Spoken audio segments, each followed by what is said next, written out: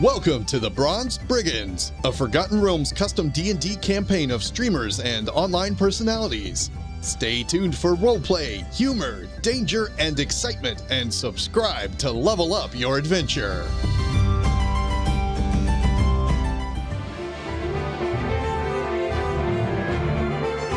Welcome back to the Bronze Brigands. The Brigands are a mercenary guild.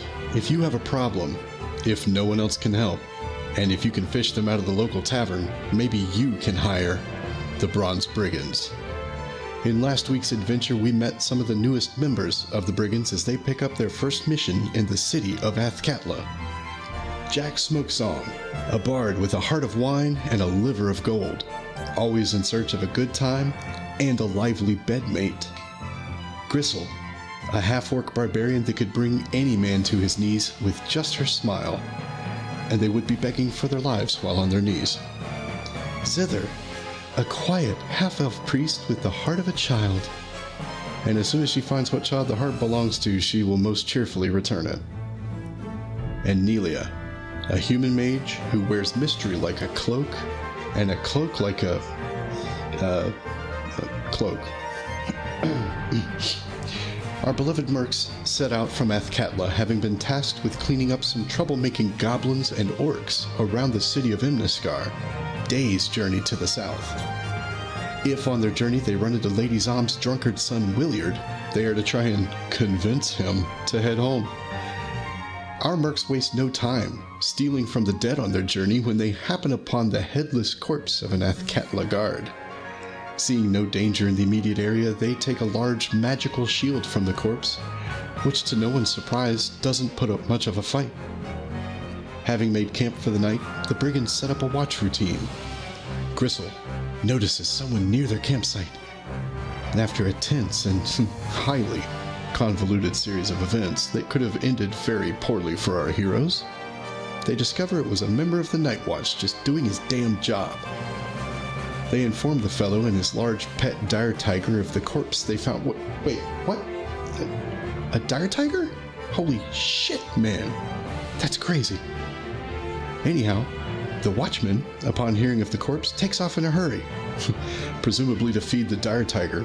Hey man, dire tigers love a tasty corpse, and cat food is expensive. Do you have any idea how much fancy feast a dire tiger can eat? Seriously, a freaking dire tiger. After some days' journey, the brigands end up in Imniskar, leaving a swath of drunk tavern goers in their wake. It seems Jack has a +10 aura of debauchery. It's in Imniskar that they find Williard. Having heard stories of a drunken pain in the ass nobody liked, he was easy to track down. The brigands do what any self-respecting mercs would do when forced to babysit. They drug the baby. Having slipped something in Williard's drink, he passes out in the middle of the tavern. They leave him safely hogtied on a bed at the inn before they head out to deal with the vermin they were sent to exterminate. And now, our story continues with the Bronze Brigands.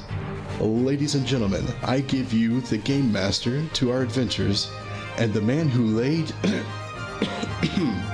slayed a bear with only his penis, Finamenon.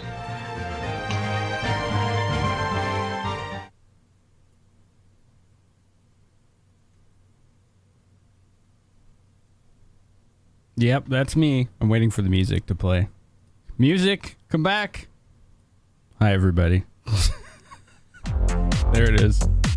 That's different music. Anyway, hi, hello. How are we all today? Can you guys hear me? I don't think they can hear me. Guys. We can. Okay. I can hear you. We're all pretty much muted. So we can. Okay. Good. All right, now we got music coming. Hi. Hello.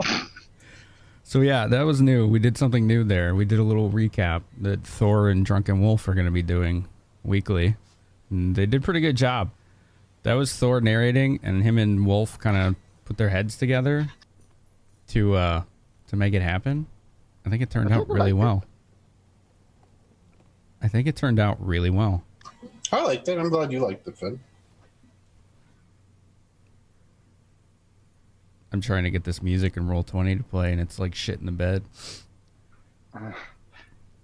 It's pooping the bed. The bed has been soiled. It's gonna be a bitch to clean. There it is. I hear it now. You guys should hear it too. Well, I cannot have the stream muted, so I don't hear everyone twice, but yeah. Anyway, it's session 2. D&D. Hello, everybody. Let's say hello. Let's see Zordon, Burger Tank, Thor, and Gar. Andy, of course, is in the chat. One of our players. Vaserl and Drunken Wolf and Berrismash are also in chat. Those are our other players. Let's see. Laura Lana, we haven't seen you in a while. Kin Bayou, which I always will butcher. I'm sorry. Nefredum's here. Dorcas City. Who else is here? Lots of people. Nice showing, everybody. It's good to have you all. So as you can see or hear, Mr. Ace Barredo cannot make it this week because he had plans previously set up before we set up the session. I don't think it's like a concert or something. But he'll be back next week. So we have our new friend and our old friend. Our new and old friend. His name is Drunken Wolf playing Max Bright Shield. Let's go to the right layout. There you go. That's the proper layout. Now you can see everybody. Now you can see everybody. Welcome, everybody. Hello. How about we do what we did last week? We roll D4 and then you guys can do your introductions. Oh.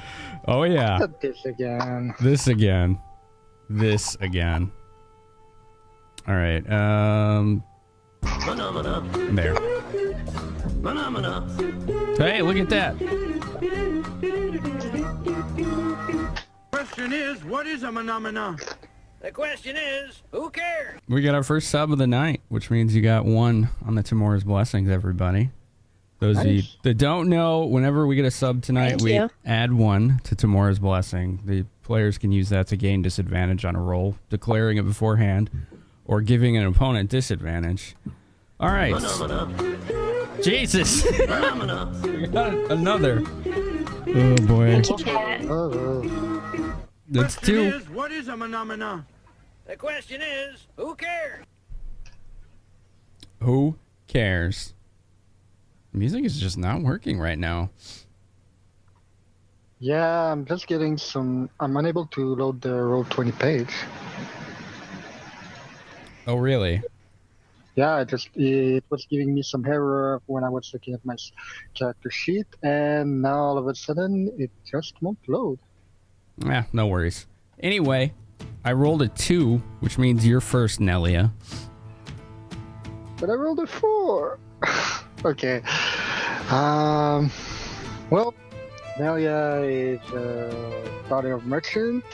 She's out to make a name for herself while trying to avoid the official army. So she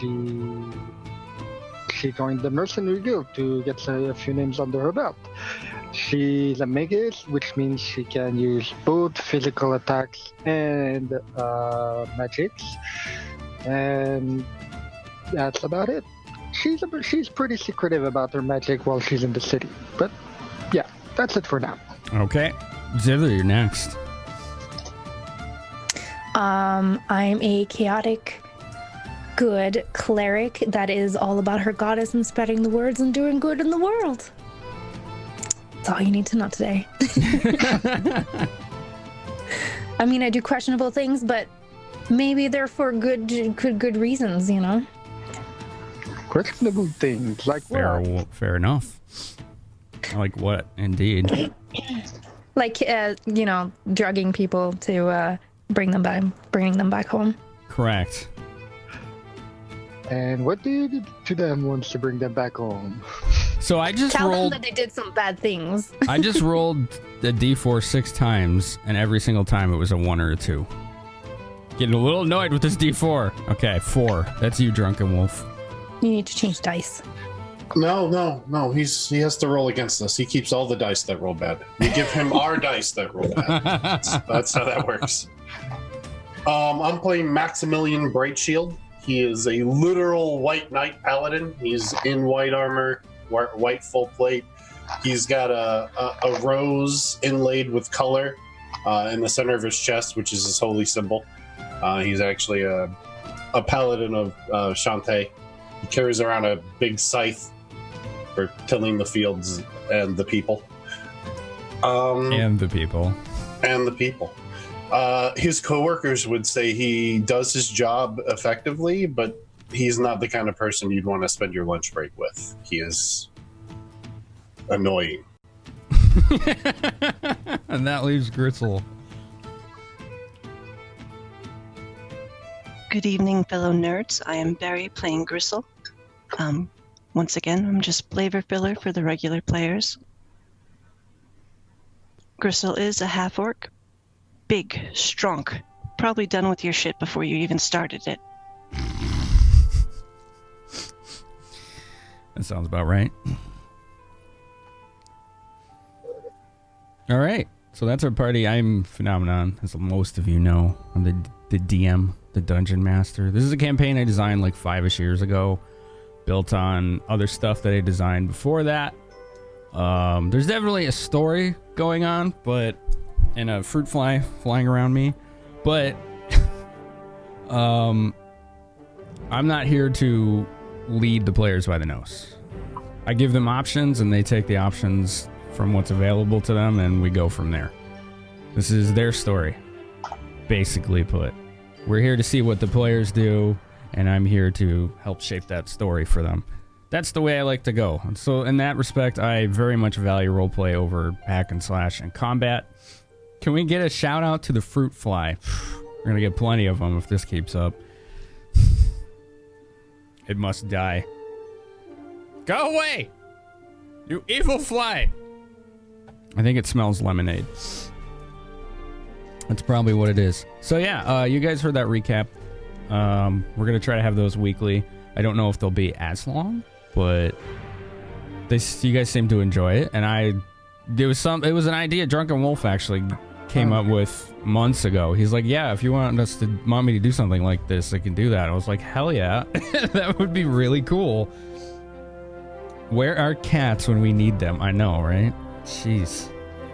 One of my cats can actually catch flies in midair. She's crazy. She's a crazy little hunter. Is that the secret cat? Yes, that is secret cat. Little lickety.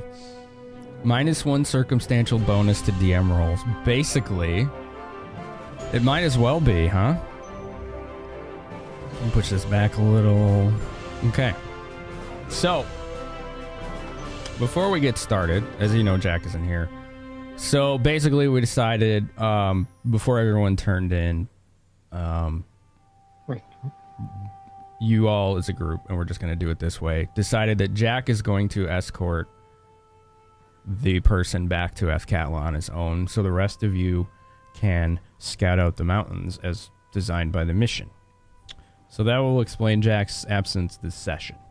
Jack is currently on his way back to the city with person in tow. So, we'll say it's the next morning. Who was keeping track of the days? Was this day 5? Yeah, I think it was day 5. Day 6. 6, okay. Oh, right, 6. Dawn of day 6. Oh yeah, that's right. We have that. Hold on. The moon has long since crashed on Termina. There you go, Thor. There you go. So, it's morning in Imniskar. You guys have all woken up for your day. What is everyone doing? Well, first of all, I spend at least 1 hour preparing my spells, which I'm doing right at the moment. I'm going to pray to my goddess, Shantia, as well, in the hopes that everything goes well in defending the city. Fair enough. Okay. I'm up at dawn, as usual, and I start my day with a prayer. And after that, I'm gonna head outside, and I've got a bag of seeds on me, and I'm gonna kind of just plant a couple of seeds and do a little prayer. Okay. Very cool. Andy's camera is trying to jump out of the frame. I'm sorry. It's all right. I'm just like every time it's like it's jumping out at me. I'm like, I'm being attacked. All right. And Grissul, what are you doing?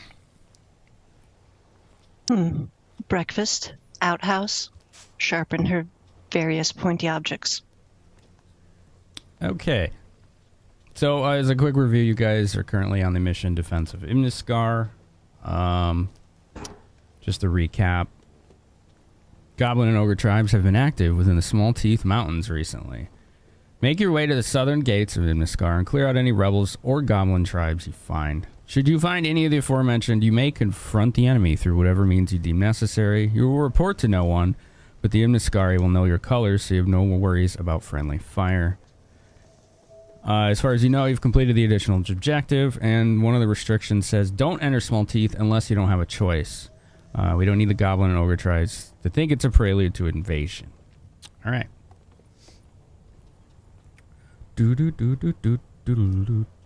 So heading down to breakfast, and then actually, do we head straight for the south gate, or?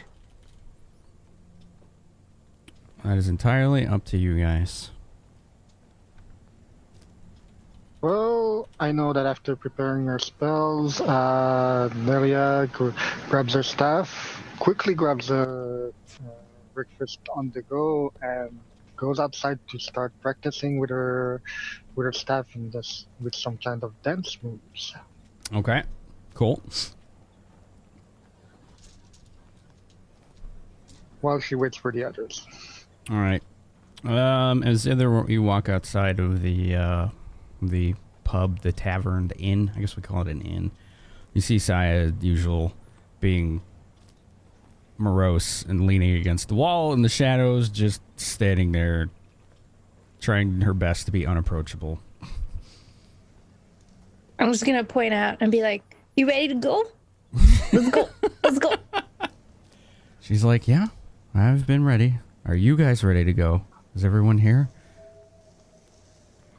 I walk up to everyone and I just say, "Ha ha! Of course I'm ready to go! As a champion of light, I'm always ready for battle!" So the three of you see this man in very shiny armor walk up to you and say that. And I visibly flinch at the sound of that. I'm just gonna look up to him. I'm like, because he's loud.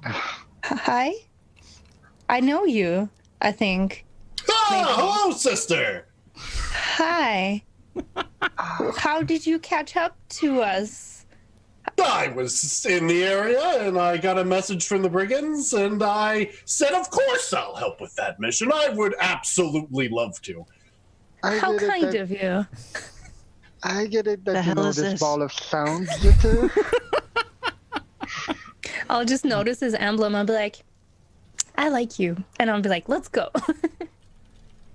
And he's not just like standing like a normal person. He's got his hands on his hips, his chest is splayed out, and he's not even really looking at you when he's talking. He's looking at the distance as if that's what he thinks a hero does, is look out into the distance. So Somebody else basic to stand Silver behind. Age superhero. Like Superman pose. Yeah, basically Silver Age superheroes. Yeah, pretty much. All these Nice. tall people I can stand behind. This is great. Commander Riker levels of chin inclination. Wow, that's very specific.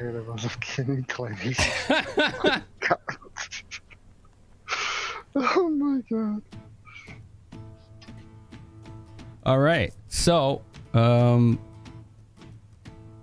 Ms. Grissul, you seem to be a bit taken aback by this. Mm-hmm. What is I she? said, the hell is this? The hell is Just- this? The hell is this? I'm just staring at him. I'm Maximilian Brightshield, a champion of Shantae, here to help you and assist, as I am part of the Brigands as well. I'd like to specify that every time he speaks, Nelia puts an hand on her hair, on one of her hair to cut down on the noise. Don't be rude. That's just rude. You should listen to the words of any followers of Shantia. How dare you? Sure, I'd like to listen to them. I'd rather not be deafened by them. Some people can handle the righteous bolster I provide.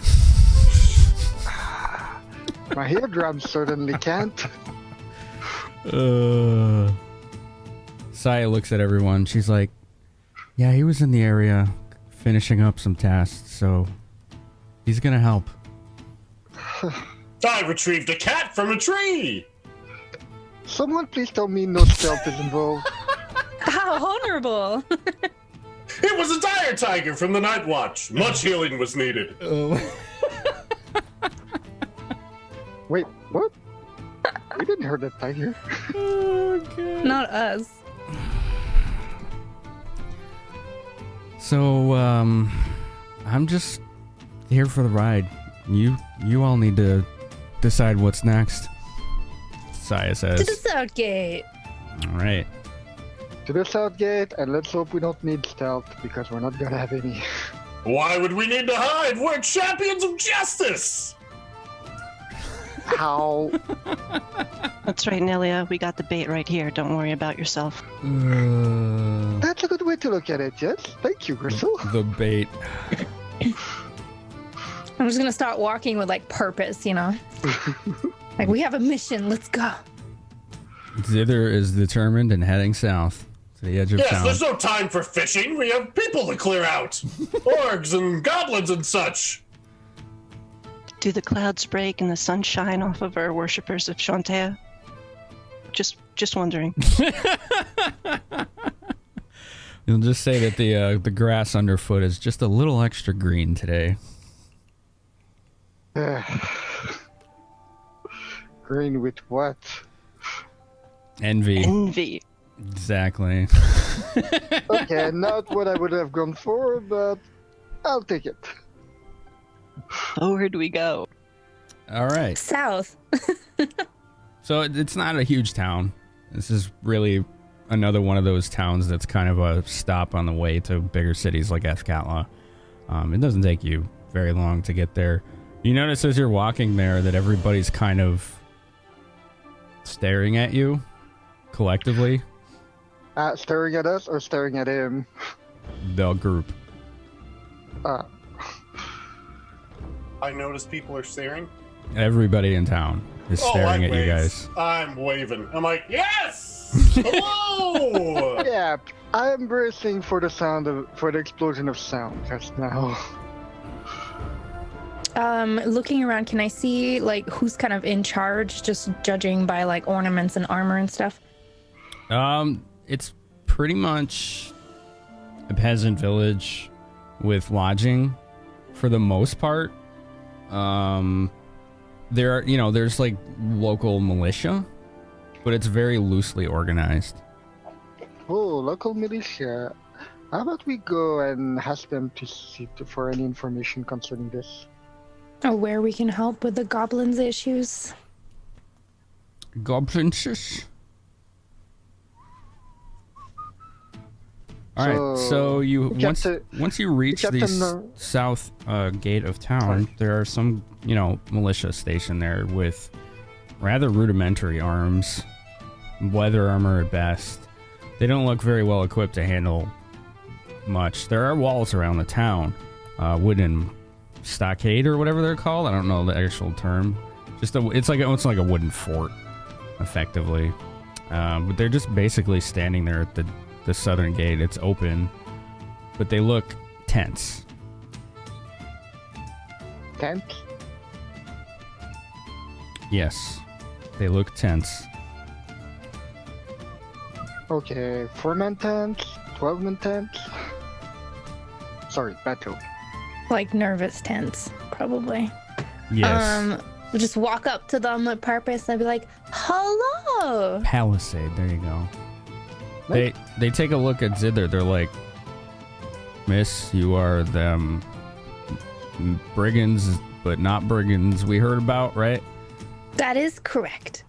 Okay, good. We are here to provide backup. Oh. You'd be surprised how crappy these pitchforks are against goblins. Speaking of goblins, do you know where is the biggest problem area? So we can get started with a good nights first. This gate. They tend to raid here frequently at night. We think they've been watching us. We've lost quite a few people in the last month. So Max would kind of like step forward and be like, "Well, never fear, Maximilian Brightshield is here, and me and my compatriots, part of the Brigands, the Bronze Brigands, will be happy to aid you in whatever you need aid in." Okay. Oh, And the guy sees your extremely shiny armor and he looks quite impressed, actually.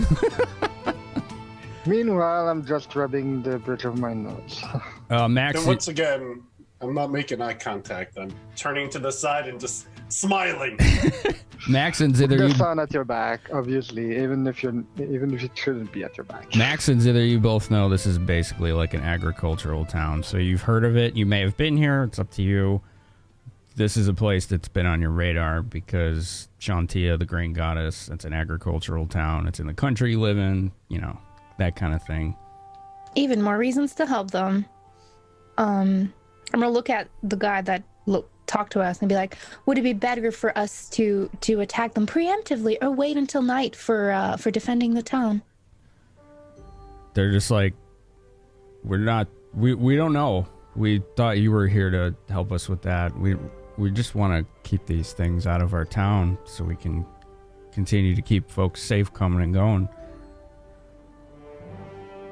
There's a lot of farmland to guard and not a lot of people. Okay, would any of you happen to have a spyglass that we could borrow for a few minutes? Let's see if they have a spyglass. Just something so we can look a little bit further for... Yeah, the top of the tower, the watchman up there has one. Alright, well, let's start by going there and getting a lay of the land and seeing where these goblins are coming from. Ooh, I'm good at noticing stuff. Pick me, pick me. Ah, reconnaissance! A well thought out plan. So, I mean, yeah, there are two rudimentary wooden towers flanking either side of the gate. So, ladders on your side, not on the other, of course. Pretty simple stuff. You do see a man on both of them. Okay, did the guy point at one specific tower or? Yeah. I'm gonna climb that one All and right. take his thing and look at the horizon and see what's up. Like, I'll start closest to the gate and like look further down to try and pinpoint what's closest so we can probably clear out whatever's closest to us. So you walk to the up. town. So you walk up to this man who's kind of just scanning the horizon, and you go to take his spyglass, and he just doesn't let go, and he's kind of staring at you with a confused look. Please? He's like, Oh my god. "Do I know you?" I've been given permission from and I'll just point out at the guy from this guy down there to help out to see if maybe a new fresh set of eyes could really help to see something that you might have missed. And he kind of like looks at you, and then he leans over to look at the guy you pointed at, and the guy on the ground just kind of looks at him with like a half smile, and he kind of shrugs and nods. Meanwhile, like- I climb up the way and I gesture to Grissul to come along. He hands you the spyglass, Zither.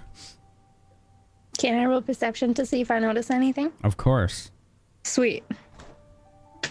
Spyglass does give a bonus as well. I don't remember what it is offhand. Let's see. It should be in the gear section. So let's find out together. Well, 23 plus whatever that bonus is. 23 total plus the bonus. Right? Yeah. All right. So it's like 1 or 2 probably. Yeah, I don't think it's very, very much. Together, adventuring gear. Here we go. Spyglass. Objects are magnified twice their size, but it doesn't actually say anything about a bonus, which is weird to me. More like you can see far. See farther, yeah. Okay. -1 penalty. first. Wow, those are expensive too. 1,000 gold. No wonder he didn't want to give it up. No kidding. I'll give it back, I promise. Although it'd be really worth picking one up. All right. Well, regardless, I'll give you a +2 bonus on perception. So 25. Okay. So you're scanning the horizon. The sun is still coming up, and this is the Well, dumbest hopefully I'm question gonna I'm ever get going to ask. Rises in the west, right? East. It rises in the east. Yes. Sets in the west. Okay, that's good actually, because I was going to say if it rises in the west, and then the mountains would be kind of blocking it a little bit. But all right, so the sun is rising in the east, and it's kind of hitting the mountainside.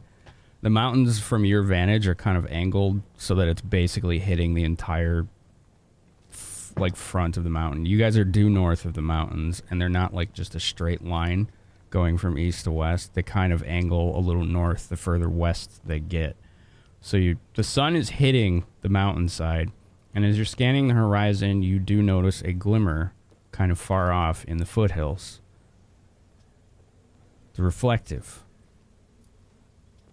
Okay, I'll like not panic, but like feel kind of panicky, and I'll just like lower the spyglass and be like, I think I found something. And I guess if Nelia's up there with me, I'd be like, we must go there, and I'll just point and like in the general direction that you wouldn't even know, but I'll be like, over there. Okay. Did Grissul follow us? Yeah. Okay. Just wanted to be sure if Grissul was up the tower with us when I just checked. What happened? Okay, so I just gesture at Grissul. Grissul, can you take a look over there? Zita says she saw something, and I want to see if you if you can spot anything that would look like an goblin encampment or something along those lines. I'll give Grissul the spyglass, I guess. Here, look, and I'll point in general direction to help, I guess. And the guy, like the guard up there, he's like, expensive. Careful. Please be careful with this, Zitter. I'll be gentle. Though, just because I'm taller doesn't mean I could see farther. Muttering to myself as I stare through the spyglass. Yeah, this isn't about you being taller. It's about you probably knowing better what to look for to spot at an encampment. At least better than me.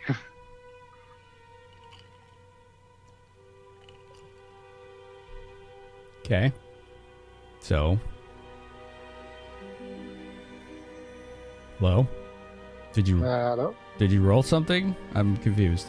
Yes, I had to pull up my character sheet. I'm so sorry you had to wait for me. 18. 18. All right. It just looks like rolling countryside to you. You don't really see anything other than foothills, mountains, a lot of nondescript terrain beyond farmland. I see a lot of places to hide. That's about it. Well, I saw something shiny over there. I feel like we should check it out while being careful to not get surrounded. That sounds like a good place to start, so... Wait a minute. I look at the guard. Do you know approximately where the border stands? Because we're kind of trying not to go too far into enemy territory. He's like, oh, well, the foothills are our territory.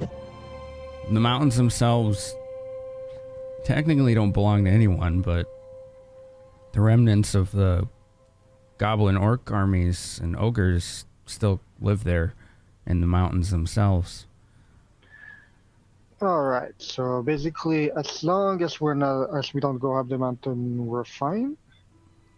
And he's like, I think? I don't know, I don't go that way. It's too dangerous for me. Right. I'd say we go give the plains a visit in the direction of what Zitter saw, and stop just shy of the mountains. What's everyone's opinion? Sounds like a plan. Sounds good to me. Upon him saying it's too dangerous, Max is just in the area, standing and smiling, and he hears it, and he puts one hand on the man's shoulder and says, Of course it's too dangerous. You're not a champion. You should stay here. You've been doing a fantastic job. You should leave the rest up to those of us that are paladins. Hey! And suddenly I'm back to rubbing the bridge of my nose. This mission is going to be a long one.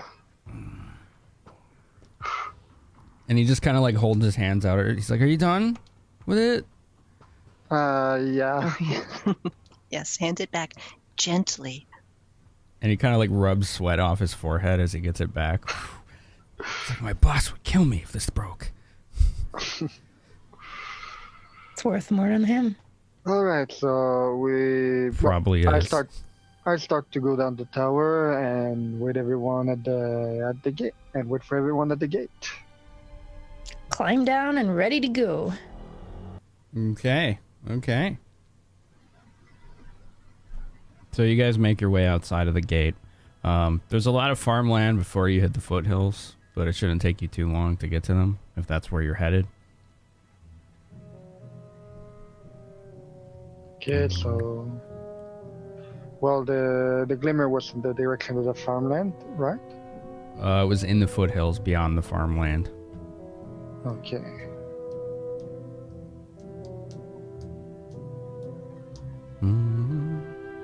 All right, so we come as close to the mountain as we can get without starting to go up the mountain.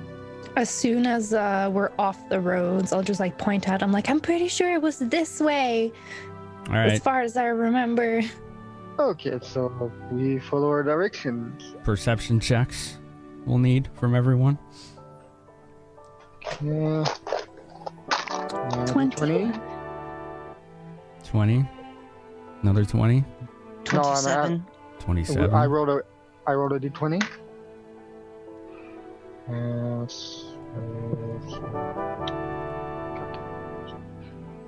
So 11. I crit. I ended up with a 26. 26, 27, 11, 20. 21, but yeah. 21. Okay. So everyone at 20 or higher, you're kind of headed towards where Zither was pointing out. She saw this glimmer. As you do, the 20s. What did you get, Max? I'm sorry, 26? Was that what you got? Max? Oh, yeah, I'm not used to be calling that yet. Yes, I got 26. All right. Zither, you notice motion kind of off in the distance. Max and Grissul, you see a humanoid shape running away further into the foothills. What was that? I don't rightly know.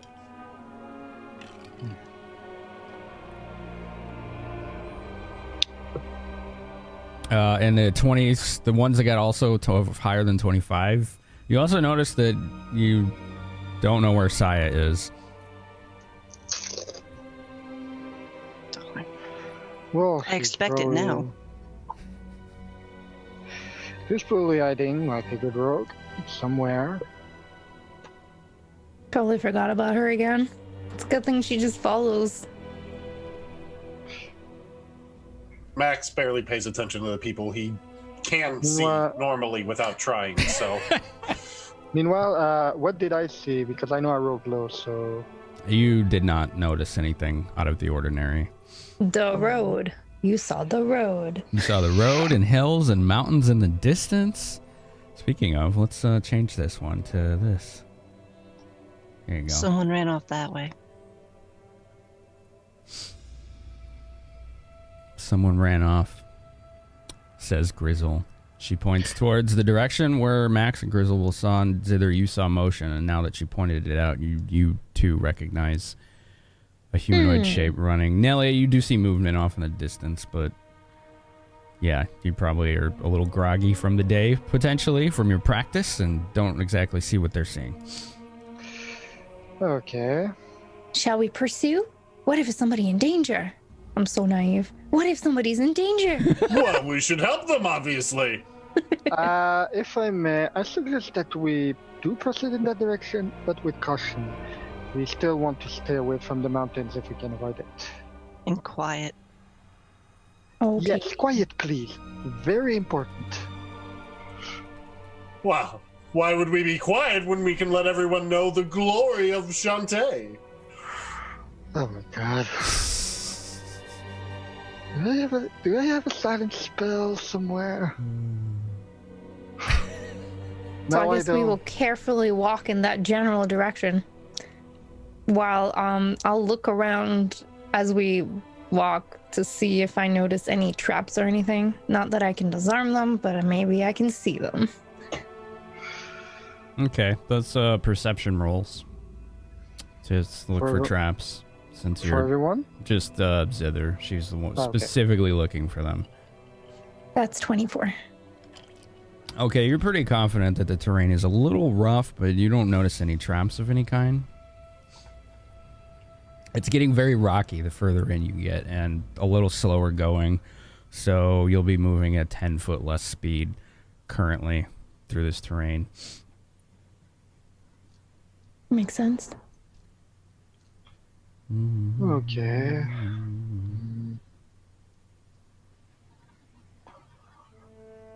The further in you get, you start to reach some tree lines near the base of the mountain. You're getting kind of close, but you're not in the mountains. You're still in the foothills, but the tree lines are getting a little thicker here, and it's getting harder to see further in.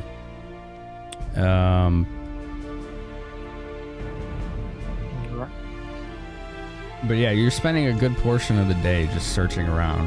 You were following the general direction this humanoid shape was going, but you've since lost them. What do you do? Okay, is there still daylight right now? Yes, it's probably like midday, probably after midday at this point. You guys have been traveling quite some time, patrolling effectively.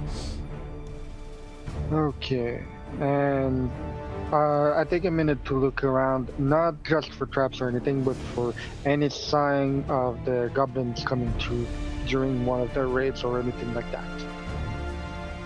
Okay. I was certain their shiny was here. Do I roll perception for that? Finn? Yeah, go ahead. Okay. 9 plus 5, 14. Goddamn bad rolls. 14. No, you still haven't noticed anything out of the ordinary. It still pretty much seems the same. You're definitely out of the farmland at this point and into the foothills, but you haven't noticed anything that you're really looking for yet. I need some new D20s. Seriously, I just get the same damn thing all the time. Bad rolls. I rolled a 24. I'm looking for tracks, trying to smell fire and anything that... Okay, one sec. I think tracking is actually a different skill, if I'm not Would that be mistaken. survival? I think believe it's survival, so. Yeah, survival, yeah. I believe so, but I will double check that.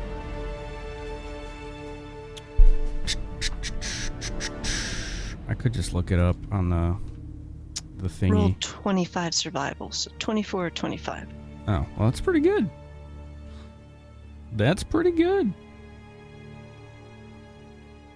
Track 64. That's like yeah, that didn't help. All right, yeah, you definitely have found some footprints, and they're footprints that are about half the size of your own. So either, a humanoid, regular sized humanoid with tiny feet, or something smaller. And I just confirmed that tracks are survival. Tracks are survival. Okay, cool.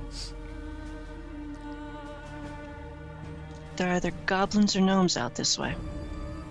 Oh, perfect. Where are they heading? I'll just turn to Grissul. I'm like, how do you know? I'll point out the little tracks, plain as day. Oh, that makes sense. Yeah, totally didn't see that. Oh, how do you know Failed it's to not see that children? despite looking for them. How do you know it's not children, says Max. Well, if there are children, we must save them. Correct, sister. Well, children shouldn't be in the woods by themselves. Party's gonna cheat Fantastic. us. We all agree on which way to go. We have the hero We're brigade way with too naive us. for this. You're Onward! too naive. gotta save the children. Oh, I love it. It's just absurd. That's all it is. Hold on, I gotta look at a sheet here. Because I have a lot of character sheets. We're gonna be really disappointed when it's not kids. There it is. All right. Okay. Perceptions, real quick. Okay. Everyone? Yeah. Roll perception. Come on. 17. That's what we call D&D. 17. 8 plus 5, 13. God damn it. I'm getting some new D20s, that's for sure. These 16. ones I was too busy side-eyeing Max. Okay. I got a 16 as well. All I right. was too busy side-eyeing myself as well. Fair enough. You guys are you found Not the very good. Grissul found the tracks, and I think you said you decided to follow them. So a good hour goes by following these tracks, and they look hurried. Is one thing most of you notice. They do look like hurried tracks. But Is it just the one set? yes, it is just one set of tracks. Which way do they seem to go? They're heading basically due west along the mountainside. So either a What- scout or children in distress running for safety. It's a scout and we're heading right into their den. Could be a trap. Could be a trap. Do we try the whole invisibility trick? It might not last long enough, but might get us an idea of what to expect. Mm-hmm.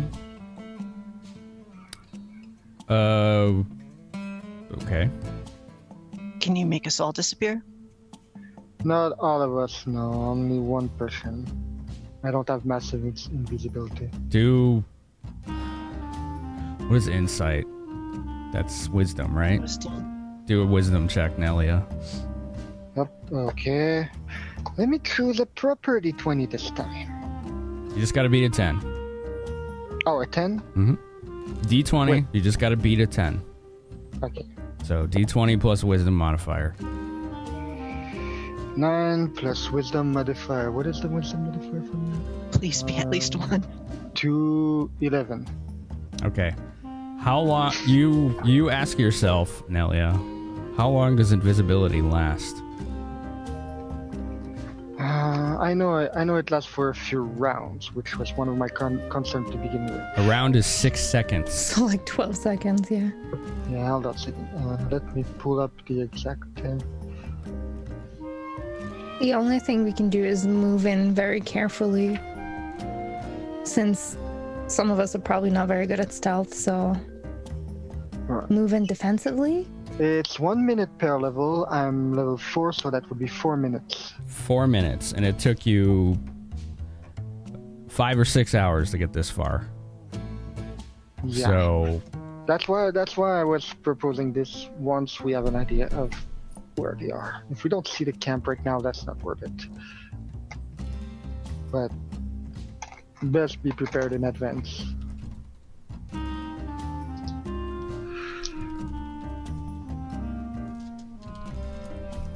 I mean, it doesn't look like the tracks are ending anywhere nearby that you can tell. So, Oh. how long do you guys intend to follow these tracks? Until they lead somewhere? We Is have to. what I'd We say. do have to be careful not to go into the mountains. The mountains are the small teeth, right? Correct. Small Yes. Teeth Mountains are the ones that are on the southern border of the country. Well, Yeah, near so the we have to southern be- border. Yeah. So we have to be careful not to enter unless it's absolutely necessary. Tracks don't mean absolutely necessary.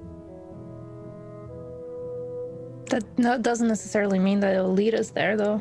There may be a camp somewhere. I don't know.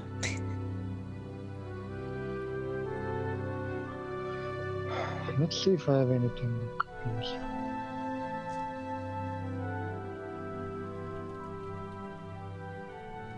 I would vote that we do follow the tracks, but if you guys have a better plan, I'm totally willing to do that too.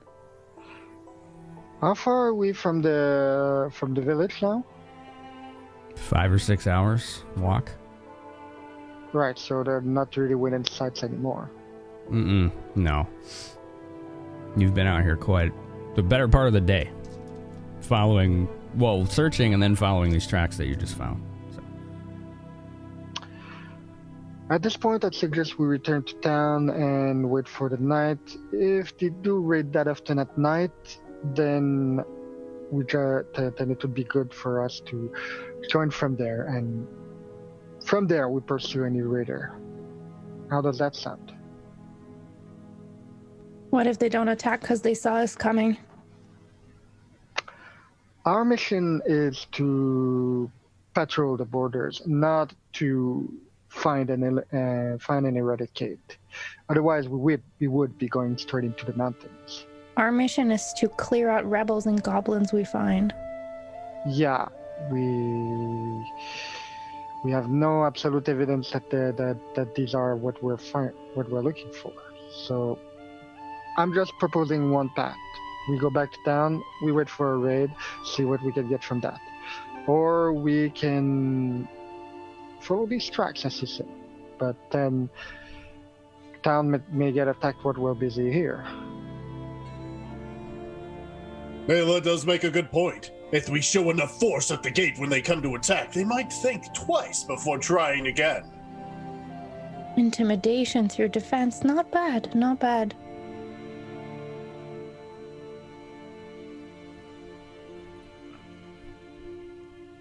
So, what's everyone's vote on that?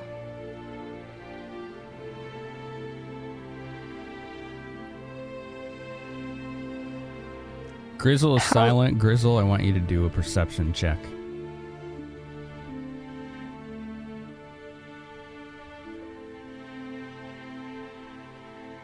$23. You notice that a lot of the local wildlife, like the birds, are pretty damn quiet right now.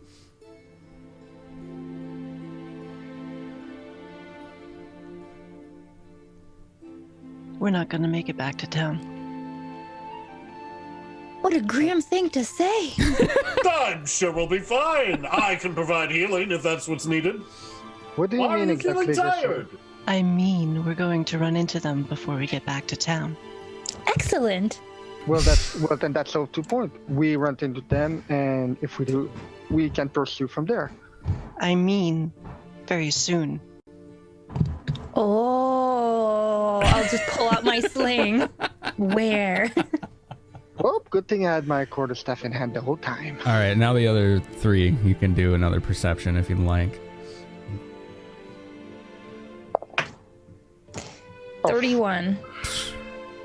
For health's sake, 9. 9. Nelia is too busy pulling out all of her various components and armaments and whatnot to notice anything. Max? If she's saying that there's danger, like, immediate, I'd just pull out my scythe, and I'm not even going to look around. I'm just going to say, well, if they're in the area, let them show themselves, and we shall have at them. Oh, God. Zither. Oh, good God. 31. You looked, as you started looking around, you pulled out your sling, you started looking around. You looked further west, and you saw the glimmer of a very distant campfire. Quite Things. distant, but you caught Smoke. I see smoke. I see smoke. I see smoke, guys. There you go. A clearing in the leaves, in the trees. What do we call it? Canopy? The clearing in the canopy, and you see smoke in the distance rising above it. I found them. Perhaps the children have lit a fire to keep warm. Huh. Does it Oh, look... quiet. Sorry. Okay, I'd say we at least go and check this out.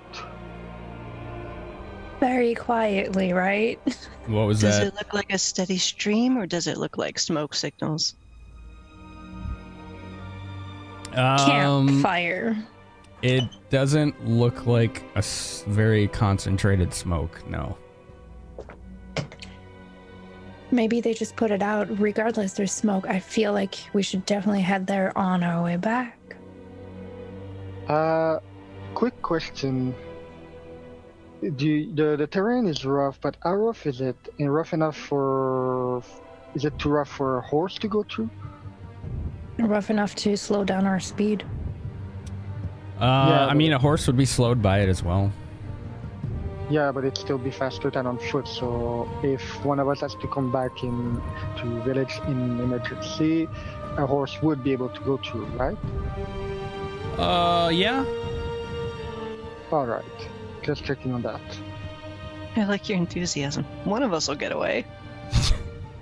Well, not so much one of us will get away, but rather if we need to send someone to town to sound the alarm. I've got my mount spell that I can use to summon one horse for one of us. They won't bother to town if we take care of them first. I think. You assume that it's only one small group of goblins.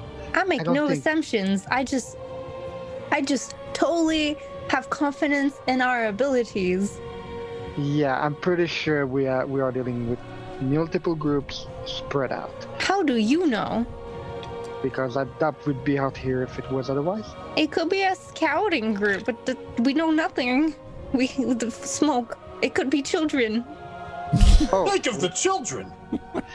Oh, that group is definitely just a small scouting group. As Zither points to the west, Max, you felt a little clink at the back of your armor.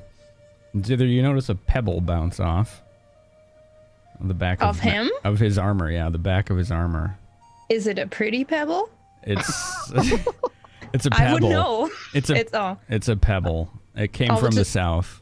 I'll just pick it up and be like, huh, that's not ours. And looks out. I'm like, I think we're under attack, perhaps. Another one comes at you, just kind of bounces off your chest. Can I just mount it on my sling and shoot it back? I mean, yeah, you go to mount this pebble on your sling and you aim and you see the dark figure of somebody waving at you. Saya. Is it her? You think so? What? I'll just be like, what? That's she rude. motions for you to shut the hell up. Second. Okay. She's putting her finger over her mouth. Okay, do I have a strip of cloth to put over Max's mouth? I mean, I don't know. Do you? That's up to you if you want to go that route. That's not how you make friends. Oh, I'm supposed to not talk.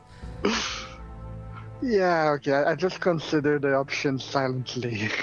All right, everybody roll insight checks. D20 plus wisdom mod. D20. 7. 7, okay. That's pretty bad. I'm mounting my pebble, okay? That's all 12. I think about. 12 on my side. 12. Obviously, she's I got telling us 4. we're under attack. 4, 20. 12 and 20. You both remember that you have just received recently insignias that allow communication. Oh yeah. Oops. Right?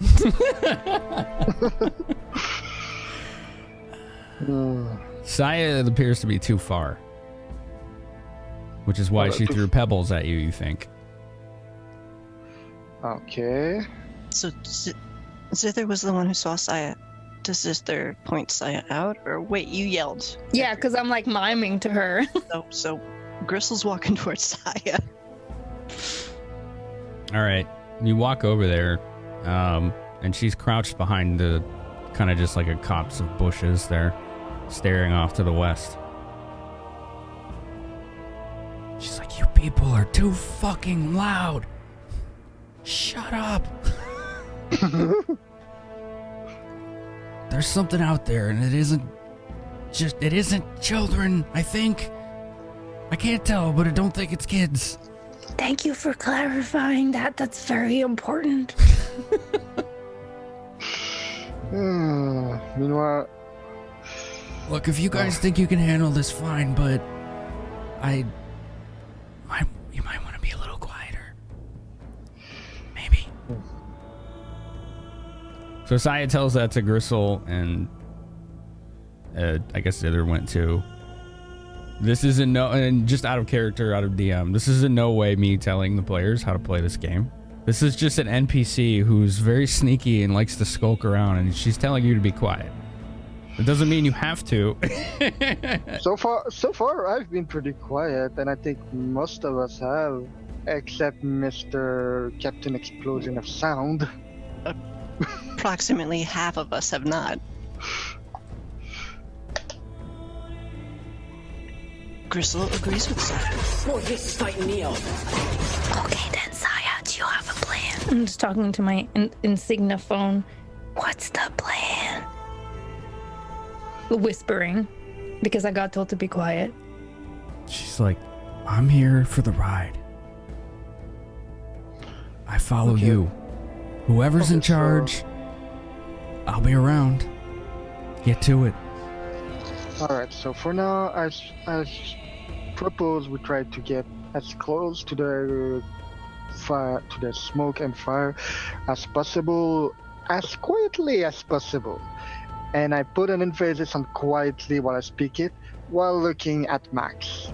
Is there a way that we can possibly go around the camp and surround them?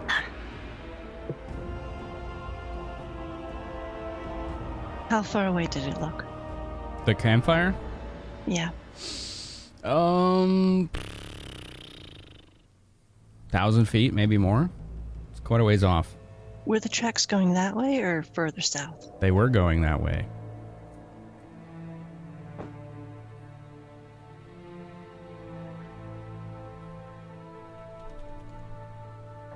All right. So, upon being told to be quiet, Max is just going to be like, I will be as the oak, strong, yet silent. Okay, that was awesome. And very in character for a follower of Shantia. So, yeah, I like that. Give yourself 50 experience bonus. Thank you.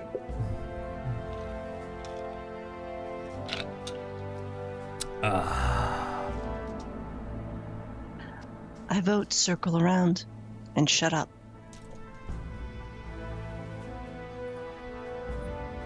I'd say we do try to get close, maybe circle around, as Grissul said. Big emphasis on trying to be stealthy. I'd like, if possible, to reprise the whole invisibility thing we did with the kitty. As Maybe you guys not are necessarily discussing best person. plans, Zither, the most perceptive one right now, notices you don't see Saya anymore. Well, Saya's That's already usual. doing her own thing now. I think she's ready. So we should probably silently go. Well, I start going off in the direction of the smoke. I'll follow behind, as silent as one and full plate can be. Okay. Same. If you all don't mind, I would like stealth checks. Oh boy. D20 Sure can. again. 16. Wait, what's Dex? Yep, 16. Make sure you have your armor check penalties on there if you don't. I think you do. Stealth checks, right? Stealth, correct. For the love of. 18. Okay. I just want everyone to know that I rolled a nat 20, and that brings me up to a 15.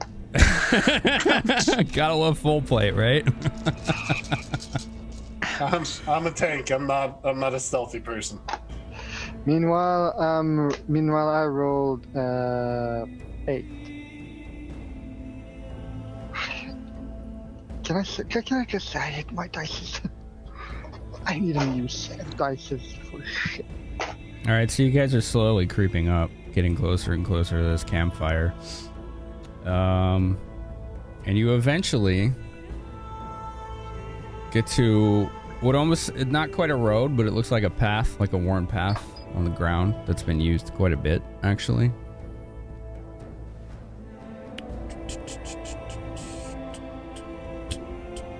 And we will go ahead and do this.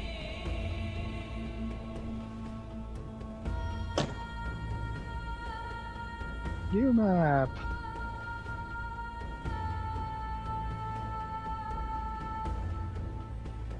So, you're on a well-worn path at this point. I don't know if you guys can see this player-wise yet. No, No, I think all I see is black. we can see Oh, wait, no, now I see stuff. a tiny bit of the road. Okay. Yep, that's basically where you are currently. Okay. Let me just do this and see if it works. Because, like, Roll20 is good, but it does have its jank. Like, you can't, I don't know, for whatever reason, you guys can't see each other right now. I don't know why. I don't know why. Guys, don't be so stealthy. We'll just say that it's really dark in this particular part of the forest, and it's really hard to see right now. Can I just say I feel really insulted that we have Mr. Sound Explosion right there, and I'm the one that rolled bad on my sneak. It's really insulting. Did I notice that he's sneaking worse than, or she's sneaking worse than me? She tripped a couple times. You noticed that. I'm gonna give her a disapproving glare, as if, and for you're not entirely sure how I've done it, but you get the feeling that you've somehow disappointed an oak tree. Well, Not sure how one does that or why, but that's what you're getting. You feel like an oak tree's disappointed in you. I take all the disappointment and just file it along my own disappointment and myself. I rolled a 25 perception. Do I see or hear anything? Yes. You are hearing the excited chatter of a specific language. What languages does Grissul know? I'm gonna go by what you display on the stream because I don't see anything anywhere near that on D20. You should go by what you see on D20, so that's what your character sees. Yeah, don't go by what you see on stream. Okay, because really That's Teeden. Orc, common, undercommon. Orc, common, undercommon. You don't recognize the language. It's not one you know anyway. You can roll something to see if you recognize it, though. I think that'd be an intelligence check.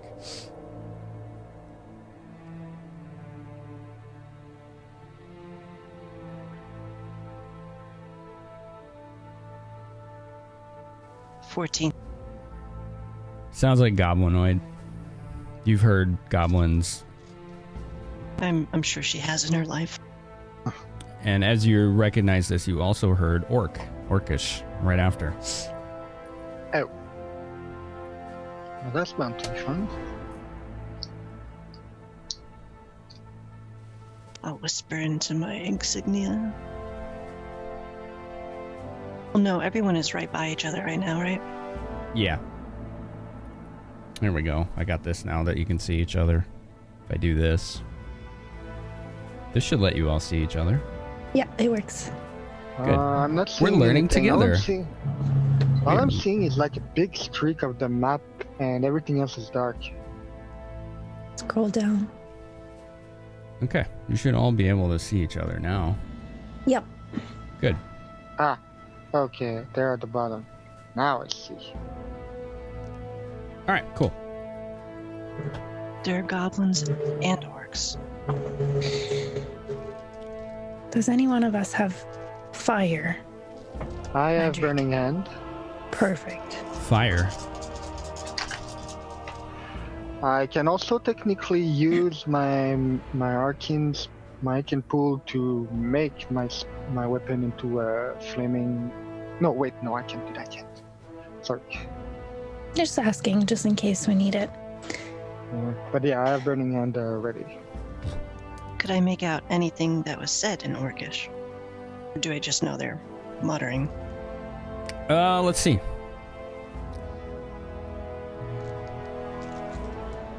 Yes, actually. It sounded like an orc giving orders. Basically, letting them know that there are intruders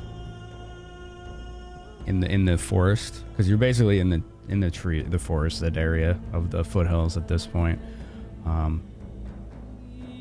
But he also ordered some others to leave and head back to the city. This is a word you specifically focused on. You heard very specifically him say the city.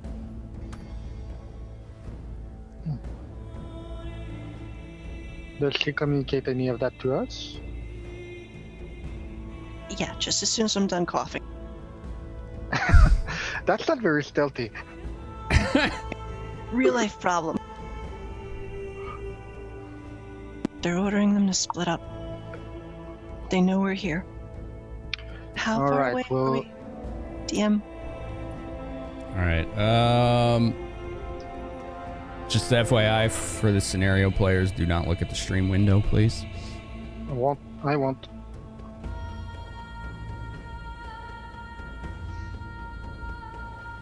The voices sound like they're probably like 200-ish feet away, something like that.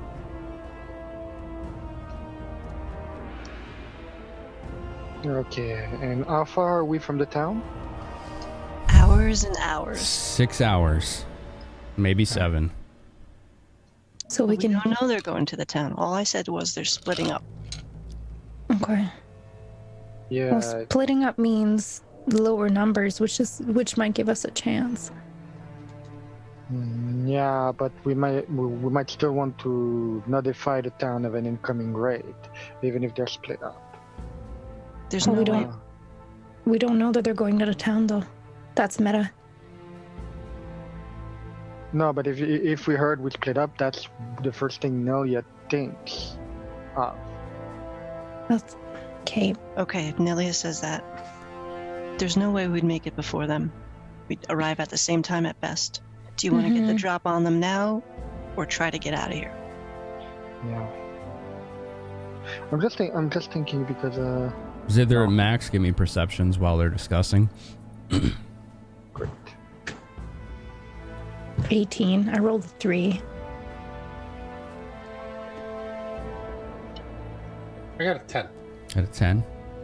18. Zither, you heard the rustling of leaves coming from the general direction that Grissul was pointing out to you, but it doesn't sound like it's on the ground. It sounds like it's really high up in the trees.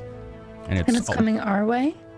No, it's just loud rustling in the leaves from the direction of where the campfire is, basically. Okay. And I'll just look up and be like, they're traveling by trees. We won't be able to reach them from here. As you're saying this, before you finish the sentence, you see a blue silhouette flying up into the sky and into the mountains. Yeah, that's not good. And I'll just point out and like describe what I just saw. All right. We're going to need skill checks as she points this out.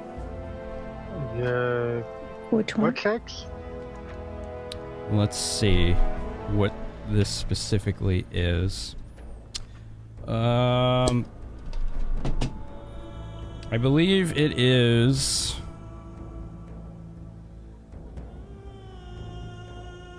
knowledge nature.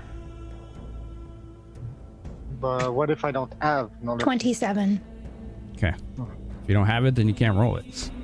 Yeah. You've heard of these before, Zither, actually in your studies. Because you grew up in the farmlands, part of your study was kind of the history of the country. And part of that history was learning of certain enemies that existed at one time or another. And this looked and sounded like something that was imparted to you to be rather terrifying, called an ogre magi. I vote we don't stay here or stay to fight. No. Nope. Please let's nope out. Please. Well, it's still flying away into the mountains. As far as you Still can don't want tell. to fight it. Okay. I'm worried that it might come back to defend Now that you them. pointed it out, do we see it? Yeah, when she pointed it out, you saw it. It's flying due south in the air, away from Okay. everything. Toward the mountains? Into the mountains, yes. Okay, well, that's definitely, as long as it's going to the mountain, that's definitely nothing we can do. I wouldn't want to do anything about it right now anyway. Yeah, so for now, let's stay away from that. But I think we're pretty much done talking, and if we're going to get the drop on them, that is to be now. Anyone in Is that favor? what we decided, I guess? Are you getting a picture, Finn? Oh, you're getting stats. I don't want to see that. I raise my hands in the air and rustle my branches excitedly for the plan. What? What? At some point, he turned into an actual oak. He's very much in character. I'm disappointed. We get so Captain much. Planet over here, right?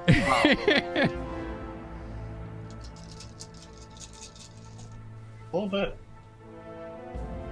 Right, Zither pointed out the flying blue thing. All right, and before we go to our first break, I need everyone in the party to roll initiative. That's D20 again. It's always D20 unless it's like a weapon or something or damage. 20.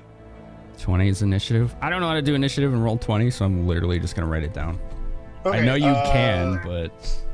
It won't matter. You'd have to input numbers separately for everyone rolling the dice anyway. Okay. Maybe we'll find a way to get that on stream at some point. You'd have to change it every time, though, yeah. And I Yeah. rolled 23 for initiative. 23. No, never mind that. 22. I actually rolled twice by accident. So let's go for the first. Okay. I got an 8. 8. Grissul. 24. Good lord. We go first. Maybe. Funny gives me better rolls than my own. And with dice. that, we take a break. Dun dun dun. So, stick around. I'll get with you guys, the group, real soon after this break. Everybody in chat, stick around because it looks like some shit's about to go down for the Bronze Brigands. We're about to see what that is right after this. So enjoy these tunes that I'm about to play for you and keep each other company. I'm really happy you guys are here. As you know, it's a lot harder for me to interact with you guys in chat while I'm doing this, so it's really important that you guys interact with each other too, and I really appreciate that you're all doing that. That's really cool. It means a lot to me. But yeah, there's definitely more to come after this break, so don't go anywhere. And we'll see you real soon. Fucking A again? Sup guys, this is Katie Cup and you are watching Mr. Finamenon. Take a break. That's right, we're taking another break because you know what's had? Playing video games is had. But this charitable bastard is here to do it for you, and that is what we call sacrifice. You're welcome.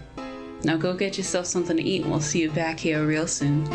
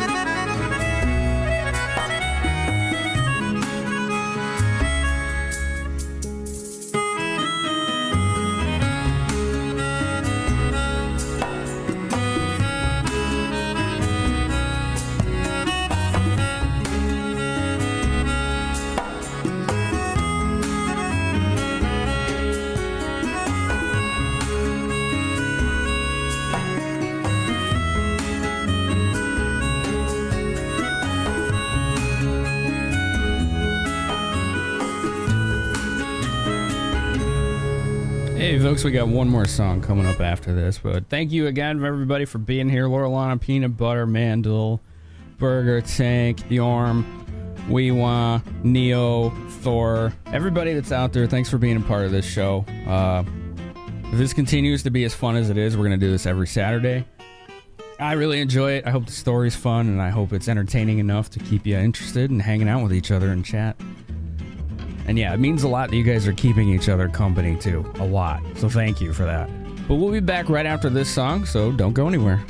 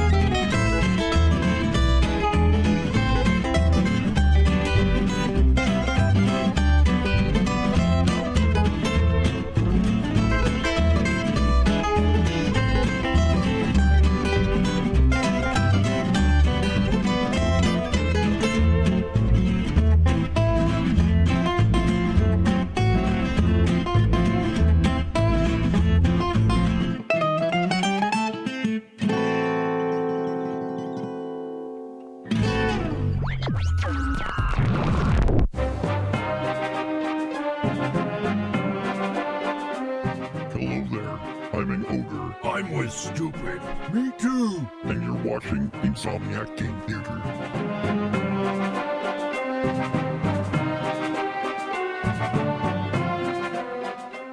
Thumbs up.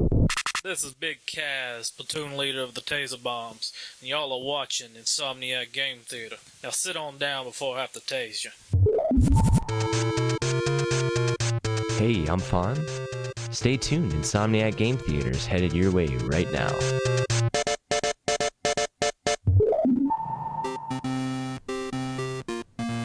That's right, we're back. Welcome back, everybody. It's good to have you here. Thanks all for sticking around. As we just went on break, the group, the Bronze Brigands, just had to roll initiative in the foothills of Imniskar by the Small Teeth Mountains. So, if you're interested in seeing the resolution of whatever is about to happen there, now's the time. Hello, everybody. Hello. I'm here. Yeah, hello. Hi. We're here too. Good. Good. So you just rolled initiative, which is kind of scary. Just fun for a DM, though, I gotta tell you. Making the players roll initiative is good times. IMO. I've never done it. Never? No, I have my own campaign, but it's a different rule set. You don't really roll initiative, so. I see. I'm trying to get Roll20 to work, and it's just like shitting the bed again. On their front page, it actually said that they were having issues, and it might be slower than usual because they're trying to figure out what even their issues are. Oh, good. Good. Great time. Great time. Yeah. Oh my god, that music makes me nervous, dude. What? I'm not hearing it, though. I am. Oh. Sorry. I'm trying to get it to work because if I can't hear it, the stream doesn't hear it. I definitely hear it. Let's just... It's going in and out. Yeah, it's because I'm Let you trying to, switch. skip tracks here. Oh, it's real bad. I just tried to load the front page again, and it hung for like 5 seconds. Oh my god, Thor.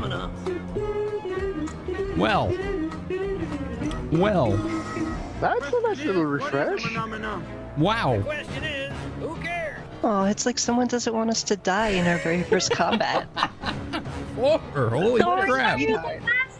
5 gift subs. Oh my god. We're at 7. You're at 7. You got 7 Tamora's dice to roll at this point. So yeah, you're in the forest now. So we can change that. All right. ID will thank you. Max, however, is a little upset that you don't have faith in his abilities. But I appreciate it. Because I don't have faith in Max's abilities either. My cat is being a giant pain in the butt right now. Sorry. Like, seriously annoying. All right. So, you guys rolled pretty good on initiative. However, not as good as the people that saw you first. Yeah, that's to be expected. Sadly. Like, 24 initiative is awesome, but they had 26. Sorry. But why would they attack an oak tree? I'm fine. Unless they saw Saya scouting in ahead of us. An oak tree. That's what it was. Maybe it was the loud rattling of full plate or the person that was tripping on their way here. Right. Who knows? Ah, damn it. It's supposed to still be playing music right now and I'm not hearing it. Are you guys hearing it? No. No. Oh, good. Good work, Roll20. Okay, sorry. I was trying to tighten this microphone. Try to go to the next one. There you go. Okay. No music. Yeah, it's a little weird. Okay. There's music now.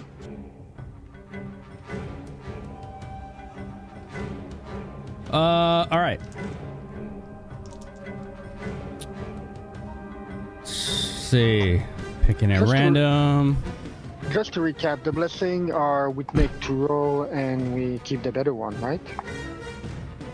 If you choose for benefit to party, yes, you get to roll something twice. Okay. Zither, your AC is 14. Is that correct? Yeah. Do you have like no dex? You do have no dex. Okay. I have no dex. All right. Zither, a crossbow bolt flies from the trees and lands itself right on your arm. Ow. Ow. Well, that's a nice start. Take 7 damage. Damn. So what you have to do is on your Okay. your token there, Mm-hmm. you just see where it says 27. You can just click that and change it right there, and it'll automatically update for that for you and for the stream. Got it.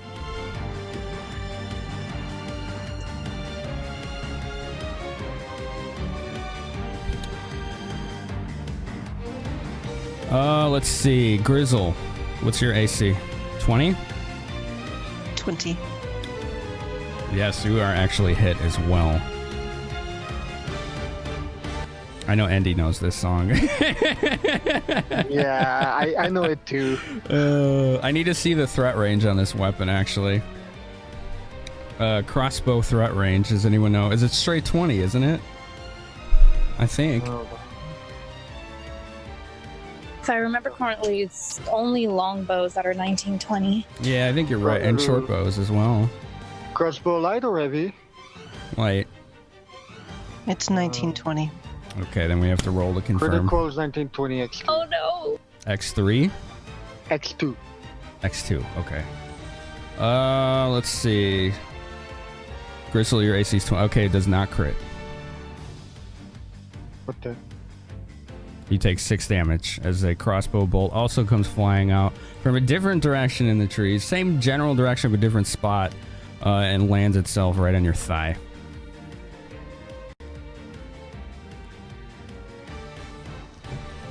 All right, Grissul, it's your turn.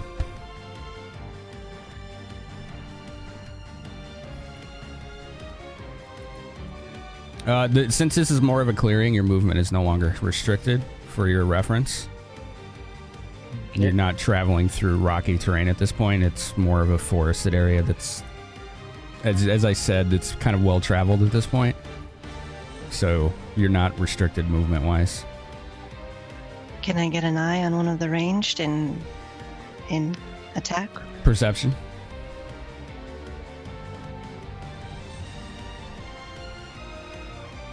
For her or for everyone? Just her.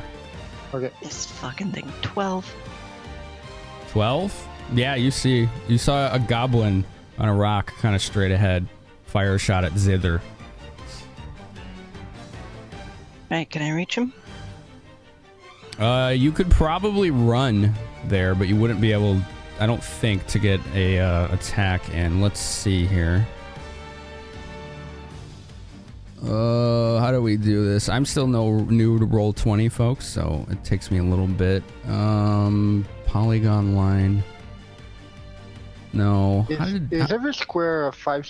Is every square 5 feet? Ruler. Where's the ruler? There it is. That's usually how it works, yeah. Every square is 5 feet. Yeah. Okay, good. 50. We gotta zoom out.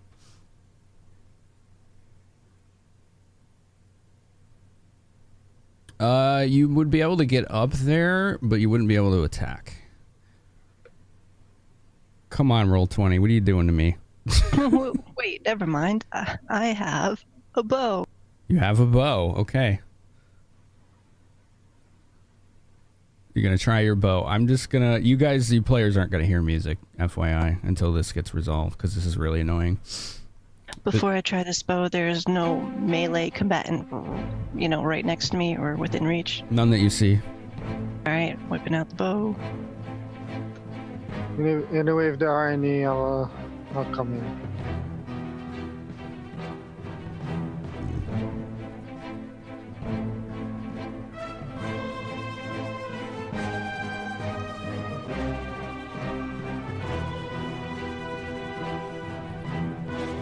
I just hit the attack on the character sheet, right? I think so. I don't use that, so... All right, then... I don't use any of that integration, so I really am not very helpful with that information. 12. What'd you roll? 4, obviously. You got a 12? Assuming it rolled it right, yeah. Yeah, it's a clean miss. It just sails by. Pretty close, but it miss. It sails right by the goblin. Just maybe within a foot. Okay. Yeah, it's as Grissul fires this shot, and you two have taken crossbow bolts. And Grissul, you need to update your hit points, by the way. You didn't do that.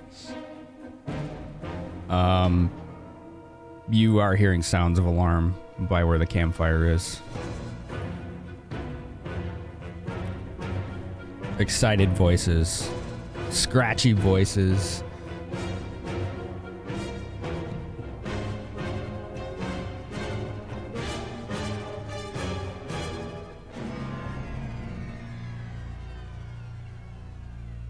There you go. Looks like it's updated now. All right. That makes it Zither's turn. No, Nelia's turn. I'm sorry. Apologies. Okay. Did I spot the archer or whatever? You'll need to roll for it. Okay. What do I roll? Perception. Okay.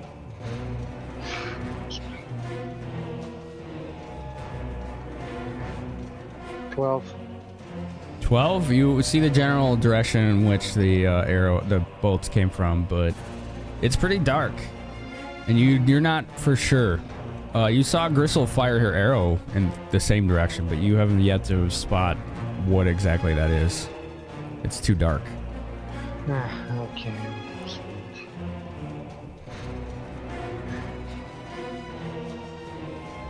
Okay. Okay, so basically we're completely in the dark. Can I spell can I use my dancing light spell to at least give us some light?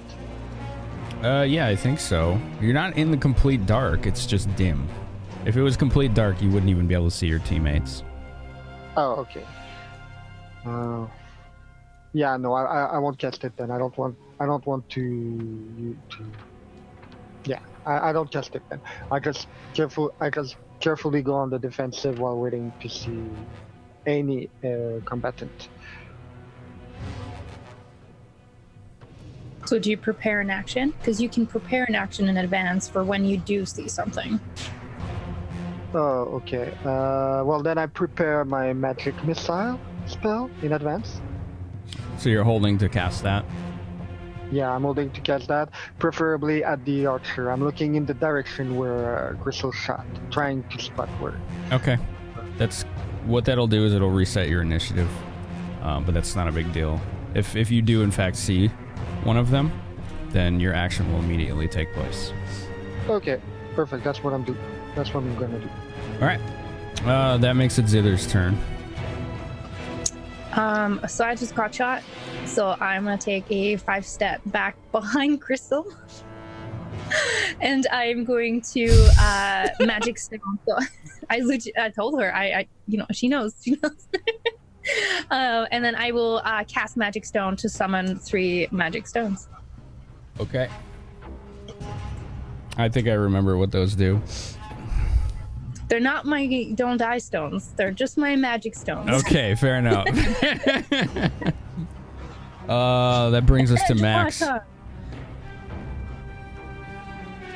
You just notice Zither kind of crouch behind Grissul and conjure a couple magic stones through a brilliant flash of divine energy out of thin air. Can I tell where the arrow came from, like trajectory-wise? Yes. All right. I'm gonna. You see me stop and kind of look at the party, and then Max pulls his scythe off his back again and goes, "The time for being a tree has stopped, and the time for killing has begun." I'm gonna cast. I think I was worried about not using my light spell to paint a target on us. Oh, Max will paint a target on himself. No need to help him. He's got it covered. They already know we're here. There's no point in hiding at this point. Yeah, I know, but I cast protection against evil on myself. Okay, what does that do? Remind us. Gives me +2 AC. Just want to look at it. So before he starts making his way towards where the arrow came from, he touches himself. Yes. And puts a hand against his holy symbol, and a shimmering, barely perceivable magical barrier coalesces around him. And what that does is give me a +2 deflection bonus to AC and +2 resistant bonuses on saves. It does a bunch of other stuff too, but none of it's applicable. I don't think there are any summoned evil creatures, but if there are, they can't touch me. Okay. I think you're able to actually increase your AC on your token as well. In the green. There is a spot here on the sheet for 10, so I'm just going to put the 2 into 10 minutes. Whatever works, man. So you should have 22 AC now. Yep. Okay. And he's just going to start moving 20 feet. Do you want me to just move up 20 feet up the path? Yeah, go ahead. You have control over your character, so move him where you want him. It's a little bit of a learning curve, but we'll get used to it. Yeah, it already went to 22.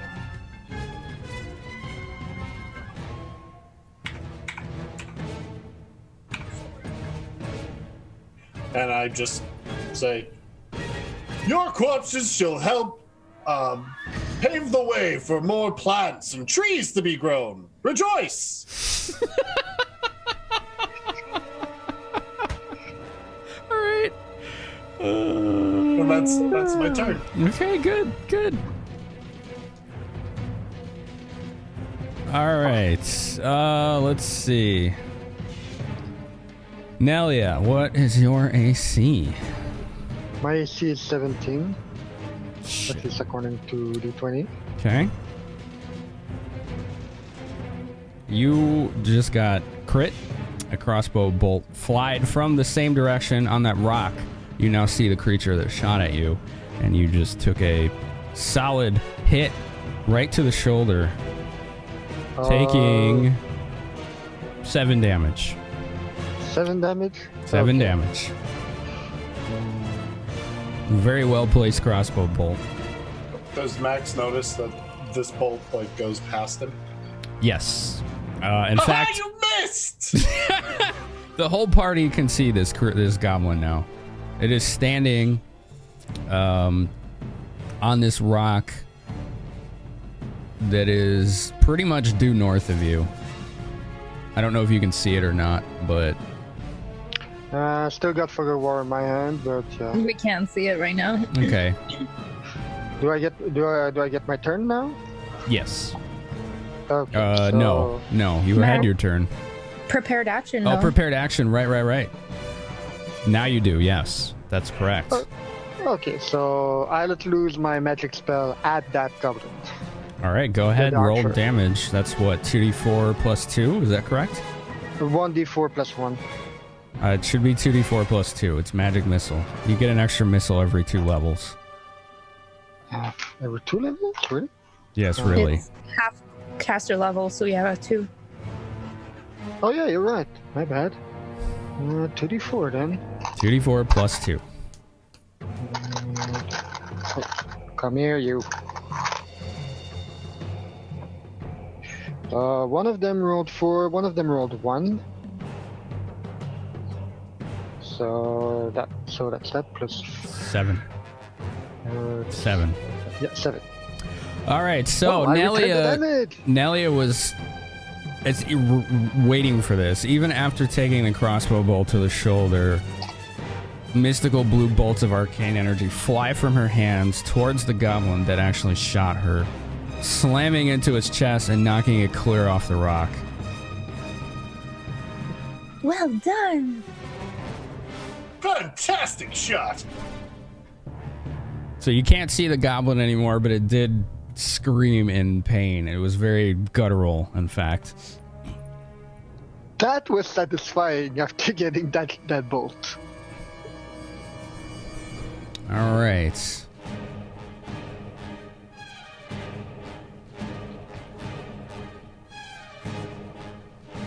Don't mind Is me. Saya in battle? Is she still around? You don't see her. Oh, great. He's probably trying to get a good sneak attack or something. All right. That makes it Wait. the other goblin's turn. You think? 3. Who's 3? That would be... Actually, no, they would fire at that guy. All right. This is probably going to be hilarious. Okay. All right, Max, as you're moving forward down the path, a crossbow bolt comes flying towards you and doesn't come anywhere fucking near hitting you, even remotely. Like, it was a comically bad shot. Like, it bounced off a pebble somewhere and just shattered, and there's crossbow bolt shards in the street. It was like 10 feet away. It wasn't even fucking close. I didn't realize we'd be fighting blind goblins. Oh, good lord. You Grissul. hear the back of your party just chuckle. Grissul. Mm-hmm. It's your turn. I have a question because I totally forgot. Damage reduction, does it just straight out subtract from the damage you receive? It depends on the type of damage reduction you have. I think Barbarian is straight damage reduction, so any damage you take is just reduced by that amount. What is your damage reduction? 2. Let me fix that. So yeah, add 2 more hit points to your pool then. There you go. Alright, so I see where the other bolt came from, or I see anyone I could remotely attack. You see him now, yeah. I think I eliminated a pretty clear path. They're not close, but you see 2 goblins on a distant ledge with crossbows and a throng behind them. You're not sure how many, but there's a lot. 100-ish feet away, maybe 200. I don't know the exact distance. Let me give you a number. Let's give you a number, shall we? Just for ref.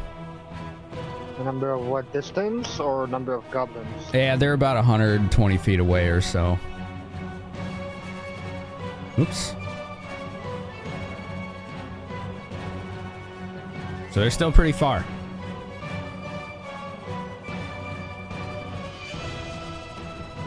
Alright, I'll try this bow one more fucking time. Okay. What's the range on that bow?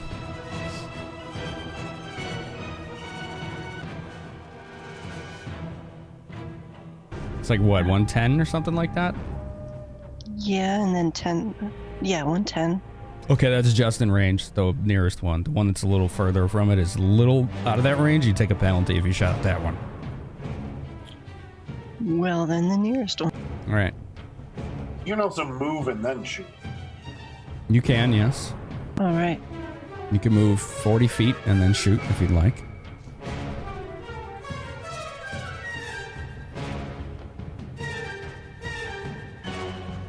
Can that looks like a big rock to my right? Can I move that way to work my way toward cover? You can use that as cover. It's pretty high. It's like 3 massive boulders kind of stacked on each other, but at least the one... it's actually 5, sorry. Basically, if you go like right here, you see the ping? Yeah. That's about half cover for you. You'd be able to take cover right there. I can move there and shoot. Yes. I believe so, yeah. Do the ruler. If you see on the left, there's a ruler. Let's see. Here, I'll show it. I'll do it. Alright, so there's Grissul. That's 35 feet away. So you'd be able to make it right there. 35 feet. Let's see if this works yet. So question, if I'm carrying a light load... I'm not worried about that shit. Like, unless people are fucking... comes with me. How much does Zither weigh? It's gonna be a standard action to pick her up. So you'd be able to pick her up and move, but you wouldn't be able to then fire. Okay, as long as she can scurry after me. Alright, so I'll move and fire. 140 pounds is what I weigh. That's a light load for me. She's got some strength. Next time, I'll just jump on your shoulders. It'll be fine. That would be awesome. Ride the half orc. This half elf just like shooting mystical magic stones at people from the shoulders of a half orc. She may or may not carry a halfling that way. No. Half elf shooting mystical stones at enemies was on the shoulders of a half orc. That's also shooting arrows at the enemies. All right, so what's Grissul doing here? Tomorrow's blessing, just in case. Okay, good. Let me go ahead and remove 1. All right, we're down to 6. You have a roll with advantage, attack roll with advantage. Heck yeah. 28 crit. I have to confirm a crit, so I roll again, yeah. Yeah, wow. I don't think you're going to want to re-roll that one. Crit confirmed, it says. Oh, did it? Do I just have to roll once then? I don't know how Roll20 works. I'm assuming people are using real dice and telling me the result. Yeah, that's what it looks like, is that it says crit confirmed, and then it's actually giving you the damage. I believe that's what that 17 is. How is it confirming a crit if it doesn't even know the AC? of what it's firing against. Right. Just roll. Ignore that. Just roll twice. Yeah.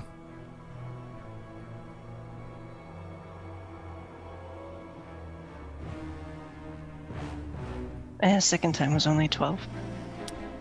12 total? Yeah. Okay, you do not crit, but you do hit. It looks like it was a well-placed shot right dead center, and it's center mass, but it doesn't look like it penetrated far enough to really hit any vital organs. All right, so go ahead and roll damage. It's a composite longbow plus, what, 4? Is that right?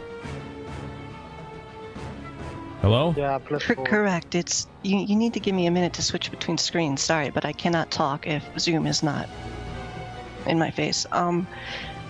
Is it showing 7? Yeah, that's the 7's the damage, and then that critical would be 22. Oh, okay. Yeah, so 7. 7.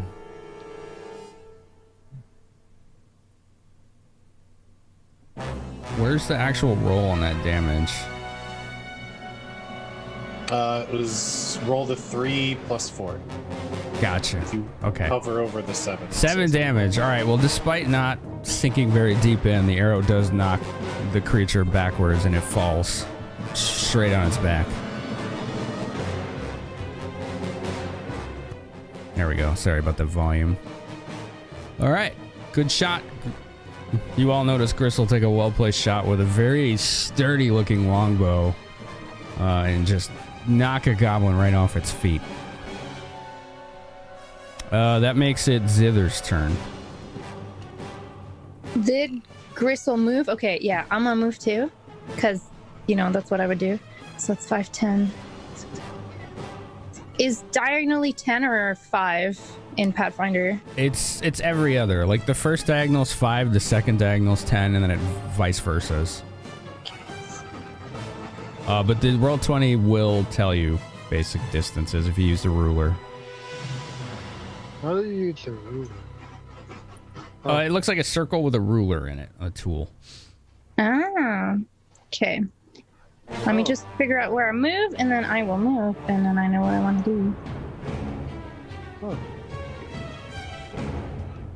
It's... Oh my god. It's hard to navigate. It is, yeah. You can actually use the directional keys. Just Okay, I'm legit going behind Grissul again. And I'm gonna attack one of them with my magic stone loaded in my sling. What's the range on your sling? Do I have it here? Good question. 1 second. I'll have to look that up, but there is a penalty when it goes beyond the normal increment. Yeah, I don't know if I put it in. Oh, 50 feet. All right, they are farther than 50 feet. Okay. So let's see what the penalty is, and you can make a decision based on that. Okay.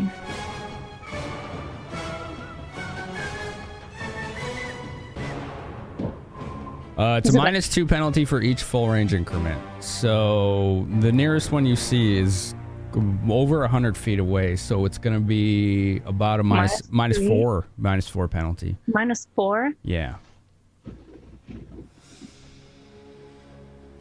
Well, you did move, so let's see how far it is now, right?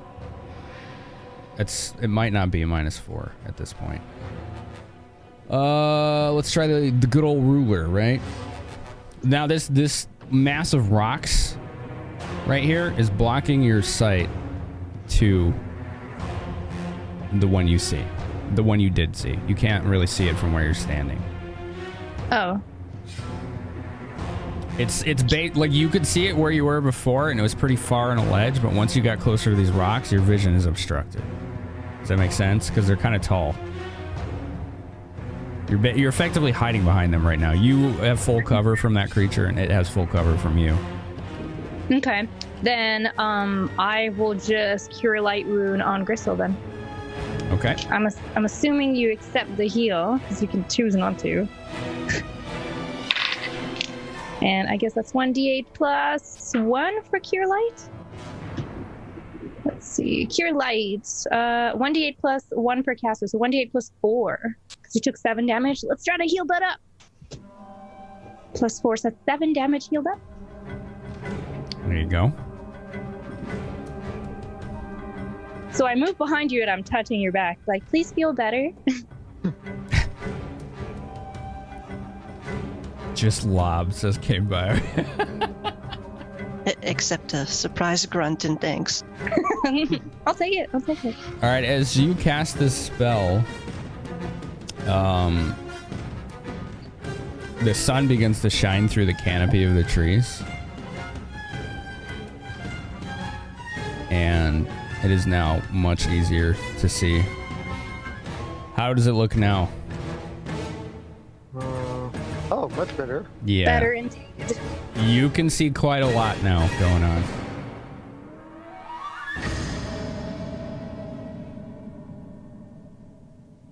So, for viewers' perspective and yours as well, there's quite a large group of enemies right here that were on that ledge.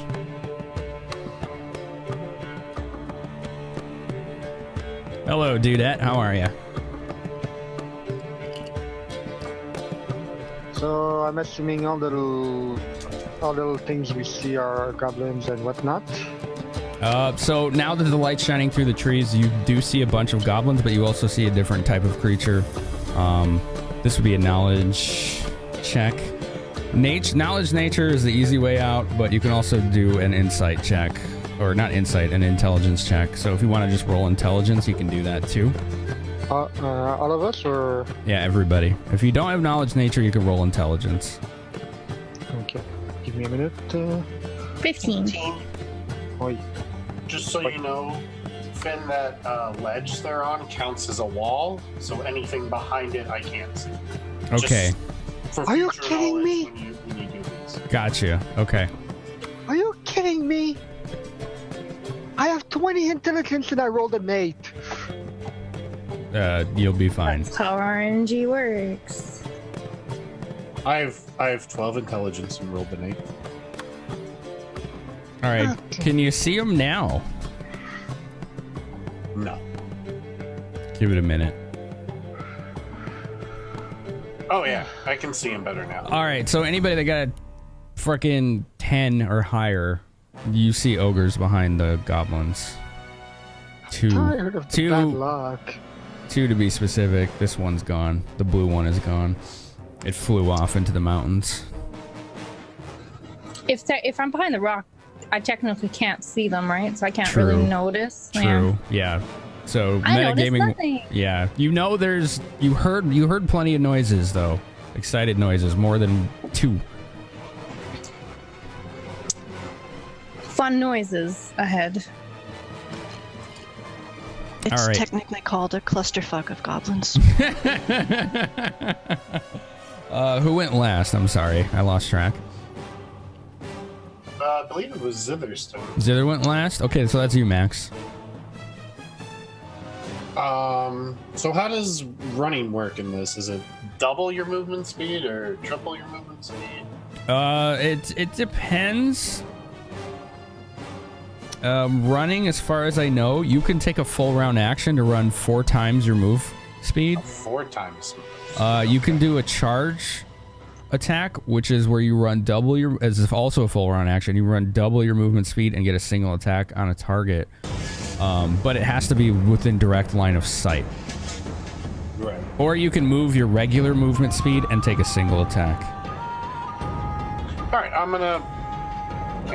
can't get that close, so I'm gonna use my full action to move 80 feet. 80 feet. Okay, so let's see where you're going here.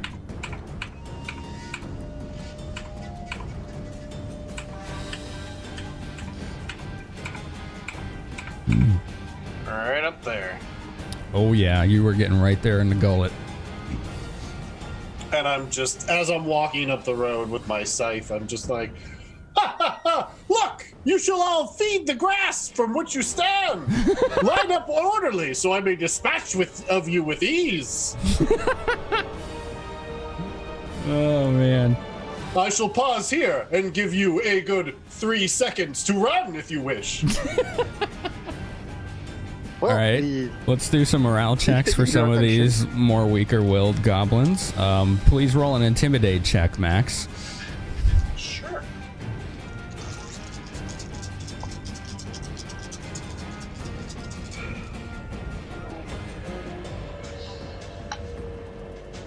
It's a 7. A 7? A 7. Okay, most of them stick around, but the two in the back, they were already hanging in the back here. These two specifically right here. You notice they start to turn tail.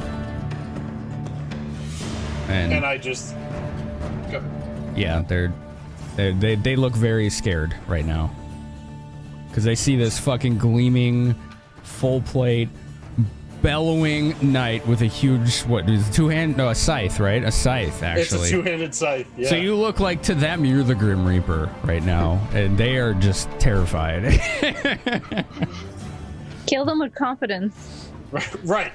So seeing them leave, I go, ha ha ha, good choice. Make sure you till the fields and take care of the land in respect for this. For me, a champion of Shantae, allowing you to leave.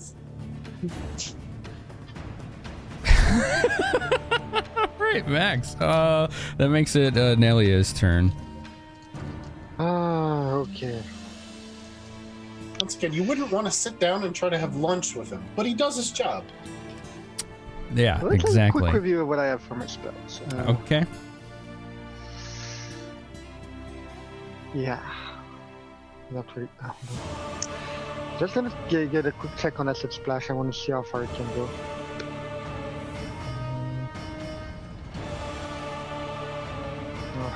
Yeah, I don't have anything that can go that far yet. So I'm just gonna move. What's my move? How far can I move? Based on your speed. Yeah, speed 20. So I can move 20 feet, I guess. I guess. Are you wearing heavy armor or medium armor? I'm wearing light armor. Then you move 30 feet. Oh, 30 feet? Okay. Yes. Okay, just a second. Unless you're like a halfling or a gnome. Okay. Give me a minute. I'm gonna ruler it out. Hey, werewolf.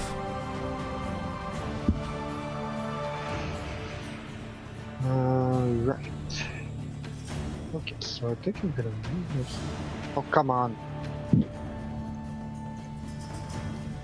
I think that's where I'm gonna move myself, and I'm gonna keep a defensive posture for the time being.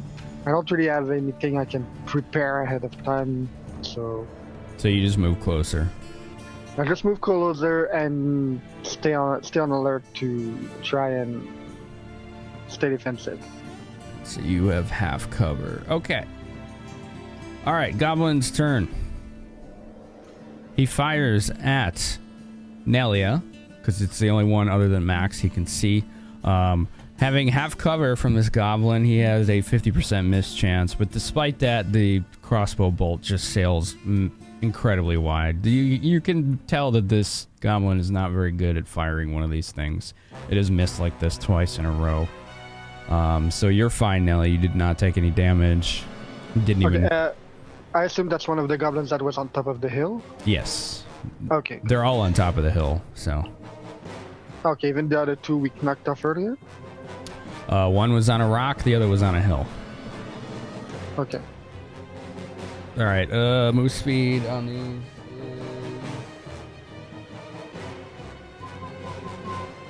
30, okay. Max is a big shiny target. Sure am. 5, 10, 15, 25. He moves within range and he attacks. Max.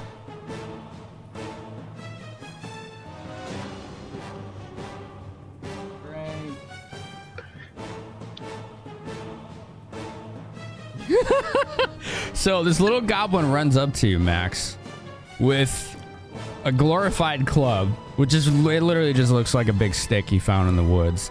And he just goes, is like screaming, he's like, ah! And he just rears back with both hands and swings it and lands cleanly with this strike right on your codpiece, and it just fucking bounces right off.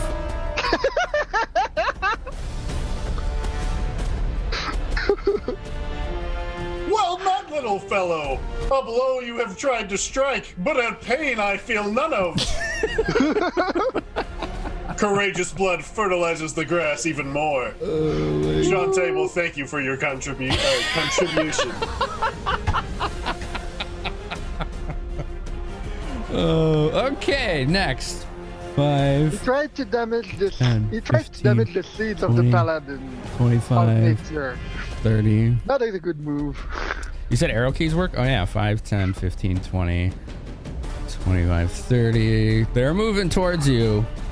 5, 15, 20, 25. But 5, 10, 15, 25, 30. They're not going to be able to make it. 2, 4. So that one was like, he looked like he was like having the moment of fate. Like his entire life came up to this moment, and he struck you right in the nuts, and it just bounced right off. Just nothing. He's got nothing. All right, let me load up this page for these characters, because I got 2 different enemy types here, and I'm kind of bouncing around. What's its move? 30. Okay. 5, 10, 15, 20, 30. Okay. 5, 15, 20, 30.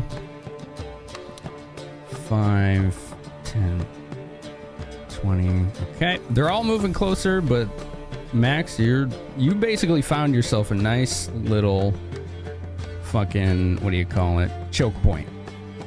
Oh, that one's not moving. 5, 15, 20, 30. Okay. That brings us to Grissul.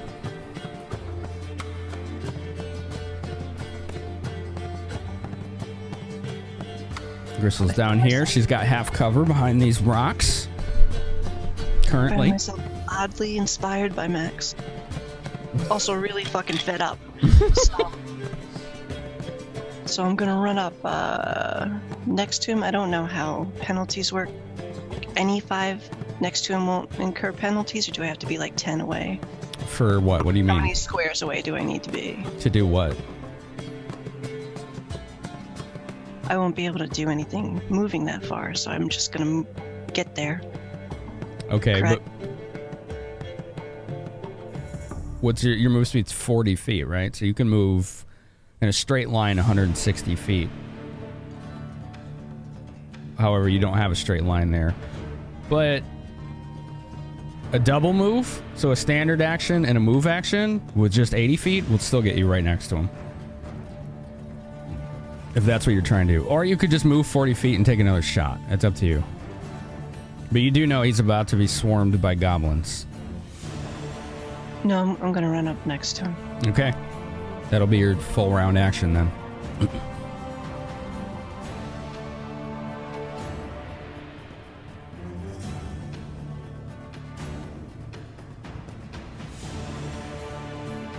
Okay.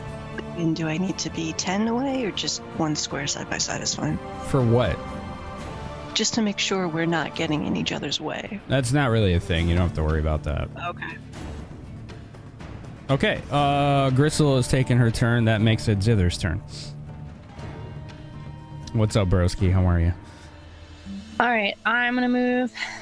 I calculated earlier, but I forgot. 1 sec. 30 feet up. Right here. Oh god. Oh my god. Are you the map okay? keeps resetting. That's kind of weird. Is it lagging or something?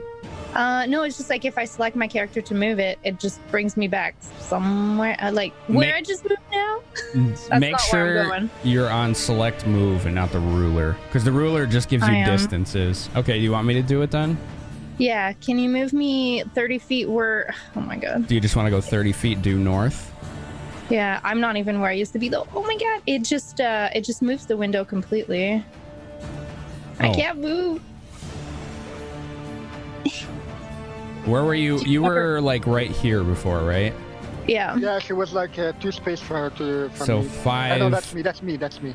It like auto scrolls the window right, so I can't even move myself to the left. Wait, where were you before? Where the token was. You were like right here? Yeah. Okay, so where do you want to go? Can I ping? How do you ping? You should be able to hold left click. I think it'll work. As long as you're on Right select move. Okay. Right here. Please. It auto scrolls the window, so I lose where I want it to go. So you could go right Anyways. here. This is as far as you can go with 30. You can go right there. Okay. I might take the penalty here. Let's see how far this guy is. Oh, it's 50 feet. Oh, this is perfect. I'm gonna shoot my magic pebble at it. So what does your magic pebble do? Tell us in the audience what it does. Okay, so let me read it out here. Magic stone. So I summoned 3 of them.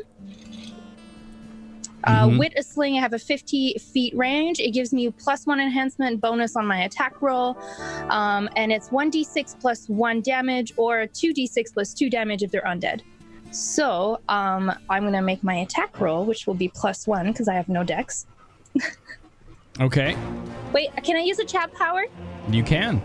All right, let's use a chat power. All right, Please help me, Timora's chat. blessing. We'll go ahead and All right, decrement. First roll is 9 plus 3, so that's 12. And then the second one is please be better. 17 plus 3, so 20. So That I'll hits. take that one. That is a hit. And for my damage is 1d6. So It should have a bonus to it, though. 1d6 plus 1. So 5 damage to the one that I can hit. Doesn't the magic stone give it a bonus to damage as well? A regular pebble is 1d4. The magic stone's a 1d6. Oh, so it just increases the base damage. It doesn't give it like a +1 extra.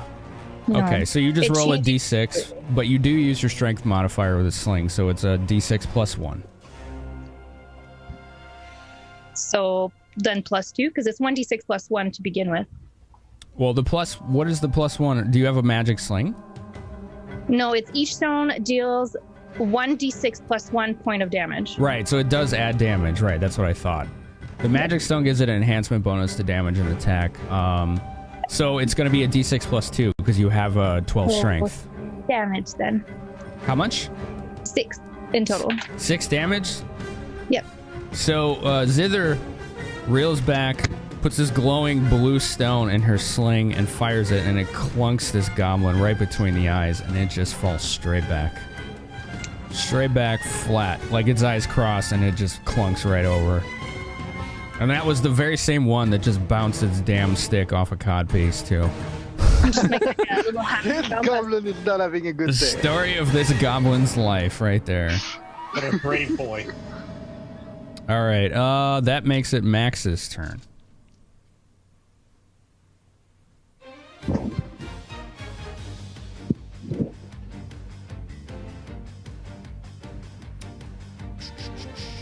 You guys are hearing the music, right? Everybody in chat and in the session.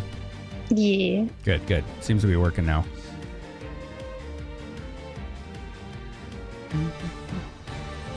Mr. Wolf, you are Max. So, at your leisure, sir. All right. I'm going to take a 5-foot step here. Good, good. For those of you that are unaware, taking a 5-foot step will not provoke attacks of opportunity. So he's just moving, closing the small distance in order to take an action.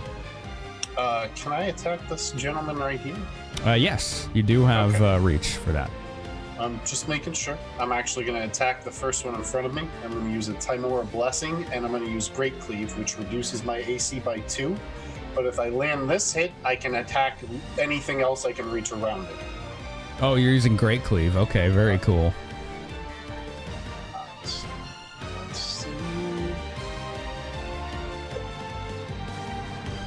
First was a 10. And the second was a 10. 10 attack roll? Yeah, that's what it looks like.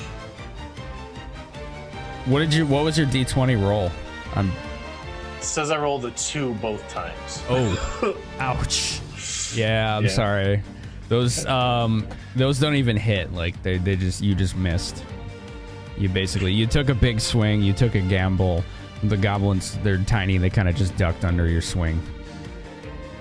Ha-ha! A warning to those watching! Fear not, when I strike, truly, it will hurt! All right. That makes it Nelia's turn. So you said you take a -2 to AC? Yeah, I just changed it. Okay, so cool. I'm back down to 20. Fair enough. And how long does that last? A full round? Full round. Okay, cool.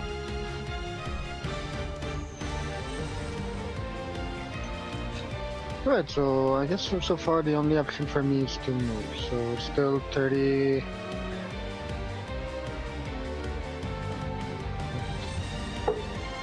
No, not what I want.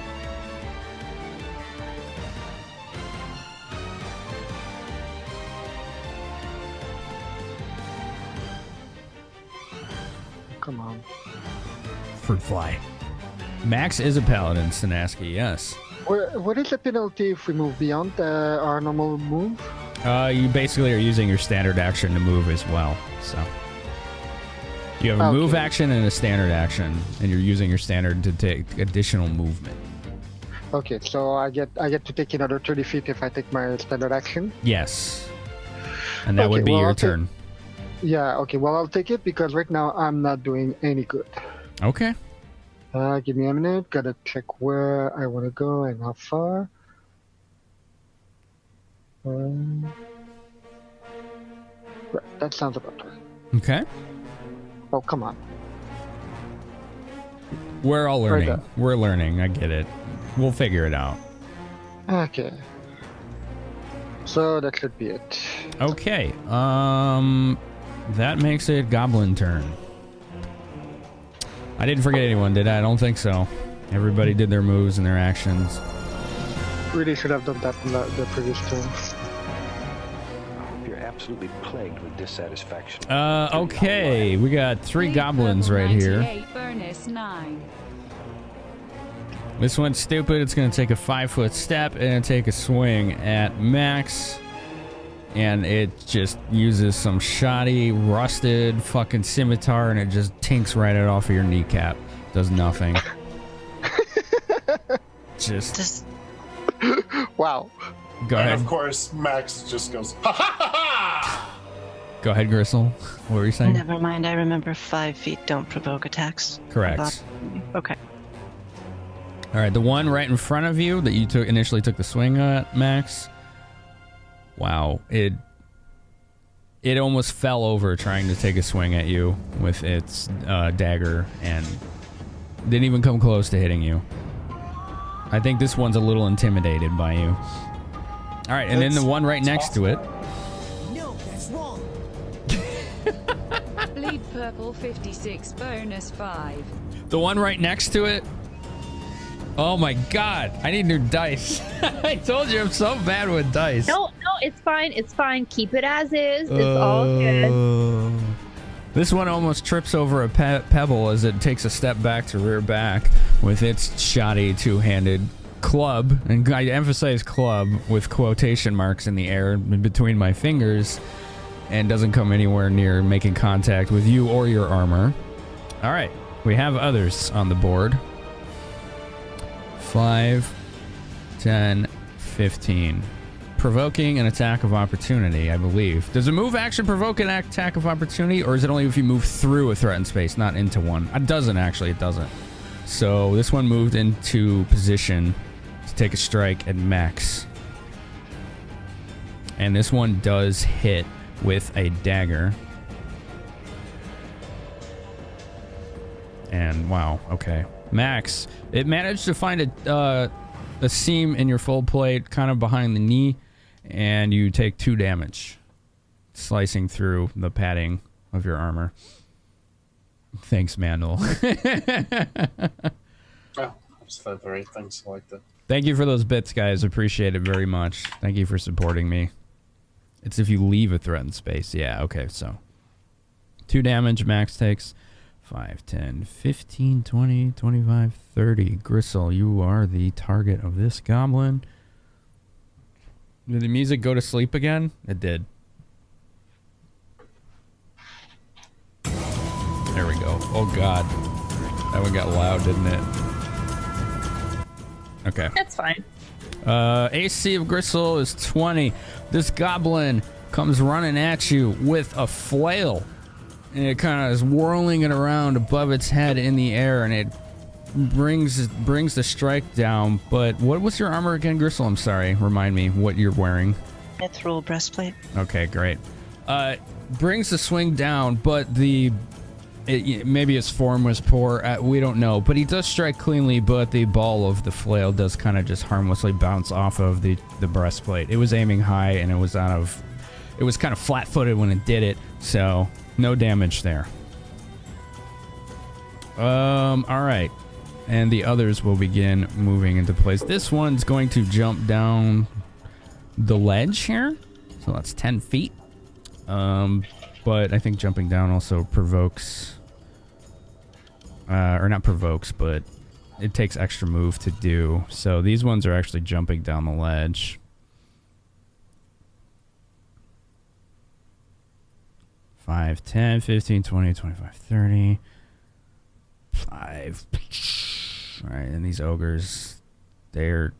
Well, this one's like... Okay, so both Max, Nelia, and Grissul, you see this ogre behind all these goblins, and it looks really pissed off because it can't fucking reach you. Like, it's getting really mad right now. Like, super mad. There we go. Okay. Okay, I'm really starting to like the way they are all set up. And now we have this one who's got an angle on. 1 or 2. All right, 1 or 2. Crossbow bolt comes flying in your direction, Zither, but flies way high. It tried to adjust for the cover, and it overcompensated. Came nowhere near hitting you. That makes it Grissul's turn. So the one that hit me, can you do an intimidate and attack? I'll allow it if you roleplay it. Okay, apologies if I'm too loud. I have no idea how much sound my mic picks up. Grissul bellows in Orcish. Gonna rip out your spine and kill your fucking friends with it! Okay, roll an intimidate check. I'm intimidated. What do I need to roll? We was like, I give up. 28, and again, it was in Orcish, so if you don't understand, you just hear an angry orc. 28. Holy shit. You too. All right, well, you targeted the one in front of you, but I'm going to say that the 3 next to it also are being affected by it. So let's see. What do we roll against oppose and intimidate? I don't actually know. I think it's a will save.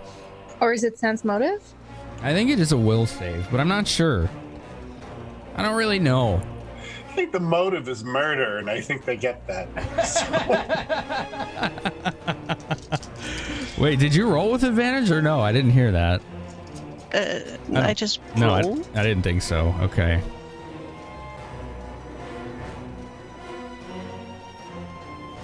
Okay, so. Oops. What did I just do there? Sorry.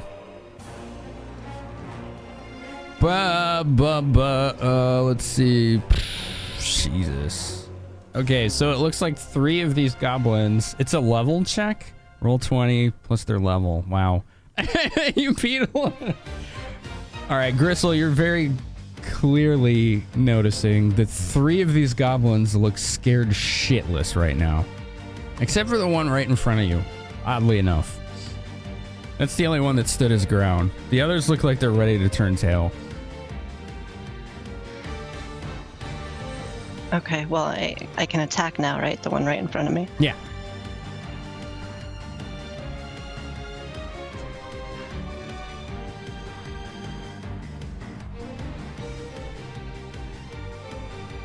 You know, I'm not using roll 20 anymore. It was 14. Melee.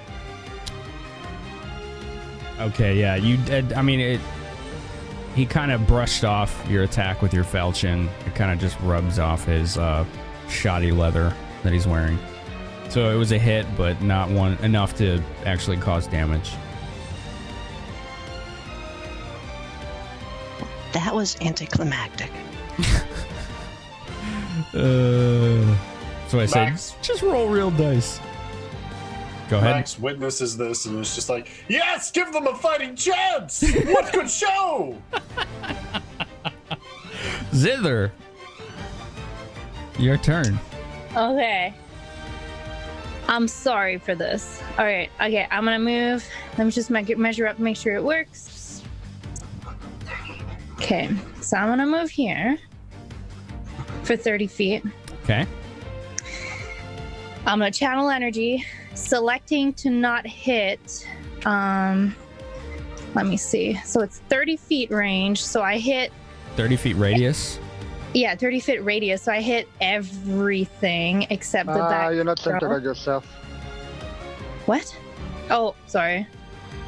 Well, I hit everything. Not everything. Vaserl, you haven't taken damage, right? How many targets are you allowed to selectively not hit? Yeah, I've taken damage. Sorry, I'm normally 29. Okay. How many targets are you allowed to not hit? 2. I can opt to not hit 2 people, and I think it's gonna be I'm gonna leave my melee unscathed. So sorry, Tiago. But I hit every single enemy that's like under the ledge there, except the big guy. So bubble of 2d6. The DC to half is 14. So I'm sorry, you're gonna have to roll for all of them. 14 against what kind of save though? Will save. Will. Okay. And it's 9 damage to every single one of them. Okay. Will save. All right. So first we'll do the Nelia. Roll your will save. We'll do you first. So what do I roll? Will save. Will. No, I mean, D20 plus your will save. Everything's D20 unless otherwise stated. Just always assume D20 unless otherwise stated. Okay, 13 natural, so... Plus your will save, which is... where do I see that? Oh, there. It's 6, so that 19. would be 19. So you take half damage. 4. Do you round up 5 damage? I think you always round down. Okay, so 4 damage, and I'm just touching my Chantia emblem and just putting a hand up, and I'm like, we need to stop them, and bubble of okay, negative. So I take 4 damage? You do. Yeah. Okay. So I'm sorry, Finn, you gotta roll on everything. It's all right. All right, so some of you, probably a lot of you, noticed that Zither kind of clasps her holy symbol, which is a rose. It's a rose with what's behind it? I can't remember. It's like a plant or something. I don't know. It's something like that. But like a scythe. I don't actually know. And this like black wave of force emanates from her in like a spherical radius. Just emanates straight from her center, the center of her person outward, hitting not only most of these goblins, but also Nelia as well. But it seems to just dissipate when it gets near Grissul and Max. A blooming rose on a sunburst wreath of golden grain. There you go. Oh, that sounds beautiful. Yeah, that's the holy symbol of Shantia. All right, so you said will save? Yeah, will save for half. Oh, this is funny, because goblins have a penalty on will saves. Excellent. Kill all of them. All right, so first one, I don't recall if these two are in range. Can you check this group here? Tell me if these are in range. That one's in range. That one's not. No, just the one there, and then everything here. What about this one up here? What about this one? Which one? This guy. This one here? Yep. Okay. Yep. Wow. Okay, that's a lot. All right, 1, 2, 3, 4, 5, 6, 7, 8. Sorry. And this guy was 35 or 30? Hit this corner right here. 35. So okay. I don't hit the ogre, but I get rid of these guys. All right, so this force goes flying out, right?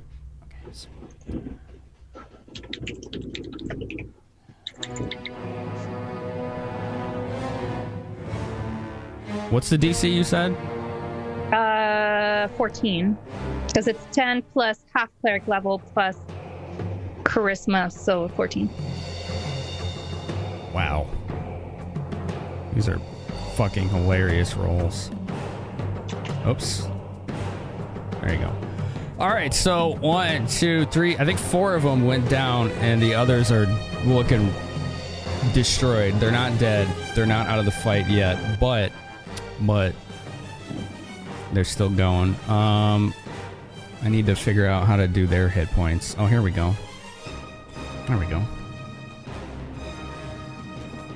You said they took 4 damage at half, right?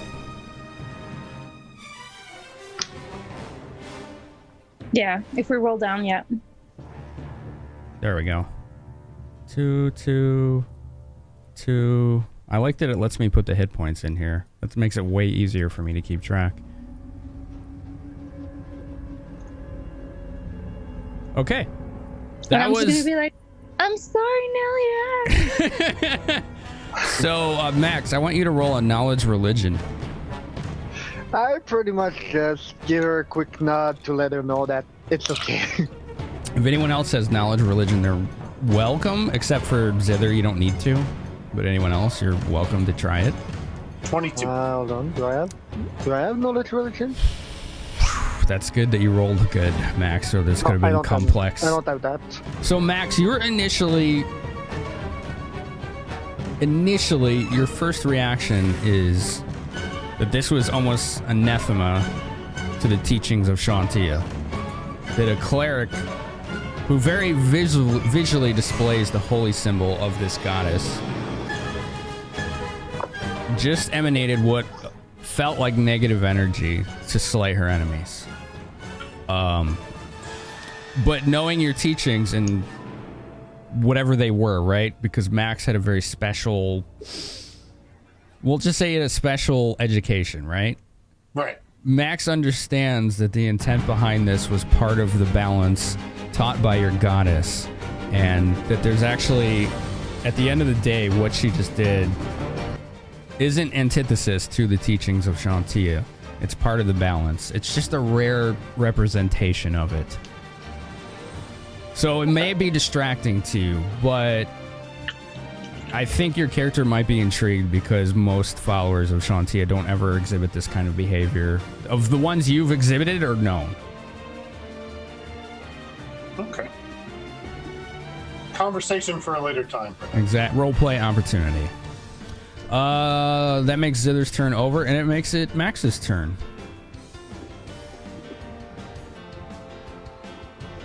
Oh, just Wait. making a note. Wait, what's the turn order again? Oh no, I'm sorry. That was Zither's turn, so it's Max's turn now. You're at the bottom of the turn order because you held your action previously. Okay, that's good. So yeah, it is Max's turn. Yeah, I just don't remember what the turn order is, so I was wondering. All right. Well, I'm going to take a 5-foot step here, Good. and I'm going to great cleave the guy in front of me, so my AC goes down 2 again. Okay. Oh, God damn it. I don't want to use all the blessings, so I'm just going to make a roll. It's 22 to hit. Yeah. Yeah, that's a very clean hit. A very expertly placed hit. And it was 10 damage. All right, so that goblin, you said the one right in front of you? Yeah. Max finally stops from the vantage of the people behind him, bellowing so much. Maybe. Rears back, swings this scythe, which looks far more impressive than a regular farmer's scythe. Despite it being a regular farmer's scythe. Maybe it was the heat of the moment. But this just cleaves this goblin's head clean off, and it just pops in the air, and it falls into 2 pieces on the ground, and it is dead, dead, dead. So great cleave, if I make a successful attack, any creature near it, I can attack again. Or I can make an additional attack. And Okay. I can keep doing that until I've attacked every creature near it once. So I'm doing the top left one. Now, does a miss make that stop? Right, so if I miss, it's over. No, I've what I'm gotta- saying is if you miss the next creature, does it over? Yeah, it's over. Okay, so you have to continually hit to continue the cleave. Right. Got it. All right, go for it. So I'm doing the northwest one. Okay. Oh, that's a crit. Roll to I'll roll confirm. that again. 19. That's a crit. Yes. That's ×4 for a scythe, by the way. So roll the damage 4 times. That goblin is puree. It did it automatically. It was a 44. 44 damage? Yeah. What? Yeah. Holy It was shit. 13 times 4. Wow. That goblin is puree. All right, so as he was following through on this swing, he comes around, cleanly chops off this goblin's right leg, then swings it around again, and with the point of the scythe goes straight through the top of its skull, down through its brain. And the thing is just frozen dead, stuck to its scythe, and slowly slides down. All right, you can continue your cleave. I know, like, flavor-wise, it's supposed to be, like, one big swing, but we can just make it more thematic. I don't care. That's fine with me. So I'm going for the We'll one make it directly like to it's the... just chaining big strikes. Or leave the goblin on the site and he strikes it with it. However you want to play it, man. We do stunting. So just recall, if you guys roleplay or explain something in a very interesting or cool or entertaining way, you will get bonuses, roleplay bonuses to rolls. So just keep that in mind. So I'm gonna once again going for the one directly to the left of me now. Okay, that'd be this one here for everyone's reference. I really like that ping mechanic because it shows the players, myself, and the viewers what's happening. Yeah, it's super nice. That was a 12. A 12 is a miss. Okay. So after your fancy execution of that previous goblin, you didn't have enough momentum left, and this one kind of stepped back and avoided the attack. All right, that brings it to Nelia. All right.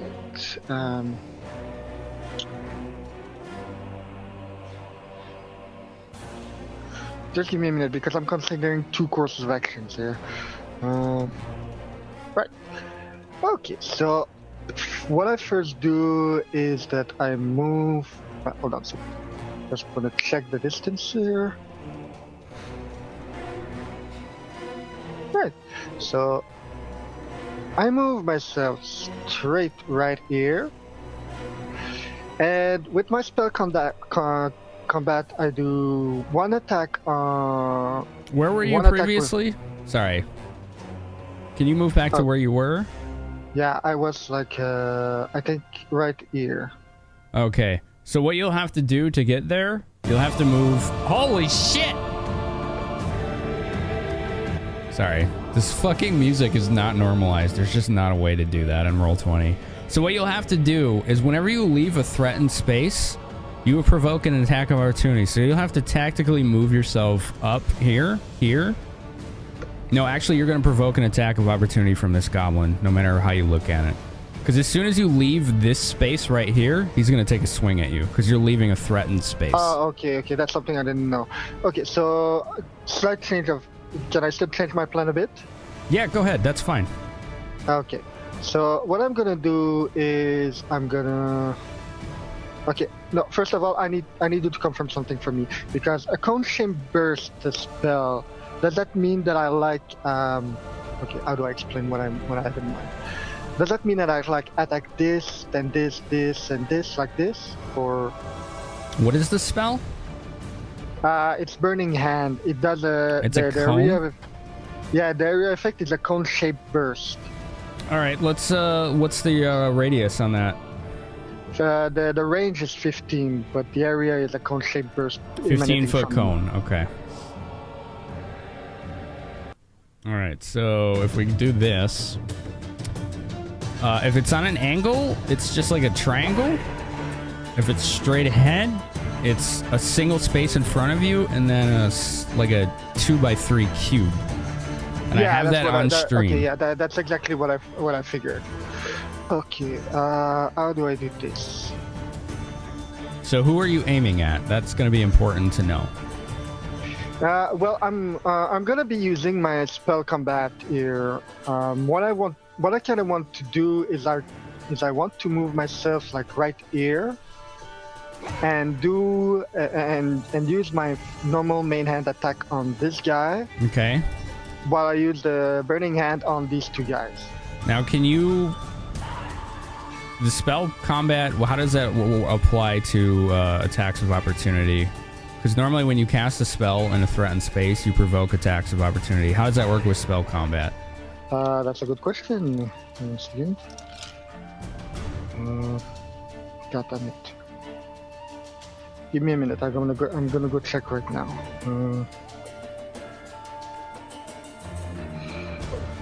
Spell combat.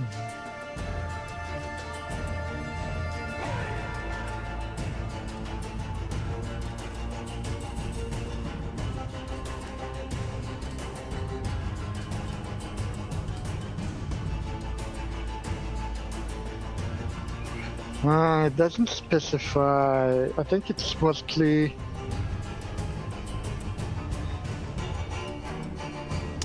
Spell combat. Let's look at it here. Yeah, that's what I'm looking at. Hold on. Functions like two-weapon fighting. Offhand is a spell being cast. Okay.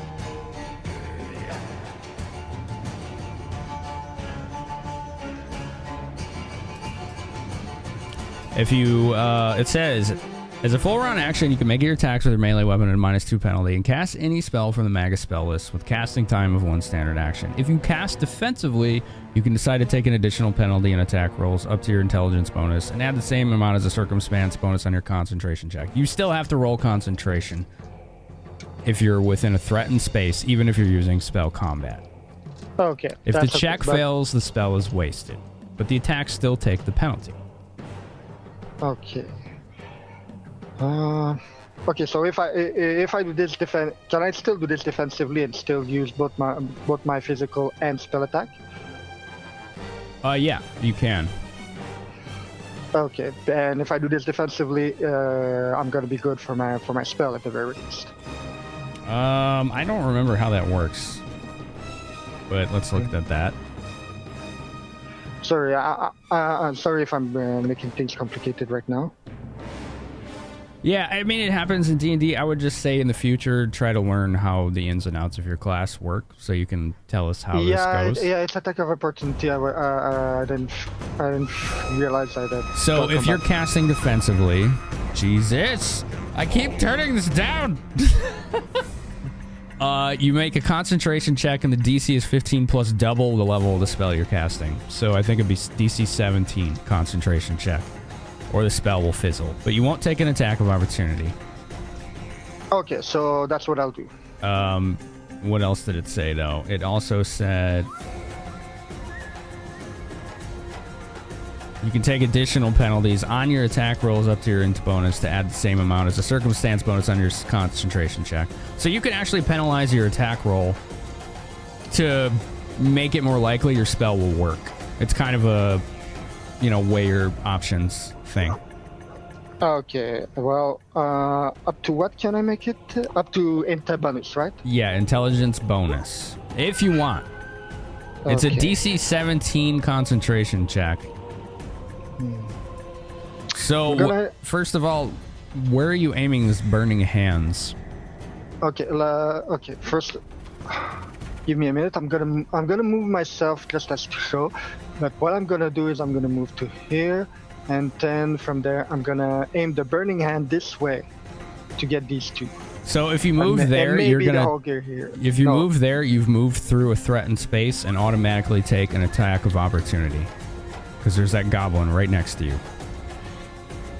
Okay, so that means that there's literally nothing for me to gain from going defensively at that point.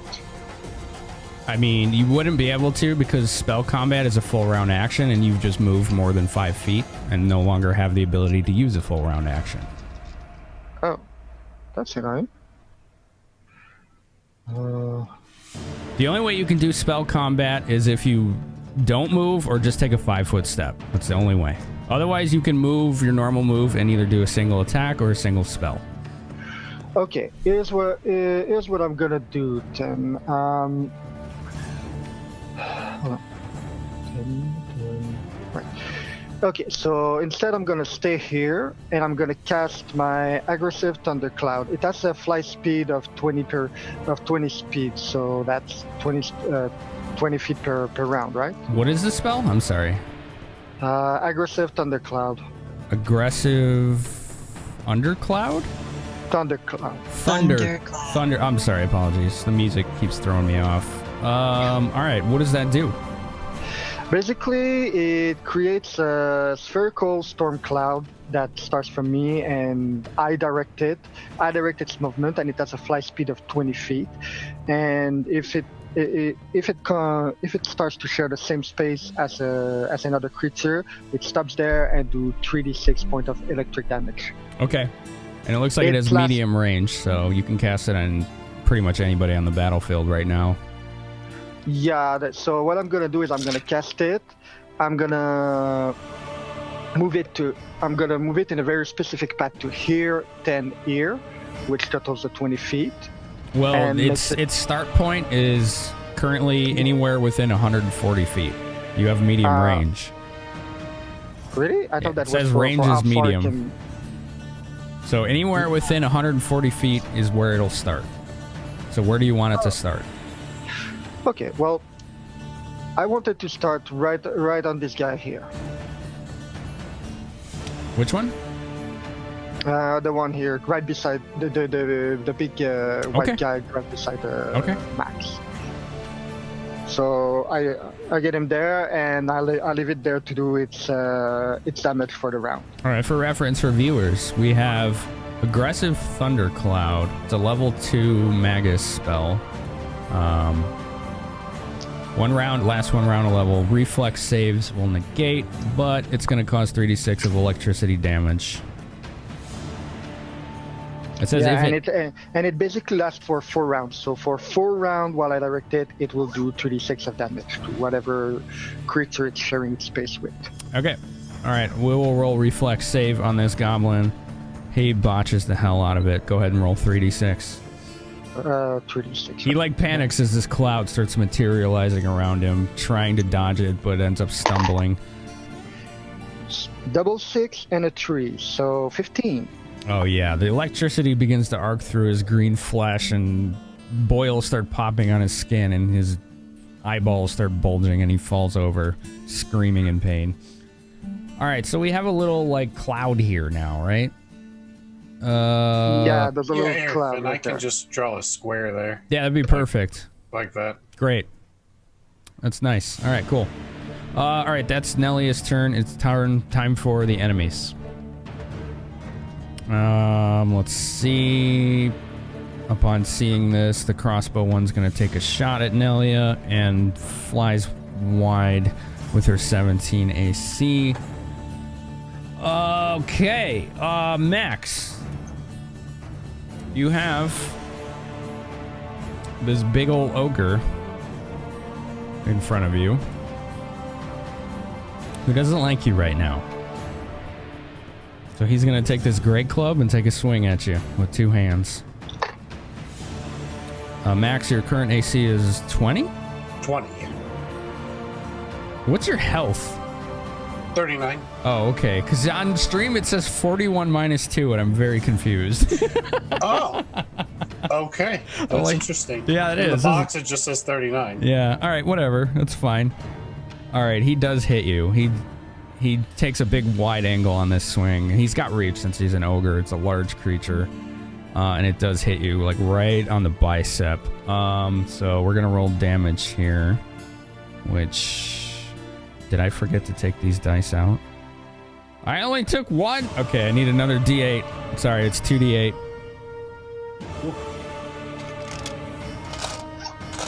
I don't have a lot of D8s for some reason. Do you want me to roll one for you? It's important for me to have D8. Okay, here we go. Roll 1 twice. Yeah, I could have done that. You take 17 points of damage. This one just vibrates the bones in your left arm.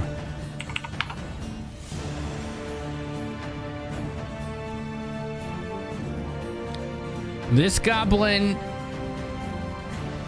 it's a little frozen right now. It doesn't want to get anywhere near that cloud, so it kind of jumps down here and moves right here, and it's gonna take a swing at Max.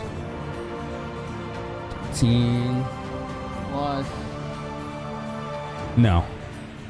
Even though it's kind of behind you, its swing still kind of bounces off the very well-crafted armor that you're wearing right now. This one's gonna take a 5-foot step right up to Nelia, and that is a hit. It's gonna be with a big swing of his club. Oh, big strong goblin. He does 4 points of damage to Nelia, smacking you right in the shin pretty hard, rattle in the leg. Alright, so I'm adjusting. There we go. Hey, why am I not updated in chat? Grissul, the goblin right in front of you, is going to go ahead and take a swing. It almost crit, but didn't. And you take 4 points of damage. Keep in mind your damage reduction, so whatever that reduces that to. But he did get a clean stab on your ankle. With a little dagger. 15. There we go. That's not annoying. My health on the stream is two turns behind. It takes a while to update. It could be Roll20 because it was having issues earlier. Yeah. We can reload it shortly. Yeah, we can reload it shortly. It's good for now, though. Yeah, it looks like Roll20 is lagging right now. Yeah, just reload it at next break. All right, anyway. As long as on screen, on your tokens, they're accurate, we're okay with that. Yeah, it's accurate.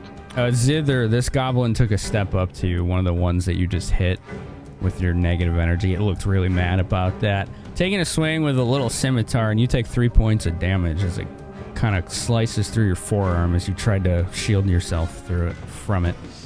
That's fair. I understand. I can't click on my character though, so I'm at 17. Okay, I gotcha.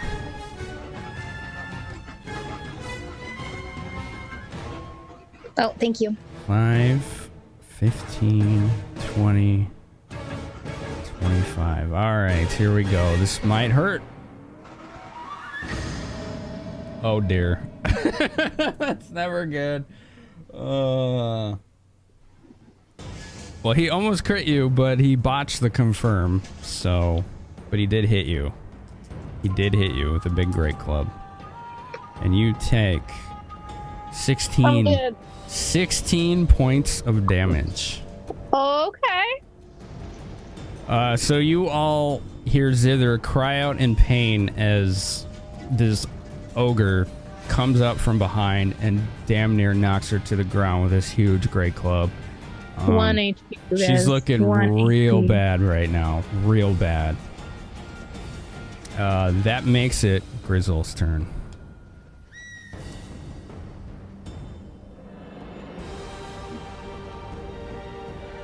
How does charging work? My intention, can I get to the ones that are attacking Zither and make an attack? Yeah, as long as you have direct line of sight, you can charge. So, draw the little arrow, see if it gives you direct line of sight. The little ruler tool. We'll go to the appendices and see what the exact bonuses and penalties are for that.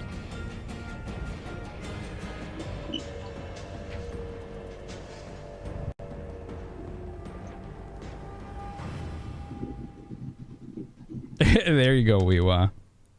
Reminding you guys to use your blessings. Page 198 on the core rule book. A charge. After moving, you may make a single melee attack. For God's sake! You get a +2 bonus on the attack roll and a -2 penalty on your AC. Nothing else here really applies, but you'll get a single attack on the enemy you're aiming at with the charge. It has to be direct line of sight. You can't have any obstructions. +2 on the attack roll. So who are you aiming for? Yeah, you can hit that one. That's fine. You're going for the ogre. Because you're aiming for this corner. Right here. So you can make a direct line of sight attack like that. Okay, I'm sorry, you said +2 to attack, -2 to AC? Yes, -2 to your own AC. So make sure you change that on the thing. And let me see if I can't restart these scripts. I think they've been crashing because of the issues with Roll20 tonight.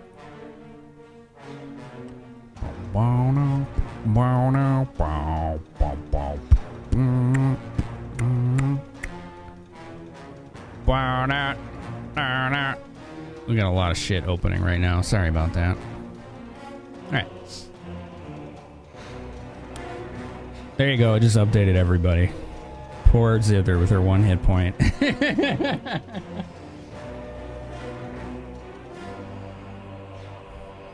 Bleeding, like, I'm okay. Yeah, she's coughing up blood right now. Okay, it was 26 to attack. Actually, hold on, I'm sorry. I forgot to declare rage. Okay. And it would actually be 28 to attack because I didn't use the +2 you just said from charging. And that gives you an extra, how much strength? I think 2, because it's a +4 morale bonus, so I get like 2 ability points from it, right? So 3 more damage then as well. Because you're using a two-handed strength weapon, right? Yes. So that's damage. That's strength and a half for damage. So you'll add an additional 3 damage, on top of what you're already doing. So it's through the falchion. You're using a falchion, right? It's like a huge two-handed curved sword. It's 2d4 plus your strength bonus and a half. Since you're raging, that's another 4 strength. So that's 3 more damage. So what does that amount to? What are we getting from that? You clearly hit the thing. Like, laser precision here. Is that a 12 or a 22? I don't know how this... Roll the dice that's on your desk. Okay, fine. I think it was a been 22 for crit, but 12 regular, I think. So if you hover over that icon in the center of those 2 numbers, it says critical damage. So what's after the 12 is what if you roll critical, that would be. Gotcha, and yeah, I'm definitely not rolling Roll20 anymore. So that's 12, but that's not taking into account the rage bonuses. 12 was for a hit or a crit? For hit. 22 was the crit. 22 was the hit, says Wolf. No, 22 would have been crit. if it was crit. 12 is the regular damage plus the bonus from Oh, okay. So you did 22 damage. You're not talking about to hit. You're talking about damage. I did 12 damage. Plus the bonus from strength. Okay, so you did 22 damage.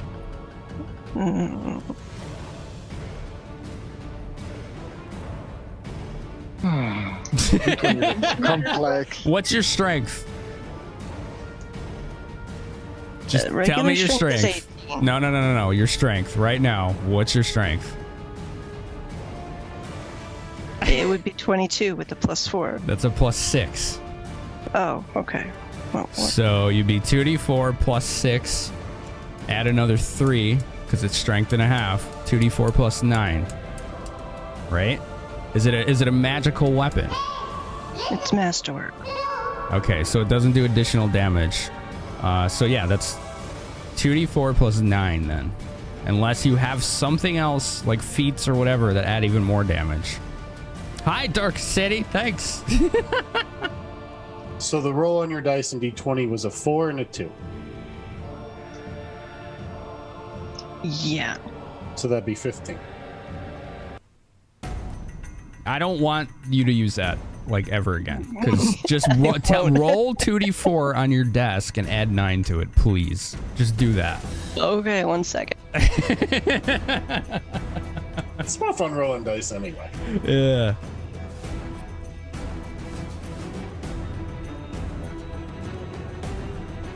Let's see. What do we got? 16. 16 damage. Okay. That's a pretty clean attack. It slices right through its abdomen. It flinches back. It's not dead, but it looks very startled by what you just did to it. All right, that makes it Zither's turn. No, that's wrong. Oh my god. I'm not doing too hot. You can survive in the. Taking a 5-foot step back is not attack of opportunity, right? Correct. Are you able to control your character yet? Yes. Good. So I'm gonna go here. All right. Perfect. And I'm just gonna like, oh my god, what did I sign myself up for? It's okay, we're gonna do this, and I'm gonna cure moderate wound on me. All right. Now, what does Cure Moderate Wounds do?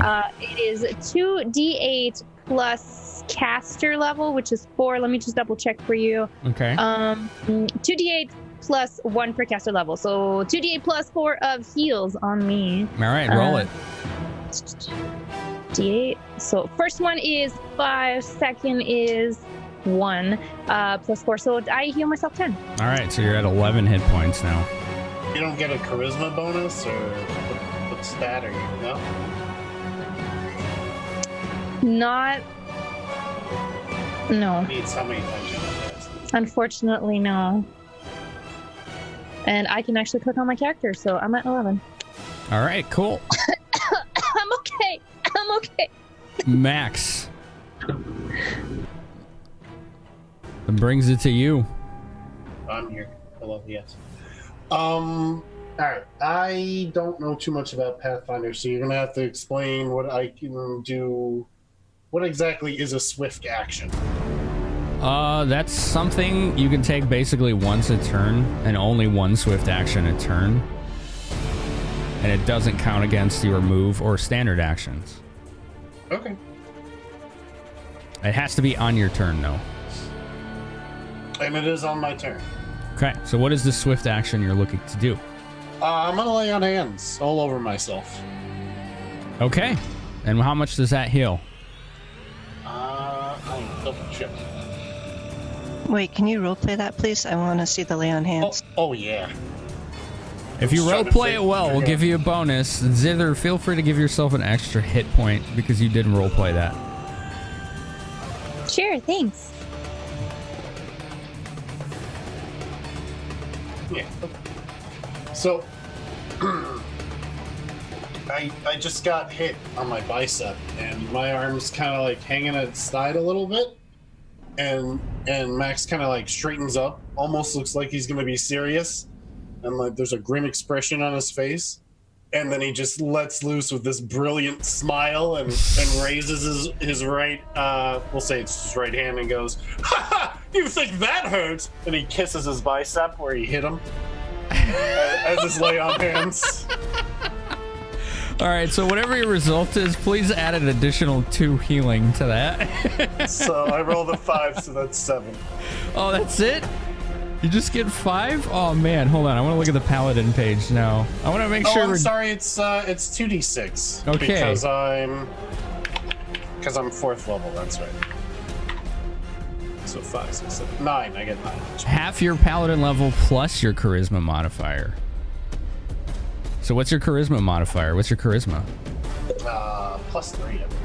So you beat 2d. How many times a day, right? I can use it, or? Oh yeah. Apologies. 1d6 hit points of damage for every 2 paladin levels you possess. Yeah, you're right. I'm sorry, I misread. So you get 2d6 plus the 2 for the roleplay bonus that we're giving you. Okay, so that'd be 9, which is good. That's not bad. That's okay. good. No, not 229. No, that's incorrect. 229. That's too you much have health. become an avatar of Shanti. It's too much health. All that health can't fit inside me. No, it can't. Alright. So, my AC is back up to 22. And I'm going to take a 5-foot step forward. Okay. And I'm going to hit the ogre in front of me. All right. Roll your attack roll. That's perfect. 24 to hit. Oh, yeah. Clean strike. And he takes 10 damage. 10 damage. What's that? What is it? 2d4 plus strength, right? I think? Yeah, 2d4 plus strength. 10 damage. You got it. I actually forgot to put damage on this one here. So let me do that first. Did I do that right? I don't know. Whatever.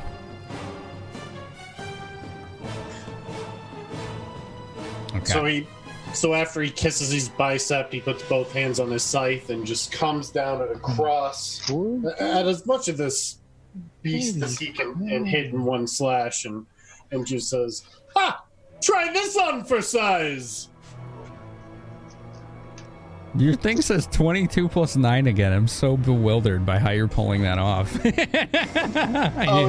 If you click on your character, you can just put in plus or minus, and it'll do the math for you. Okay. I went back and changed it afterwards, but apparently that might be what's breaking the script. Oh, it could be, actually, yeah.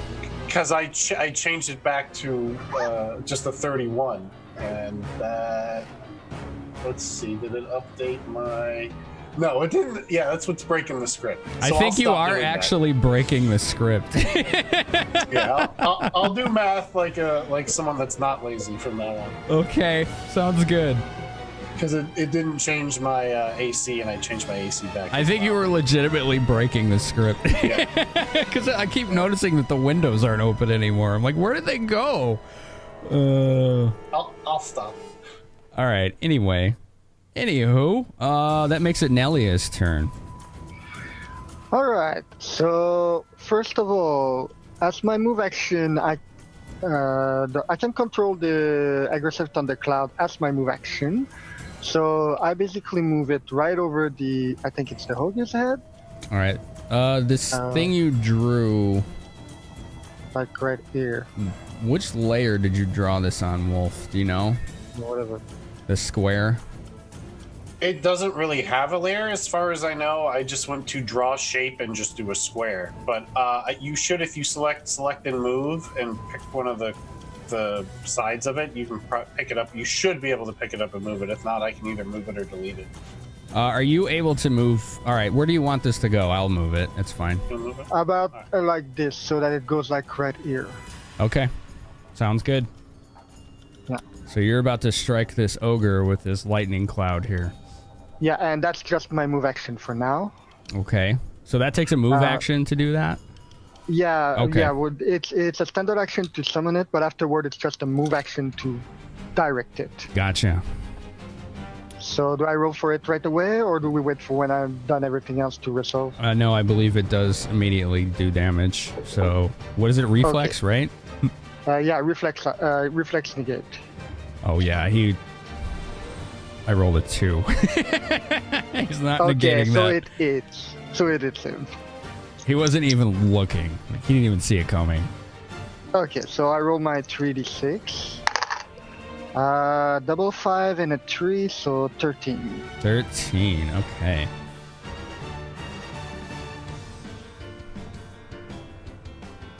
All right. Oops. Oh, I see. It does do the math. Interesting.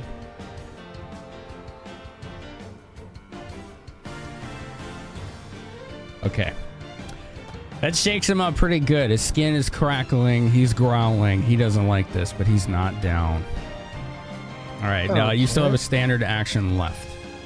Yeah, so for my standard action, this time I'm going to use Spell Combat to hit this guy right here. Spell Combat is a full round action. You can't do that. You just use your move action. Oh, god damn it. I need to know the difference between standard and full round. Okay, so then I just use my... I'm just going to skip the attack, and I'm going to use my Burning Hand as my standard action to burn these two guys here. Are you casting defensively or not? Yes. All right, so then you need to make a DC 17 concentration check or the spell fails. Okay, DC 17. So that's a roll 20. Yes, 20 plus your concentration. Okay. Can I use no, okay. I You have to rolled. declare it, yeah, beforehand. Yeah, so 4 concentration. Where do I see that? What's load up? Where's my concentration?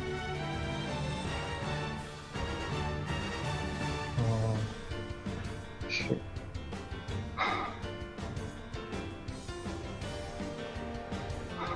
I don't see my concentration. Where is it? It's under spells. If you click on the spells tab, Spells. and then under spell cast. Okay, okay, so that would be 13. God Yeah, damn it. so you attempt to formulate the spell in air with your, somatic components, but this goblin is trying to disrupt you and manages to do so, and the spell fizzles and fails. Okay.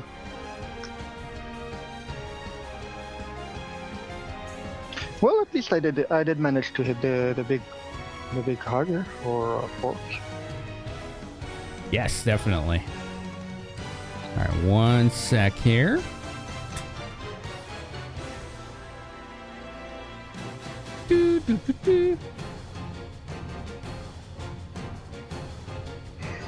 All right. I swear these goddamn dice.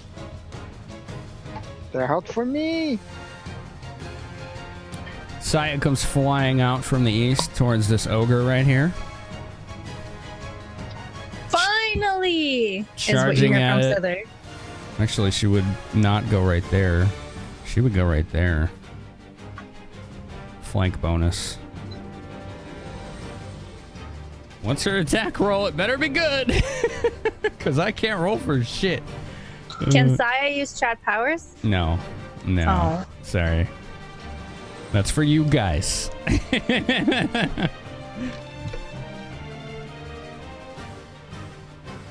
Oh, yeah. Okay. That's a hit. That is a hit.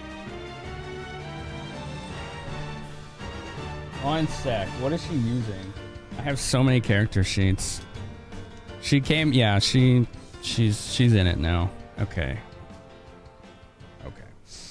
Here we go. Let's see.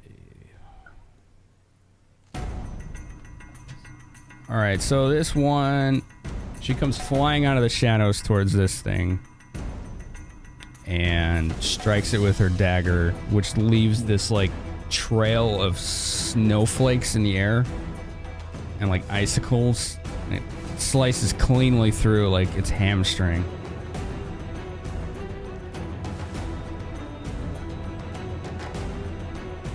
And it rears back, like in pain, screaming in the air, and this like frost on its leg travels up its back and like through its spine, and it just kind of freezes in place where it is, and it's no longer moving. I want her dagger.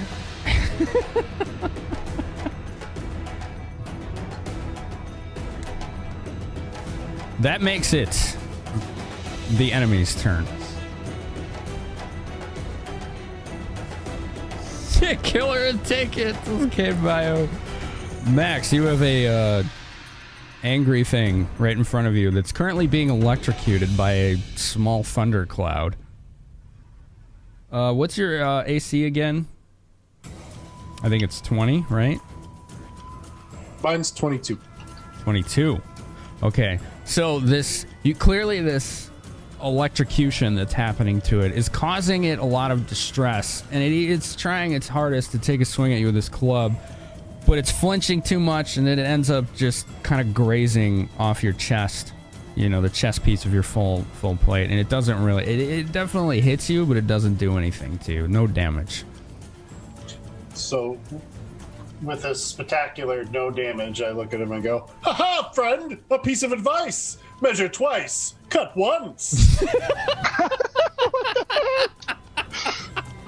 Oh, we're carpenters now. The goblin behind you takes the swing, but it's clearly being intimidated by the scenario and seeing all its friends fall, and it doesn't put all its effort in the swing and just cleanly misses. Clean miss. It doesn't even hit. This one's going to take a 5-foot, take a swing at you, threaten a crit, but does not confirm. And you are about to be clubbed in the back of the heel for 3 damage. Oh no! They surround me! I will pretend to be afraid! Nelia, you have a goblin right in front of you. Yeah. And he's getting really annoying. And he threatens a crit, but does not crit. He, however, does hit with a scimitar. You take a single point of damage. Not a very good strike. You kind of deflected some of the attack you deflected with your quarterstaff, but it still did enough to nick you.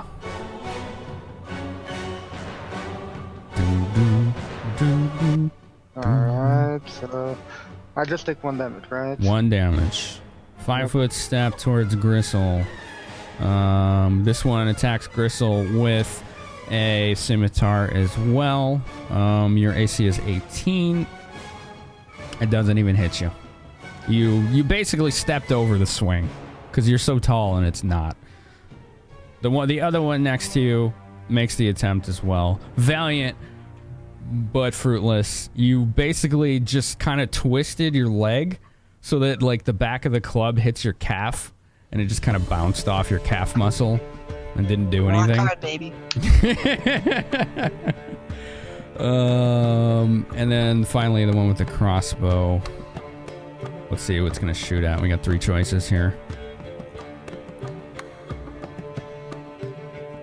Okay. Another crossbow bolt goes sailing way overhead Nelia's head. It doesn't come anywhere close to hitting. And that makes it Grissul's turn. Gonna bash on the one in front of me. All right.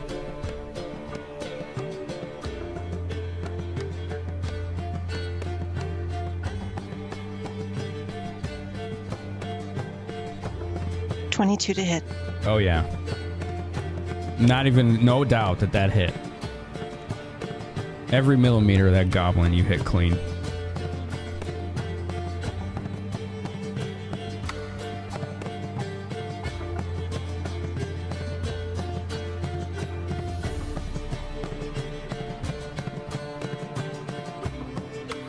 .12 damage. You basically just cleave this goblin in 2. It only had 2 hit points left, so it was already feeling it. You finish the job and then some, and it's just entrails fall out of the top of its torso, and it just screaming, flailing back, dead as soon as it hits the ground. You still have a move action if you want to do anything else, because you didn't have to move to do that. You can also do a 5-foot step if you want.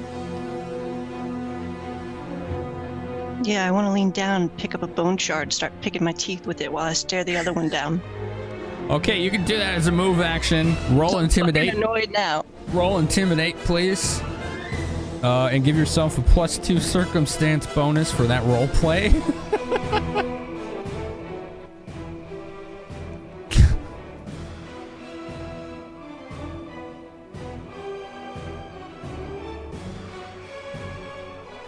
.24. Oh god. Okay. Yeah, alright, so this goblin screams. This one screams. We're just gonna move them 5 feet. These two are fucking terrified and running. So that provokes an attack of opportunity? Yes. Yes, it does. For both Nelia and Grissul. So Grissul first. 19 to hit. Yep.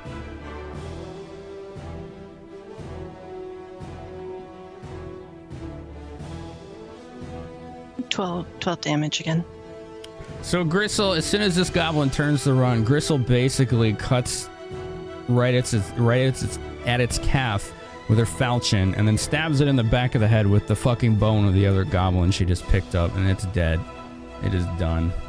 Dunzo. Nelia, attack of opportunity. Free attack roll on this goblin running from you.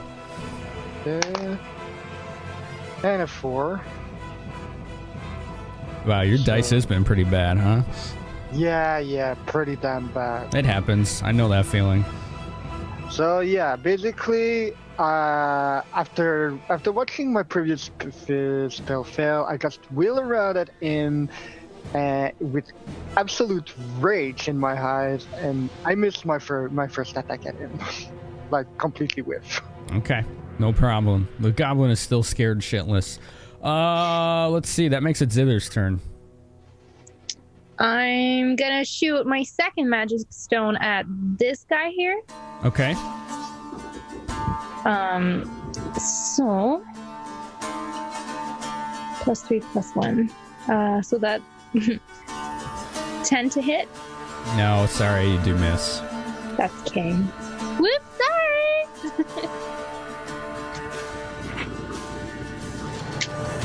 And I guess I will step a little bit closer to Saya, out of the way, really. Actually, I can move one more. There you go. Okay, good. Max. All right, I'm gonna look this large gentleman in the eyes and just say, "Ah, your friends have fallen like wheat in a field. You too shall help fertilize the earth."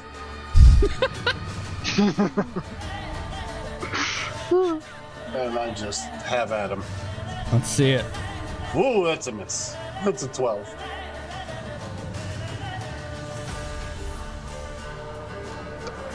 Yeah, you basically, your scythe does hit, but his skin is so thick that it wasn't enough to break the skin. What ho! Another opportunity for you to flee. I will wait here as you consider your options. And I pose. Max, or I'm sorry, Nelia, go ahead. Okay, so I basically leave the aggressive thundercloud to its device right above the target. So that means I don't even spend any round to control it because it does its thing. Okay. So do we resolve that right away because it's another attack for 3d6. So. Yeah, go ahead and just let's see. We roll reflex. What's the DC on that reflex again? Reflex, DC, I don't know. 10 plus spell level plus intelligence modifier. For the thundercloud? Yes. I'm not doing anything. It's just there. I need 10 plus spell level plus intelligence modifier to get the DC for the reflex save. Yeah, he can still, every round he can still dodge or attempt to. So Okay, but it'd be 10 plus 2 plus whatever your intelligence modifier is, right? Oh, my intelligence modifier is 5. So it's a 17 DC. Whew, that's pretty good. That's a damn good DC. Yeah, that's really good. He doesn't even get close. He's big, lumbering idiot. He's not. This thing shocks the hell out of him. Go ahead and roll your 3d6. He'll take the full damage. Double 3 and a 6, so 12. 12. Where's it? There's so many stats! Okay. So the surge from this thundercloud shoots through his back and his neck, and you hear an uncomfortably sickening pop sound, and he just kind of freezes and slumps to the ground. Down goes the big ogre. Okay. Meanwhile, I use my full round action this time, focusing entirely on that one tiny goblin that's been annoying me. The one that's running? Yeah. Okay. And with the big flash of lightning at my back, I take a swing at it with one-handed my masterwork staff while also casting acid splash at it. Okay. So do the attack roll first. Okay. It's not going to take an attack or opportunity because it's currently feared. Yeah. So 9 normal. What do I add to that? Your attack roll. So your one hand. We added the 3 entries for your quarterstaff. It'd be one-handed quarterstaff. So whatever the attack bonus is on that. Attack bonus. Attack bonus was +1, so 10. That's only +1 for one-handed? Hold on. Let me check. You can take a look. It's +5. It says +5 on attack. Oh. Not +1. Where are you getting +1 from? Oh, I don't know. Sorry, my bad. I'm not looking at the right thing. So yeah, so +5, so that would be 14. 14. No, that's still not enough to hit. They're nimble enough that he's manages to dodge the attack. Okay, what about my acid spell? I don't know. Acid splash, you said? Yeah, acid splash. Let me look it up. There's no saving throw to that. Acid splash. Yeah, just for you spellcasters, I would recommend you know what the spells you have do beforehand, because it does slow things down extremely otherwise. There's no save because it's a cantrip. It's a ranged touch attack. So you roll an attack roll and add your dex bonus. I don't... So I add my dex bonus D20 plus roll? dex bonus. That's it. Just Okay. D20 plus dex bonus. Fucking hell. 2. So with dex bonus, that will be... It's a miss. Yeah, it's a miss. Almost for sure. The acid flies harmlessly by him. Right. Do. All right, that is your turn. I'm really tired of this. All right, enemies. This goblin here that Nelia just attempted to kill is running in terror. Another attack of opportunity, Nelia, because it's leaving a threatened space. Okay, so... You're currently one-handing, so it's D20 plus 5. D20 plus 5, so 14. Still miss, I guess. Yeah, you're aiming for a 16. So... I think it's like down here. Okay, I'm getting tired, so I'm pretty much going to be using Chat Blessing a lot now. Surprised nobody is. All right, Max, you got 2 little gobos picking at your ankles. One of them makes a valiant attempt. It hits cleanly on your calf, but you're too well armored, and it just doesn't work. The club bounces off harmlessly. Like, they're trying to beat a 22, and they get a +1. Like, they have to roll a 20. And the other one just misses cleanly. And that's it. Those are the only... Oh, wait, no, there's still the crossbow one. We're going to roll his morale at this point. Terrified. This one right up here, to the right. 5, 15, 20, 30, 35, 45, 50, 60. It's running. And that makes it Grissul's turn. Okay, there we go. There's no way I can catch him, right? Not the one running? Well, I don't know which one. Which one are you aiming for? Oh, I'm sorry. We still have 3. The one that's running and then 2 by Max. There's 2 that are running. There's the crossbow one up north that's running north. You'd have to climb to get to him. There's the one running south down the street, the road. And then there's 2 by Max that are still fighting. And then near Max. So you want to fight? Okay. The street. He's running down the street. It would have to be a charge again, right? It doesn't have to be, but it can if you want. You have direct line of sight to either one of those 2 by Max.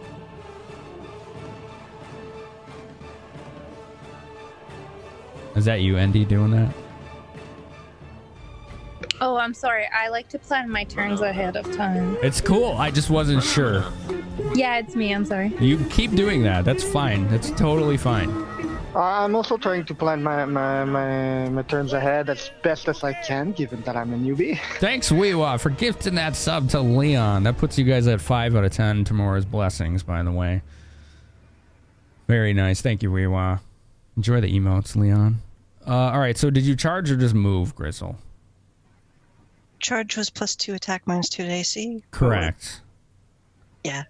All right, roll your attack roll.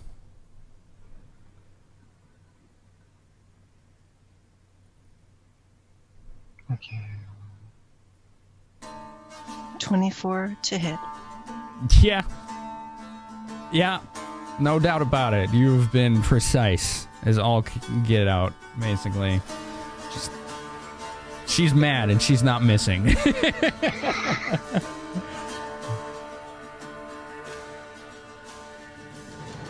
And 12 to hit. Can't seem to roll above that.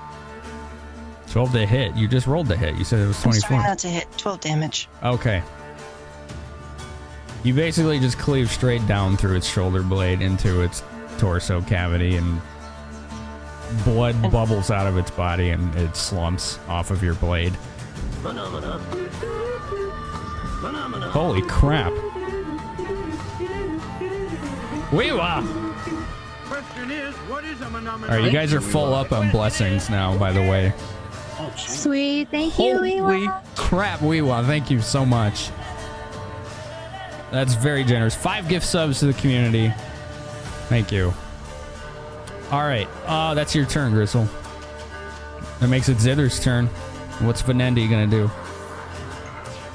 Well, I think you saw me calculate earlier. I'm gonna move exactly here. Okay.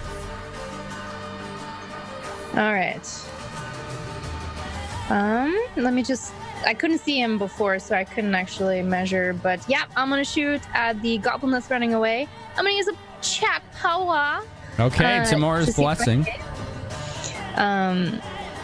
So that's my third and last magic stone. So it's +4. So the first roll is not that one. 3 + 4, so that was 7. Please dice. 13 + 4, that's 17 to hit. Just barely necks him in the head. And then it was 1d6 + 1. So +2. +2. Because you got +1 from the magic stone and another 1 from your strength bonus. Right, I keep forgetting that. It's all good. 8. 8. Yes. Yes. The fucking magic stone basically lodges itself gruesomely in its head, and it just slumps to the ground dead. And Zitter's just gonna like skip and like yay and like around. And got max damage. That was max damage. Very nice. I'll take it. All right, that makes it Max's turn. All right, I would love to just scoop this goblin up. Just like grab him and hold him close to my chest, kind of like this. Okay. So that'd be I'm doing more of a role play thing than an attack thing. All right, so this would be a grapple, I would say. So you basically roll combat maneuver bonus. It should be on your sheet on the first page somewhere.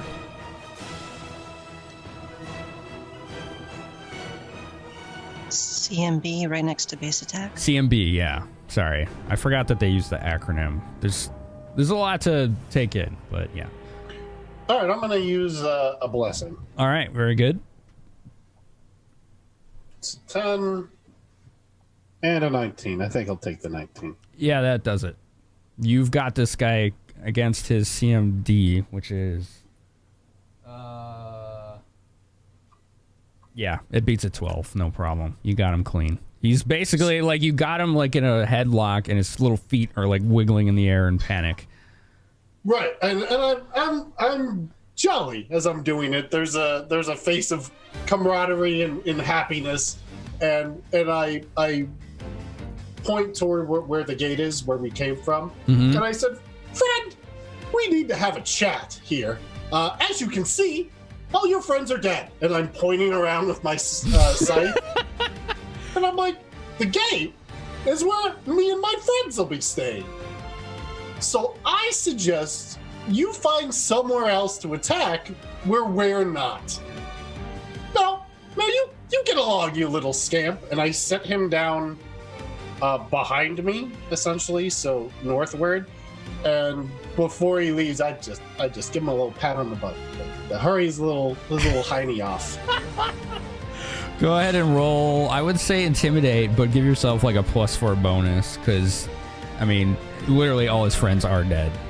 They're all dead. It's a 12 for the bonus. Except the one that's running, but he'll hear it. A 12? Yeah, it's All a right. 12.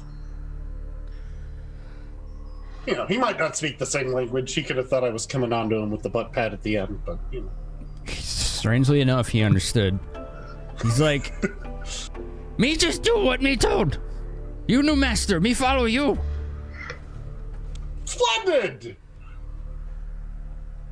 He's just kind of like let everybody frozen. know. He's just kind of frozen. Like he doesn't know.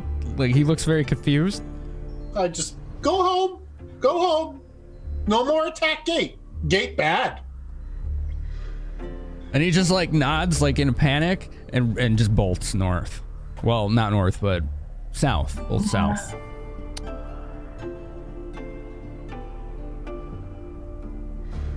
And the one with the crossbow has run away. And it's gone. While this happened.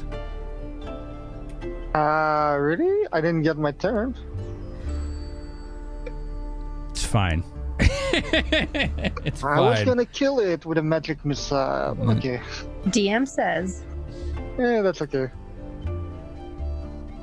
Well, that got a little tricky. Poor Zither almost bit the dust. I didn't die. What you talking about? I'm fine. I'm just annoyed at all those friggin' bad rolls. Man.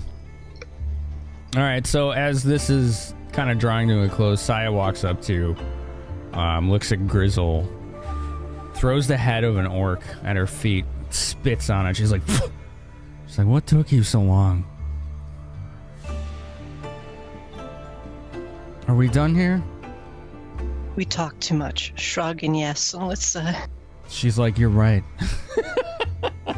What took you so long? Like pouting. Nice. You showed up in like half the battle. She's like, it's not my job to hold your hands. It's your job to help us, and just pout. No, that wasn't my job at all. She just kind of smirks at you. All right, and with that, we'll take our next break of the night. It's a little late, but we'll go ahead and take a break right now. But there is more to come. We're going to see the aftermath of this combat encounter coming up right after this. So thanks for sticking around, everybody. I'll get some songs queued up for you, of course. And thank you as well, everyone, for keeping each other company in chat. As you know, it's very difficult to be able to interact with you directly, especially in combat.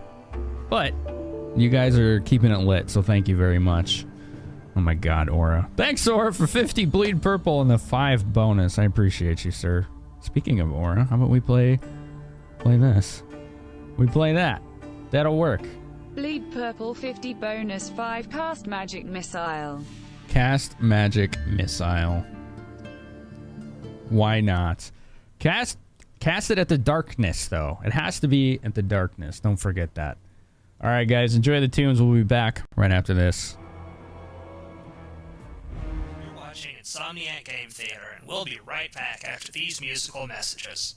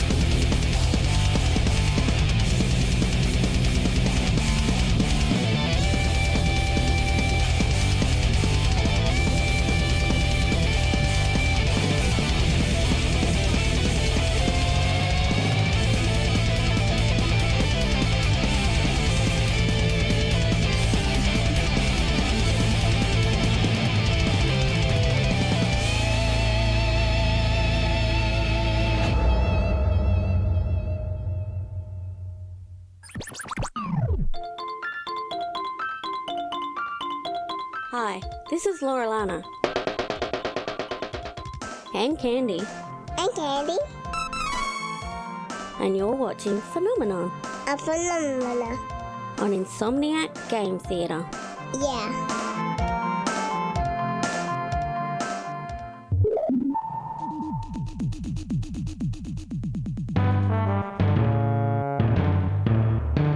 Finn, they're saying Korea. Like a Korea move. And it sounds like Korea. Like the country.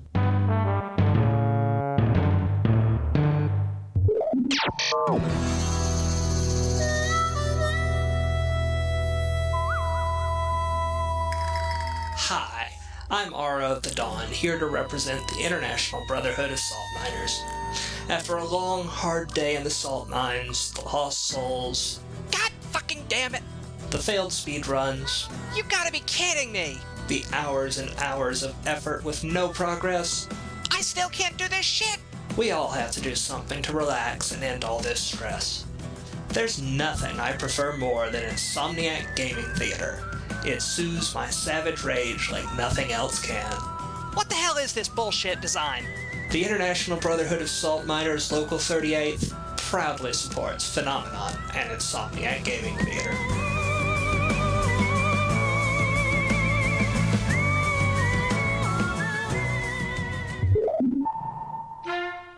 I am back. Hello, everybody. Thank you for sticking through the break. Thor and Gar Vaserl, of course you did. You're playing. Laura Lana is here, who has the best station ID of all time, of course. Well, one of them, right? Blue Sammy, Lurk Stuff, welcome. Welcome, we're having a good time. Cheebers wants to know if Bowser was ever confirmed to be a guy. I don't know. Leon Evelon, new sub. Enjoy those subs, by the way. Rainless Thunder's here. Endy, of course, is one of our players. Weewa is here. Or of the Dawn. Han Fire, Comfy Han. It's good to have you folks here. Thanks for keeping each other company. Enjoying the show. Enjoying the D&D. I love D&D. I like running it and playing it, and I hope you do too. So let's connect back up with our players here. And go from there. Hello, players. Hello. Hello. Andy has a cat right now. I think you need to see this. Look. I'm sorry. It's a kitty. It's the kitty that always climbs and like starts pawing her face, right? Is that the one? The other one, but yeah. Oh. Whenever she streams, she has this cat that just shows up and starts like pawing at her nose. It's hilarious in the middle of broadcast. Is that Bill or Evie? That's Evie, yeah. Because there's the AC in my room, and she's like, cold room, I'm all for that. She's a silly cat. That's how they are, though, right? Burball's in my lab right now. He's just lemming. Dreamers and your kitties. So if you just got here or you're just showing up, our party just completed their first combat encounter. It got a little dicey there. Poor Zither was down to a single hit point at one point. I'm fine. She's alive. She didn't die. She didn't go down. But she was coughing up blood. Max even got a little low there at one point. Anyway, feel free, players, to take it away. What are your next steps? Combat literally just ended, and Saya threw a dead orc's head at the feet of Grissul and spit on it. Is that all of them? Legit question from Zither. Half dying. Is that all of them? Saya looks around, sees goblin corpses everywhere. She's like, I hope so. So Max is gonna walk over to Zither and go, Sister, allow me to aid you. And he does lay on hands again. It's what, 2d6, right? The 2d6. Yeah, good luck.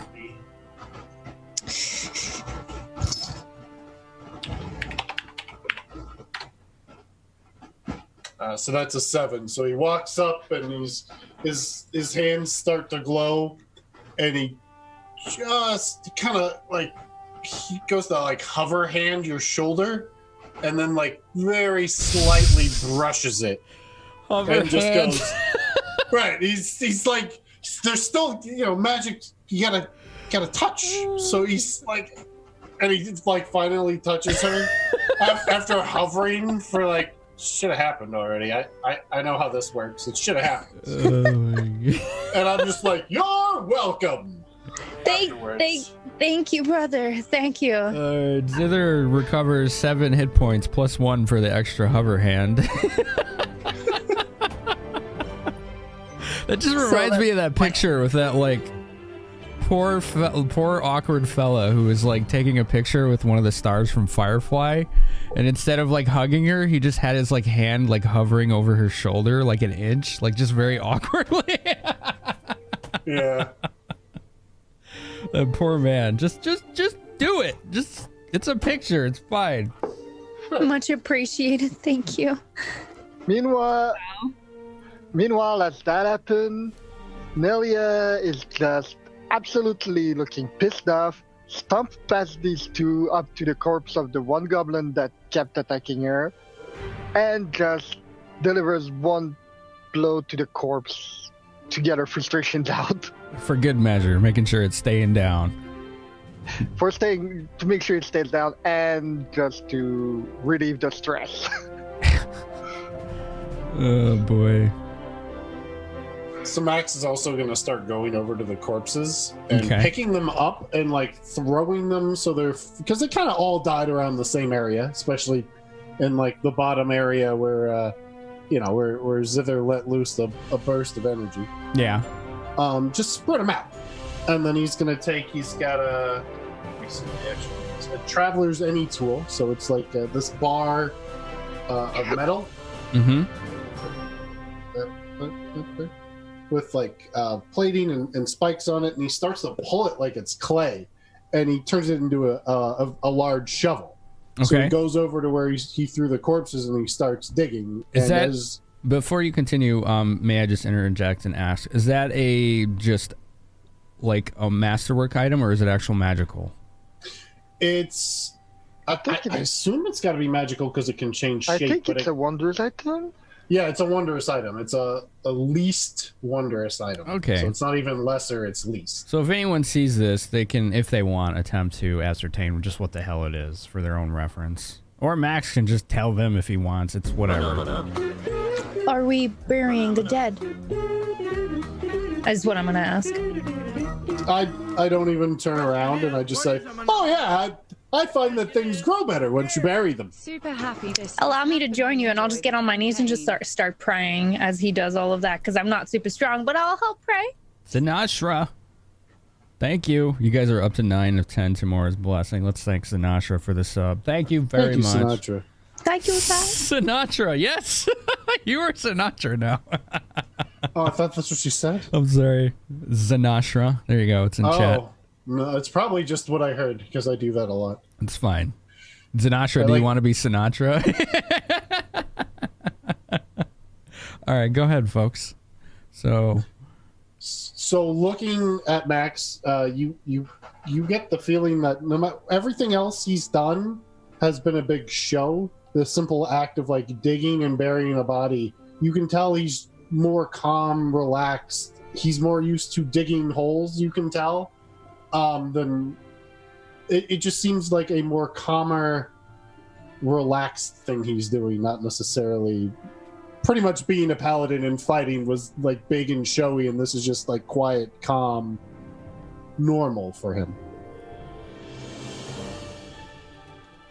interesting development there. So Saya, while she's watching you all do this, very much in character, previous behavior representative, goes up to those large, pile of boulders that you guys were hiding behind, leans against them, folds her arms, and just calmly waits.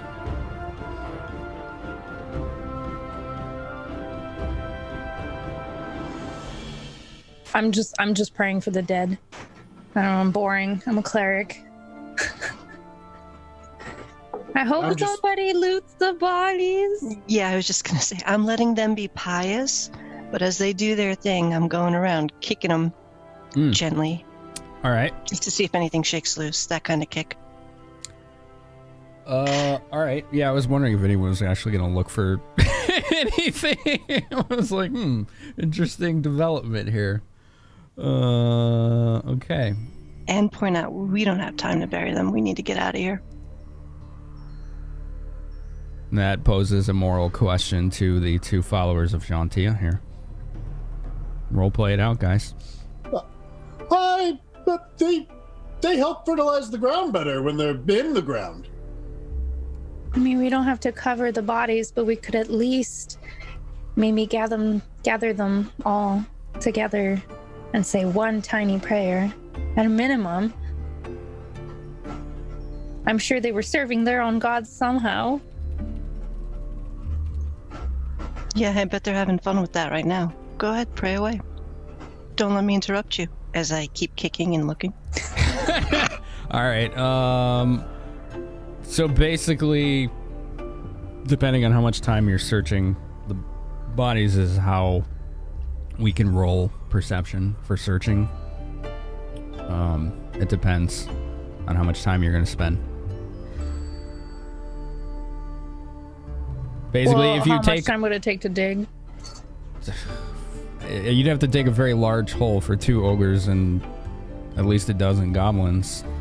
The rest of the day, at least. Right? It's a lot of bodies. And we'll have to camp too, I guess, if we do that. As far as searching goes, if you want to take 20, I believe that takes an hour to search thoroughly. I think it's either 10 minutes or an hour. I think it's an hour. Correct me if I'm wrong. Taking 10, I think, is like 6 minutes. Yeah, I think it's an hour.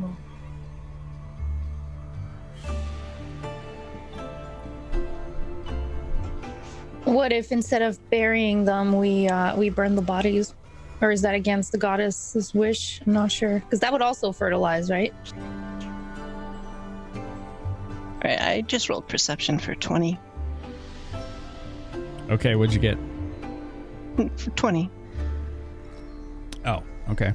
If other people want to take longer, they can. Grissul doesn't think we should stick around for an hour or two. One of the ogres had a really nice looking great club.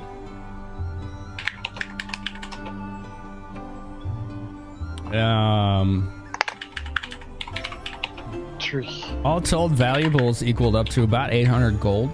Various gems, stones, coinage.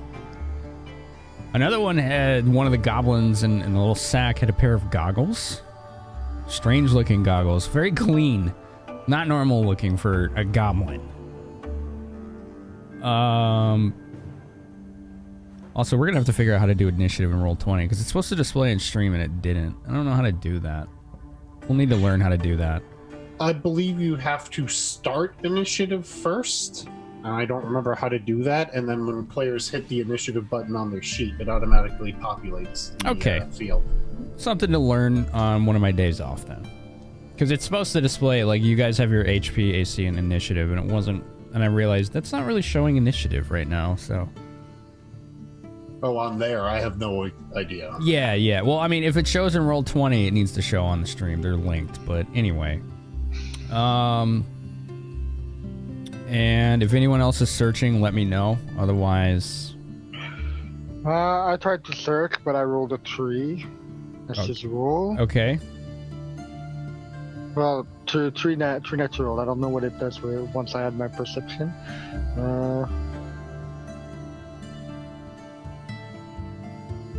Perception, well, yeah, that would make it a 8. I think the easiest way for you guys to do this in the future, and let's look at Roll20 really quick, because we can do this right now. I just realized this is actually going to be really easy. So let's look at Roll20. You click on your own character, right? You know, there's that blue, like there's 3 numbers, right? When you click on your character, like there's your hit points, your initiative, and AC. You should be able to just enter a number for your initiative there. Yeah. Manually. So whenever you roll initiative, put the number in there, and then it'll display for all of us, not only yourselves but the viewers as well, and me. Okay, sure. So every time we do combat, we just put in that number? Yeah, on the blue. I think it's blue colored, I believe. Yeah. Cool. Okay, what we put in there is our number the turn order. Your initiative, whatever you roll. Okay. So it's D20 plus your initiative. So you had like 22, and then you held your action, so you ended up back at 0 to hold your action. Oh, okay. All right. So yeah, that's it. Just manual entry for initiative. We don't have to do anything fancy. You just type it in that little blue field, and that's it. That's it. Doesn't need to be done now because it doesn't matter. Right. It doesn't matter anymore. Okay, go ahead. Carry on with what you guys were doing. Max and Zither were doing what exactly? I am quickly praying. Thank you, Shantia, for... No, actually, let's go with... sorry to send you so many bodies, but unfortunately, this will be a small sacrifice for the benefit of the town, I guess. Fair enough. As is the cycle of life, things must die and for other things to grow. You know, help the city. And I'm not trying to dig deep holes. I'm not trying to dig like 6 feet down. I'm just trying to get some dirt on top of the bodies, just so they're covered a little bit. Okay. And I'll once I bury the first one, I'll stop and go. Now that I think about it, if some animals came along and ate the corpses, that would be fine as well, because the animals would eat, the animals would prosper, the animals would poop, the poop would fertilize the ground, all serving the great cycle. That is great. Great thinking there, my friend. Oh my god. Manure is excellent fertilizer. Oh, Max, give me a perception. I always forget that that's my name. It's gonna take me a while to get used to being called Apologies. Max. I'm trying to use the player names so that the viewers kind of feel connected to it, and so do I do as well, to stay in character. No, that's fine. And I'll catch on to it. Like, I had another character named Rio, and somebody else's D&D game had a character named Rio, and every time they said Rio, I'd look up and be like, right, that's not actually who I am. I don't play that character anymore. That's not me anymore. I'll get it, and then I'll just respond to Max when other people are saying the name as well. Okay, so... Hold on, Vaserl. 1 sec. Okay. Yeah, sorry. Perception was a 9. A 9. Okay. Fair enough. Go ahead, Vaserl. I'm just gonna use my bond to my staff to use the detect magic and look around. Okay, great. Cursor glance to see if I detect anything magical on any of the corpses. All right, so you notice that club Grissul was picking up does detect as magical, as did the goggles. Okay. But you Did I also detect- notice that this one corpse that Max is just about finished burying, there's something magical on it as well. Oh. Okay, so I tell Grissul and whoever at the goggles to bring this to me for observation in a minute, but I literally tell Max that something was magical in what he just buried. So for visual reference for everybody, when you detect magic, it's basically a cone. At least for flavor, the way I see it is, Nelia's eyes are glowing bright blue, looking very arcane, you know, magic bleeding away from them. And it's effectively a cone. You just look around and anything that's magical within, I believe, 60 feet, I think is the range, on a 60-foot cone, it glows. Yeah, 60 feet. And if you study it long enough, you can determine the type of magic. And I think you can actually identify items if you have enough time to examine them with detect magic. We talked about that last time. First round, you detect the presence. Second round, if you spend a second round, different magical auras and the power of the most potent aura. And the third round, the strength and location. Let's see. If the items are in line of sight, you can make a knowledge arcana skill check to determine the school of magic involved. Let's see. Right? If the aura emanates from a magic item, you can attempt to identify its properties with spellcraft. Yeah.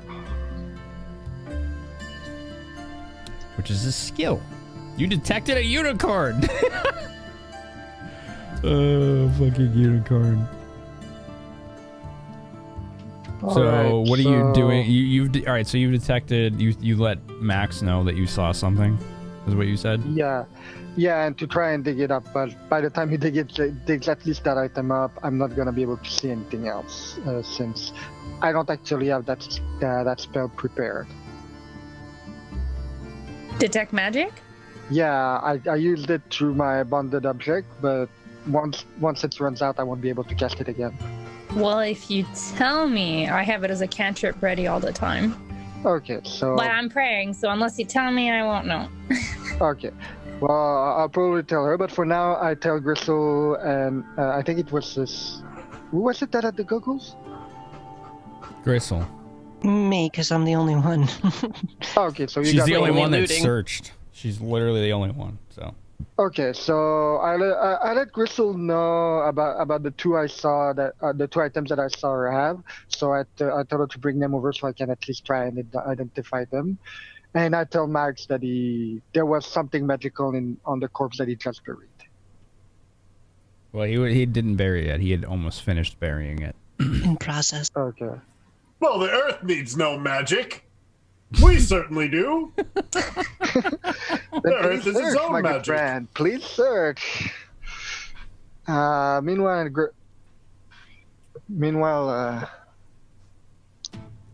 I focus on the big club that Grissul found. Okay. So give us a spellcraft check. Yeah, 20. DC 20? Or not DC 20. 20 plus spellcraft skill. Yeah. D20 plus spellcraft, sorry. 18 natural. What's my spellcraft? Alright, you got it. You got it. Oh, okay. So you notice there's one thing about this club that you can't quite put your finger on, but you do know that it is a standard magical great club. Basically, game when somebody uses this, it's going to help them be a little more accurate and hit a little harder. Out of character, it's a +1 great club, but there's something extra about it that you couldn't put your finger on. It's non-magical. Okay, that little extra is not magical, right? What? That's what you're saying? What? You said there's a little extra and that it's not magical. Yeah, there's something different. Like you were looking at this for a good, half a minute. You detected it. You correctly identified the magical properties of this, but you noticed something about this that's non-magical that you can't quite figure out yet. Okay. So for that, if you want to attempt, you can roll one of two things. Okay. Appraise or the appropriate craft skill. So I guess it would be craft weapons if you had that, or profession, like blacksmith if you had that as well. Yeah, no, Appraise can be made unchecked. I know that. Yeah. I actually have craft, and appraise and craft are the same for me, so I'm gonna go with appraise. Right, but do you have craft blacksmith or weaponsmith? No, I don't. Yeah, that's not a relevant craft then. Yeah, okay. So I'm just gonna go with appraise anyway. That's what I was gonna do. Go ahead. Roll 20, right? D20 plus your appraise. That comes to 22. Okay, you've actually seen this material before. The wood itself is much blacker than normal wood. It's often referred to as dusk wood. Okay. You've actually experienced this. Funny enough, your parents had a duskwood desk in their bedroom. So, they were very proud that they were able to have a desk made of duskwood. So you've seen it before. Okay. As far as weapons go, out of character, I think it's duskwood. It's either duskwood or darkwood. Let me make sure I got the name right. Do I know what the properties of duskwood are? Yeah. Just give me a sec. Keep your shirt on. Keep your shirt on. Oh, come on. It's considered masterwork automatically, and weighs half as much as normal. So basically, wood version of Mithril. Yeah. So it's basically automatic masterwood, and it weighs half as much weight wise. So it's fancy wood. Fancy wood. Okay. Good lord. Well, Grissul, looks like you have yourself a nice, wonderful Duskwood club and magical at that. It's gonna help you. It's gonna help you if you use it in combat, if you choose to.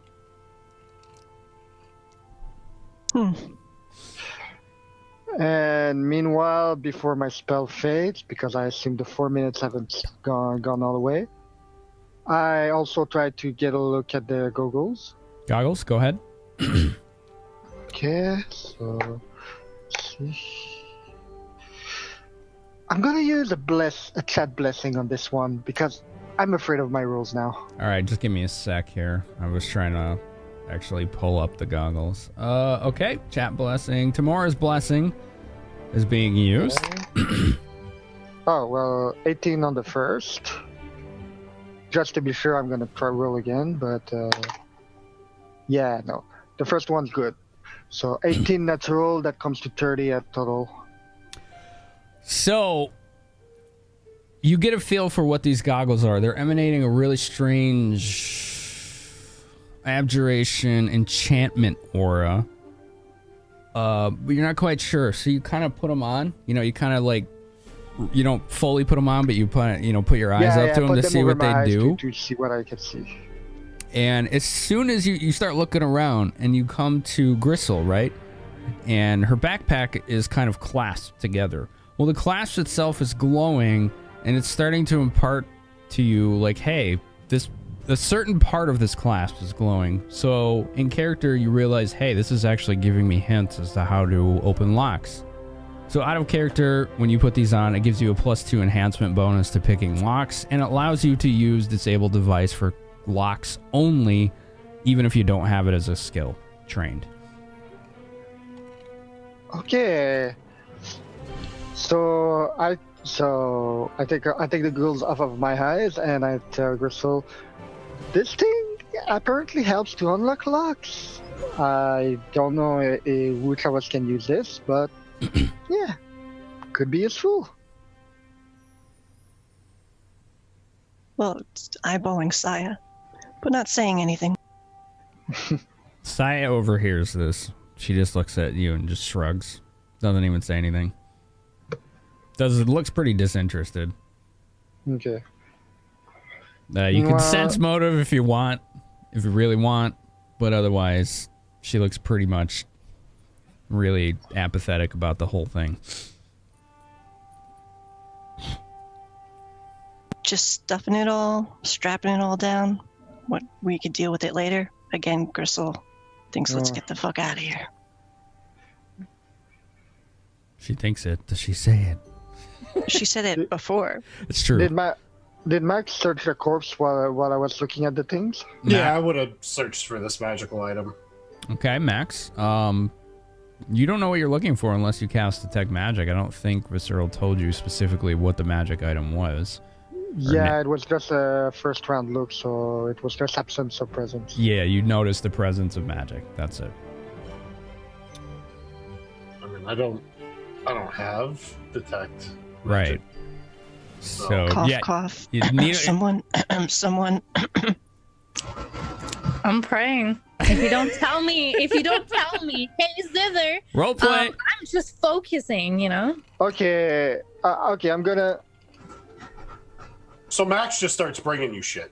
Anything that this goblin had, he's like collected just about everything and has walked over to you and is like, did you sit in front of me? Let's let the dice determine. Max comes up to you and brings. Wow, you got lucky, Max. Max walks up to who are you bringing it up to, Max? Who are you bringing this to? Nelia. That's who was telling me to look for. Nelia. So. Nelia. Max very. I assume I still have at least a bit duration on my spell right now. Max very triumphantly walks up to Nelia holding a sling, like in the air, and yes, that is actually detecting as magical. Okay. So right there, I say, okay, the sling detects as magical, and I try to focus on it. Okay, spellcraft. Right. God damn it, 14. Total? Yeah, total. I rolled a 2. You're not sure. It's a familiar aura, but any guesses right now would be just that. They'd be guesses. Do I have enough time on the duration to try another time? I don't know if no.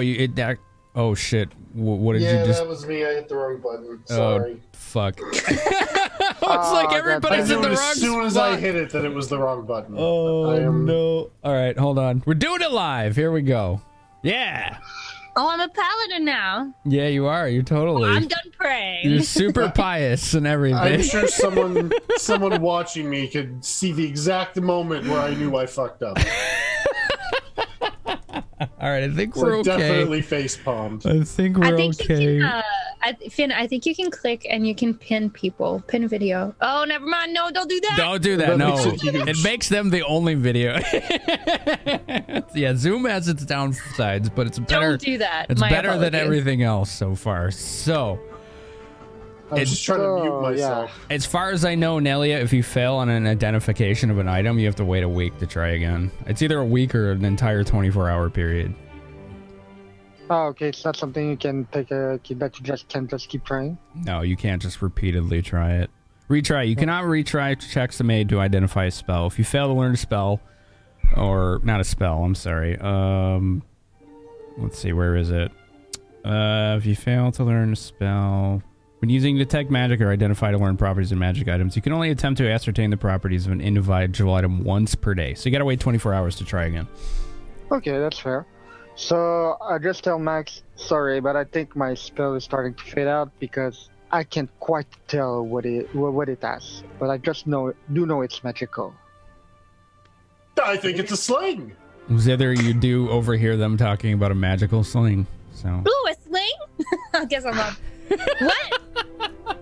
Yeah, I was just about. Everybody noticed her shooting magic rocks. Everybody. Yeah, I was just about to suggest he takes it to Zither. Give me! So I just go, of course, sister, here! And I hand you the sling. Oh, we know how to get Zither excited.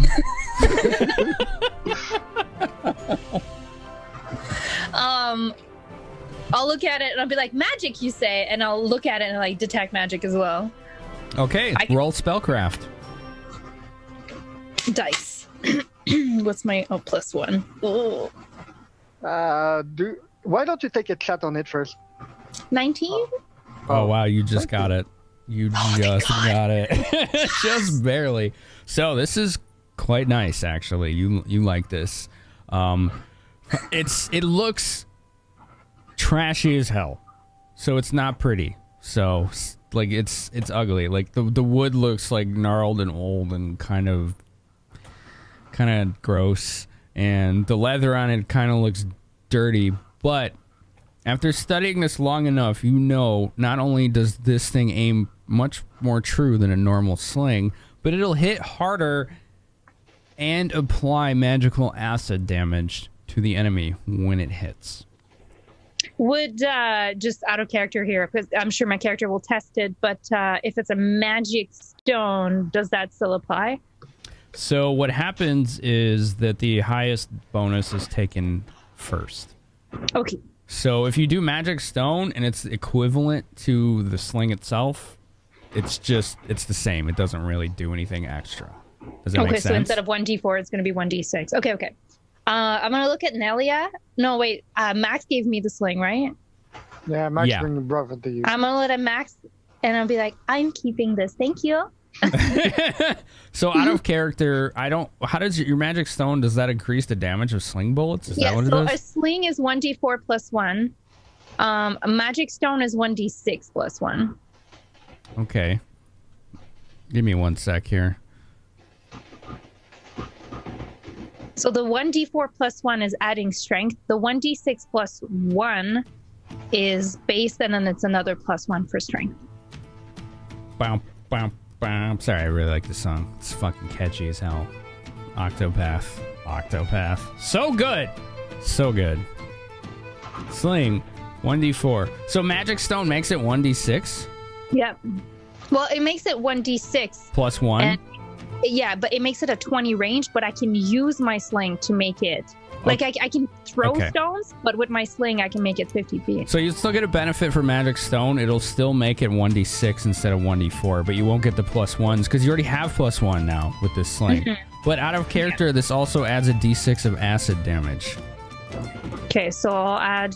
So regardless of which bullet or ammo I use, +1 Whether D6. you use... Yeah, no matter what kind of bullet you use, unless it's already unless it's already an acid bullet, right? It won't be, but okay. Does it have a name? Or in character, I'd be like, I think I'm going to name it. And does it, like, what's the actual name? I mean, it's up to you. It's all you know is it looks like crap, but this thing is going to pack a punch. Frank. Frank's a good name for it. I'm just gonna acid sling, I guess. I'm not very good at creating names. Sling of acid power.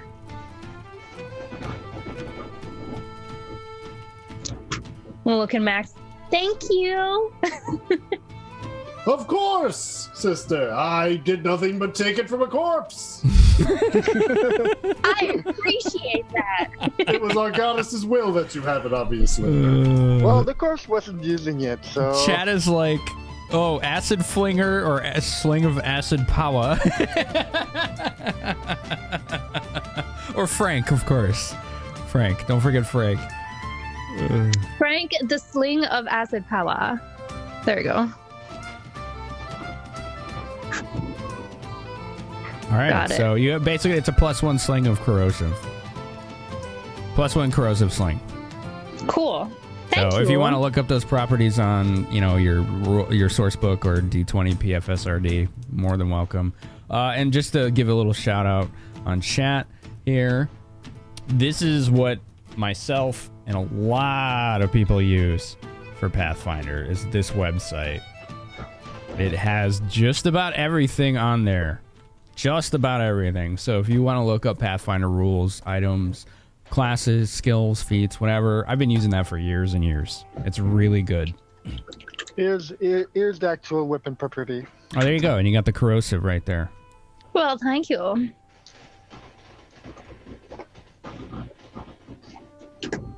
And it is command activated. So if you want, you don't need to hit somebody with acid. Like, if you're just trying to fire, like, warning shots or not kill someone, you don't have to actually hit them with the acid. It's on your command. Okay. Very cool. Thank you. Which is good because of the other effect you wanted to use your stones for, right? Yeah. Here's oh, sorry. It takes some acid, too. All right. What's everybody doing right now?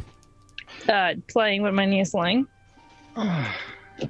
So the rest of you, the three of you, notice Zither fire a sling at the nearby rocks, and as soon as it impacts the rock, instead of bouncing off, it just kind of lodges in and starts melting the face of the rock a little bit.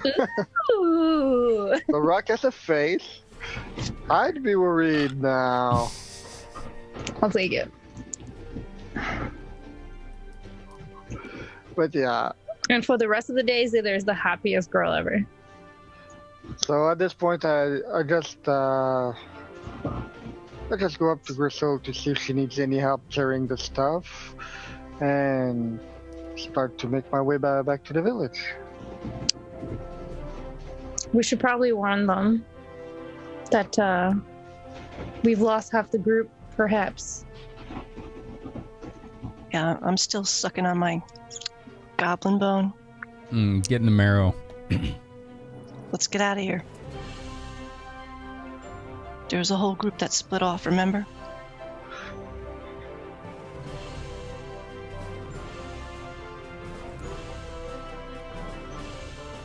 Max is ready to go. All right. Just give me one last perception check before you guys leave. Everybody. Okay, I'm gonna take a tomorrow's blessing on that, just to be sure. Sure. 26. 26. 7. 11. 11. At a 22. 22. 14. All right, anybody with 20 or higher, you definitely hear the noise of commotion, but it's very far to the south. I kind of echoed through the trees. Like, it sounded like the disturbance of animals, and it's nowhere near you, but you definitely get the impression that it's probably not safe to be here anymore. Yeah.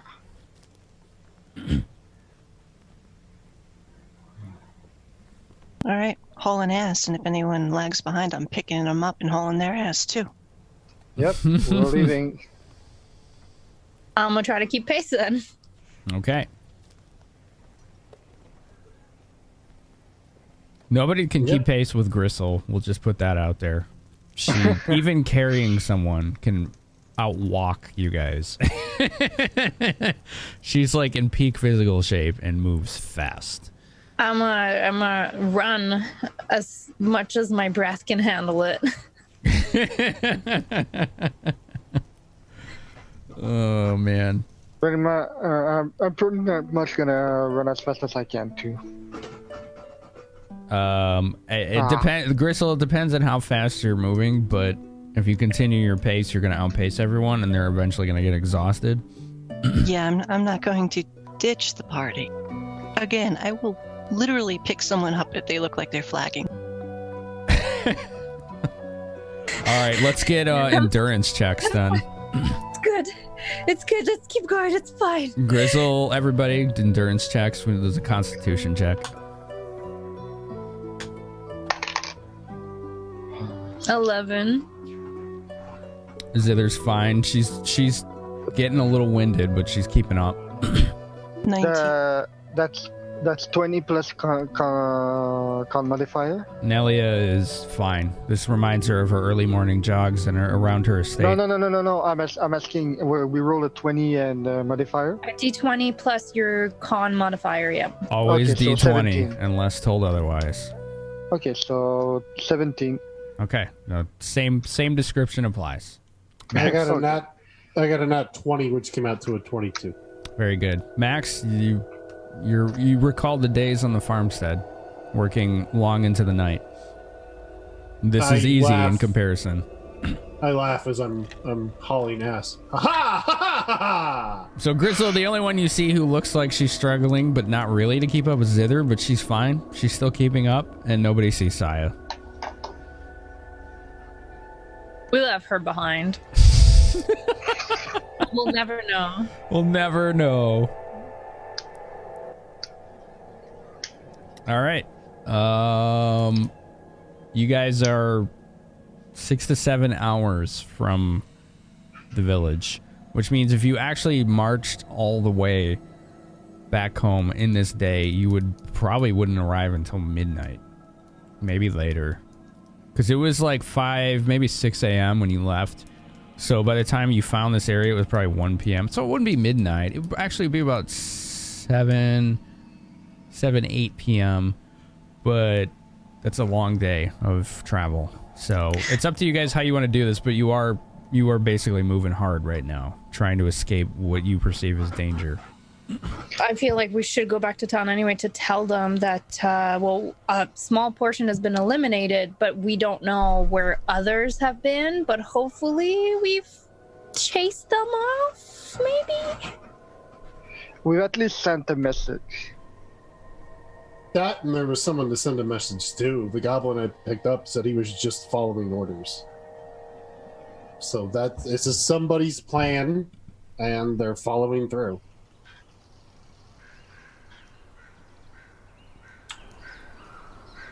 So do you want to risk making camp, or do you want to push all the way to Imniskar? I say right now we just push. All right. I agree. And if anything, we can get a bed. No, not just that, but at the very least, getting into town will make sure it doesn't get attacked into the night. All right, we're gonna do rolling endurance checks then at this point, because you guys aren't moving at a leisurely pace. So let's everybody get another endurance check. Constitution, D20 plus con modifier. Okay.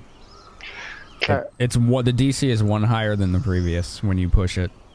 4. 4. Zither is winded. Grissul, you're fine. I'm gonna use a chat blessing on this. Gonna use another chat blessing. You got it, sir. I'm afraid of my dices. 13, 14. All right, we're down to 6 blessings left. Tomorrow's blessings. Yeah, 14. You're fine, Nelia. This is strenuous, but you're still able to keep up. Grissul, no problem. You've done this before many times. This is life for you. Max? You know, last time I rolled a nat 20. Did you get a 1? I rolled a nat 1. Yeah, I got a 3. Max has stopped. Max is out of breath. He's trying his hardest not to show it. Very valiantly so. But he's definitely, he needs some time. You hear, ha ha! Ha ha ha! Ha ha! Are we there yet? Max and Zither both are quite tired. I can't. Wait. Go on. Hold on, let me double check on something. Go on. Is this just the renewal domain? Yeah. Yeah. I remember. I can use it 7 times a day. I'm gonna use Renew Strength on me, which gets rid of exhausted, fatigue, not well, nice. The rest of it, but exhausted and fatigue. And then I'm gonna touch Mac's shoulder. I'm like, we got this. And renewed strength as well on him, and I can still use it 5 more times. So Zither kind of almost in a playful way does her hover hand, almost mimicking what you did earlier, Max, and you suddenly feel like you have your second wind. Both of you do. Don't give up, friend. We got this. We got this. We'll make it. Thank you, sister. With you behind me, I feel like I could take on the world. Shantia bless us. We got this. Are we there yet? No, it's literally an endurance check every hour you guys push it. Okay. All right, let's get your next one. Oh god. I'm not using chat blessing on this one. All right. You are going through rough terrain. That's why this is more strenuous than just a normal day's travel. Like, you're in foothills of mountains. 12? Okay. Nelia, you're fine. You felt it. Like, this one was a little tougher than previous this last hour, but you're still okay. Zither, you just got bushed once again, didn't you? Okay. 5. Grissul and Max? 17. Grissul is a fucking champion at this stuff. She did cross country in high school. Max? 5's a good number. Did you get 5, Max? I got 3 because I rolled another 1. Oh no!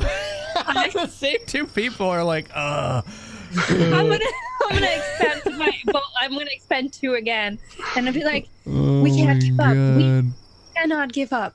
We must get to town. We got this. I have 3 left. At this point, Max is like hunched over at like the waist and was like bracing a hand on his knee, and he's just like,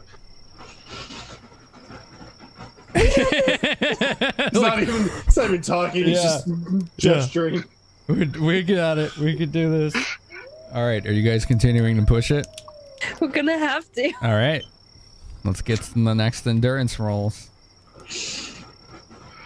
Oh, come on. I rolled 3, and then I rolled a 4, then I rolled a 5, and I rolled a 6. Are you serious? Yeah. It was great. Nelia? 19. Yeah, Nelia, you're just reminded of your vigorous training as a child and a young, adolescent back at the estates. You've done this before. You never liked it, but it's not anything you haven't been used to. All right, Grissul? It was a 20. Nice. You should be carrying someone. My jaw's a little tired, though, so now I'm spitting out the goblin bone. Oh, my God. Fucking 20. Max? I did better. I rolled a 5, so that's 7. Oh, God. The same 2. They're just like, God dang. Zither and Max. At least it's consistent. We suck at this. Take the last of my strength, friend. We will make it through. Gentil does not promote running. That doesn't help the cycle, just walking really fast in one direction. Take the last of what I can do for us. After that, I'm done. I'll do him, and I'll do myself as well, and I'll just like almost collapse, but like get up and be like, one more push. We will be okay. All right. I gotta say, Max and Zither, give yourself 100 bonus experience because this has been comedy and you've been role playing it really well. Oh, we suck at this. Why are we doing? Why did we go along? Why did we say yes? You're the physical one. Oh man. Are we there yet? And Max is just like, I have no idea. But right. There is a swimming pool of sweat for my nuts in my codpiece.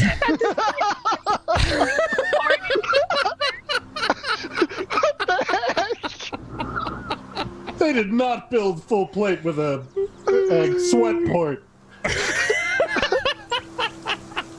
I wouldn't know. Oh my god. Oh, good. Just splashing around down there. and when you're not wearing full plate, right? You're the only one, man. She's got. Right. What do you got? Is there like a breastplate or a chain shirt or something? Leather armor. Yeah, not just leather, light armor. Yeah. So when Zither says, "Oh, I wouldn't know," Max goes, "Oh yes, yeah. Oh, you wouldn't know unless you were plate mail." Yep. Sure. Yep. Let's keep walking. So you have successfully made it out of the foothills, but you're in the farmland, so you're still not at the town yet. You still got a good hour, 2 hours left to get there. Can we slow down, please? That's 2 more checks. I think at this point we start to slow down a little bit. Just scoff. I did my best. Okay. This was just literally for Grissul. This was literally a stroll in the woods. That was it. You guys made it though. All right, everybody, give yourself 50 experience for that. That was interesting. I like that. That was pretty funny. That was a fuck. If we stick around here, we're gonna be in trouble. Let's go. Let's push it. Yeah. Let's get the hell out of here. I'm doing it because there's a bed at the end of the line. I'd rather be in a bed than a camp. So you have found the farmlands. There's gravel and dirt roads here and there. It's a little easier going than foothills, but you're still not, home free.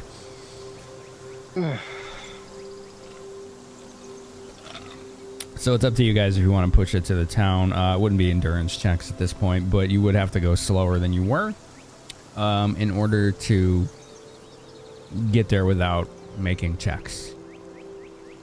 I'm okay with continuing slowly. It's about 7, close to 8.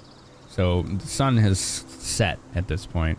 Well, no, we're in the summer, right? So the sun is like basically on the horizon.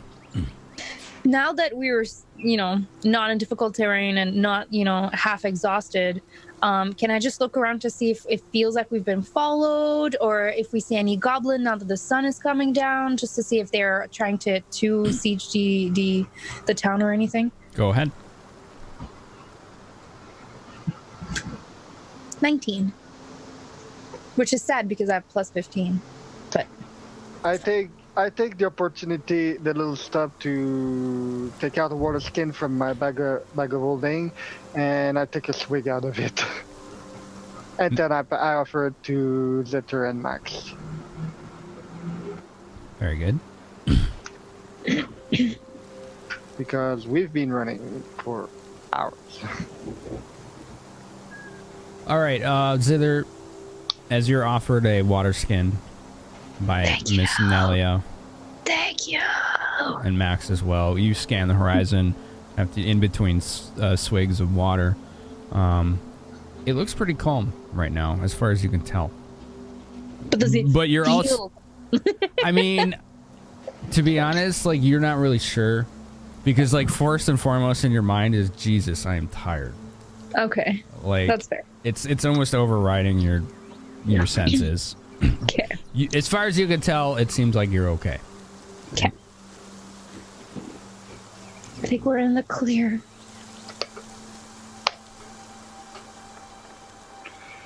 Okay.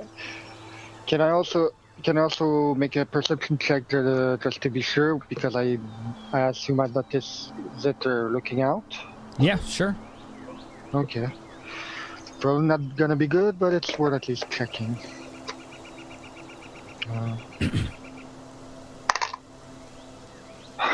gonna change I rolled this, a by the way. natural one. I rolled a natural one. I mean, despite you handling the vigorous exercise quite well, the fatigue has kind of hit you, and you're just more focused right now on getting that water down and getting home safe, that you don't really notice anything. Also, I bet the sweat has brought back all those goddamn bugs again.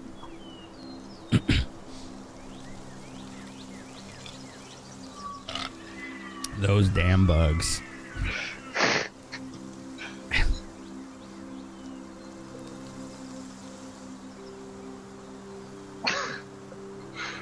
All right, so what are you guys doing? Just marching, hanging tight? Like, what's going on here? Give me some vocalizations here. What are we doing?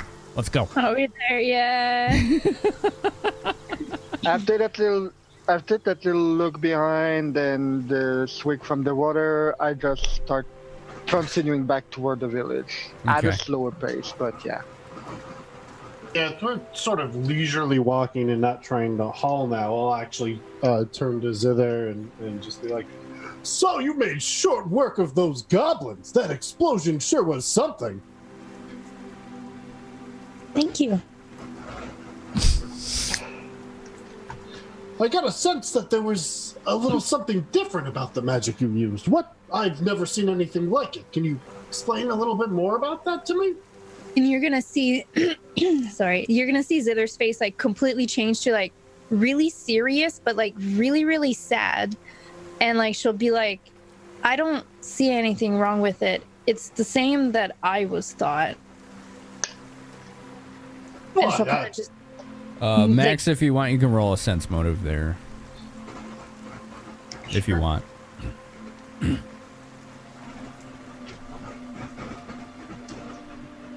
No, probably not. He wouldn't.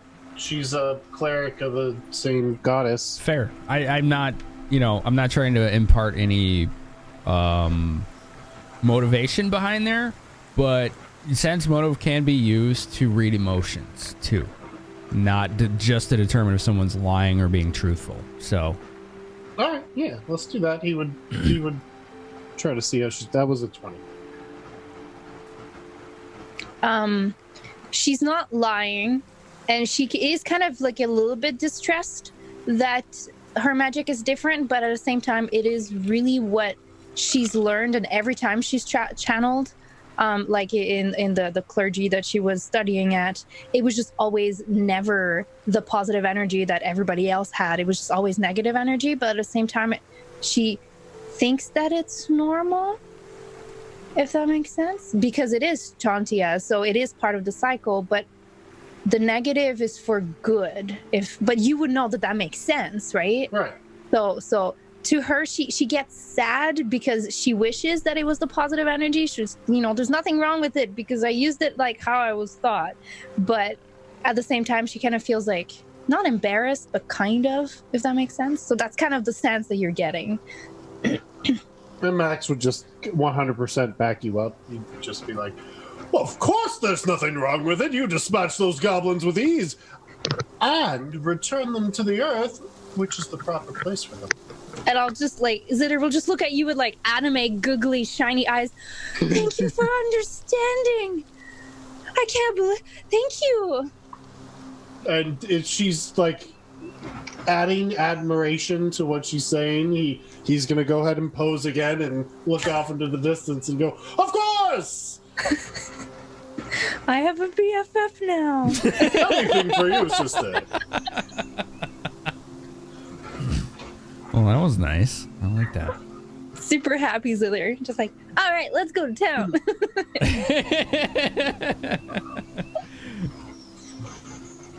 All right, so another maybe hour passes and you guys finally reach the borders of the town. What did we call it? The Palisade, I believe? Yeah. You've reached the gates. Those same two guards that were there 15 hours ago or whatever are still there, and they're looking quite haggard and tired and worn out and shocked to see you. What? He's like, what? Like the other one that never talked to you before. What? You came back? Was it just a camping trip? Why? Yeah, Of that's why course we have not. arrows in our shoulders. That's fine. I think you would have done something about those, but you know, you might have done something about that. No. At this point, that arrow is a decoration. It's a war and decoration, and it means something. So Max would just be like, He's just "Of course like- not. Oh. What? We said we'd take care of your goblin and ogre issue, and we certainly have. We found them and we dispatched of them. I didn't realize you'd require proof. I would have brought back a corpse for you." And then you hear and Saya's over there Looks like Saya did. like 100 feet away. Oh, she did come along. orc head she threw at Grissul's feet, she throws at the guard's feet. She's like, they did it. I was just watching. Well, she didn't help.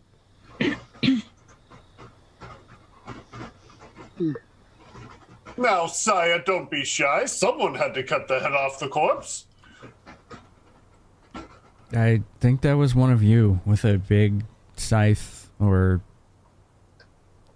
curvy sword, whatever those are called. I just Well, when there's blood in the air, who can keep track of what gets dismembered?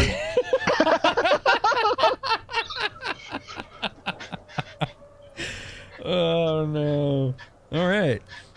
He's like, "Oh, we didn't even know there were ogres out there."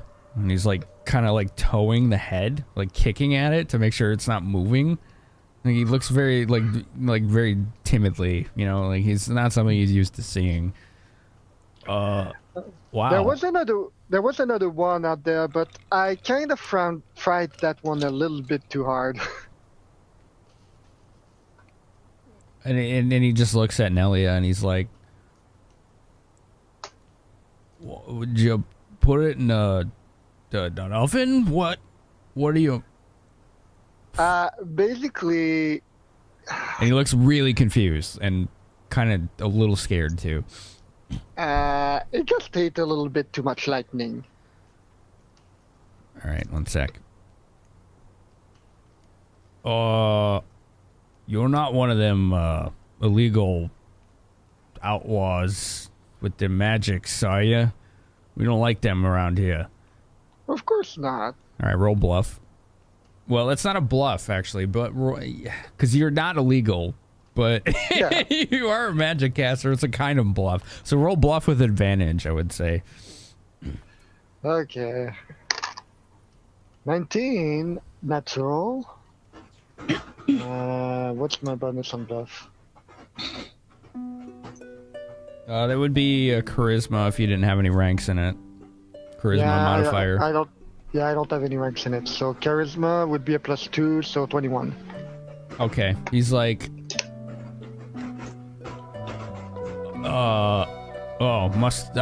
we didn't see any of them storms out our way. Must have been pretty bad down there. Well, all right then. Good. That's pretty lucky. Right? Well, yeah, it is. Okay. You should go talk to the head of the militia. Maybe tomorrow. He's probably sleeping or drinking. Maybe he's drinking. I don't know. But you need to get a writ, a proof that you did your job. I think you did your job. I mean, look at this thing, and he kicks the ogre head again. I don't want this. You can have it back. Can you get rid of it? It's gross. It smells. I've had a long day, and I don't want to smell this thing for the rest of my shift. Are you sure you don't want to put it on the fence? Get it out of here. I'm sorry, could you repeat that name again? Who are we talking to in the morning? The head of militia. That's Robert. You know, old Robbie. You know, well, are you from around here? You ain't from around here. We know everybody. No. Just look for the guy in the morning. He's yelling at everybody by the stockyards. Sounds good. Okay. No, don't leave until you get rid of this dang head. Okay, and you sure you don't want us to tie it to the fence? He's like glaring at you, like just glaring laser beams into your head. I mean, it would be a good warning. He's not even answering. All Do they have a right. campfire going? Huh? Do they have a campfire going? I mean, there's like, what are they called? Braziers all over the town. There's a campfire by one of the stables that a few people are just kind of hanging out by within eye shot. No, that would smell too much. Just pick it up and chuck it as far as I can. All right, let's Outside roll of a strength check. Don't we need that for the proof or whatever?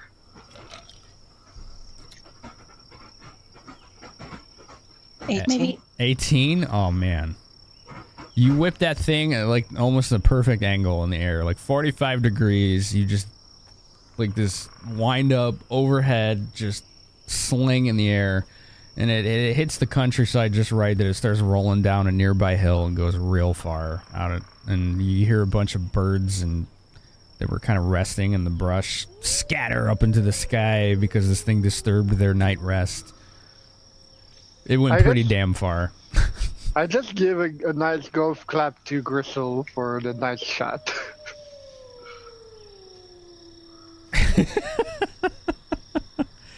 All right, so it's like probably 9-ish p.m. at this point. You guys have been up for 16 hours, I would say. Since you got up at dawn. warning the guards. Keep a tight watch. We didn't get all of them. I'm going for a nap. Sleep sounds great. Yeah, wake us up if anything happened tonight, but we're gonna go rest. All right. Thanks for killing and getting rid of that smelly thing. I'll tell the boss you had proof, but yeah, whatever. We just don't want it in here. It stinks to high heavens. Okay. As we go back today, and I stopped by the bartender and asked for a bottle of something to drink while I'm going to bed. I'm gonna go straight up to the room that we had and almost sleep. Okay. And then in the morning, I'm gonna pray and get all my spells back. How much does it cost me for a bottle of wine? Few silver. Okay. Proof is in the bushes somewhere. So we're gonna put it at about 10 silver. So, yep. Oops. There we go. That's grossly overpaying, but it's up to you. We'll say I take a bottle of their finest. Fair enough. That's about a gold or two then. Yeah. Oh, a gold or two? Okay, I can adjust. 10 silvers is a gold. Huh? It's metric. It's very metric. 10 bronze is a right. silver, 10 silver is a gold, 10 gold is a platinum. Right, okay. So that just cost me about one gold, and I take a bottle of their finest. Okay. Oh, Grissul, Max. It looked like Miss Zither quickly went upstairs to retire for the evening. What about the two of you? Is there a bathhouse? Is there a bathhouse? That's a good question. I hear the word bat and I start paying attention. Yeah, actually, ironically, it's in a different place.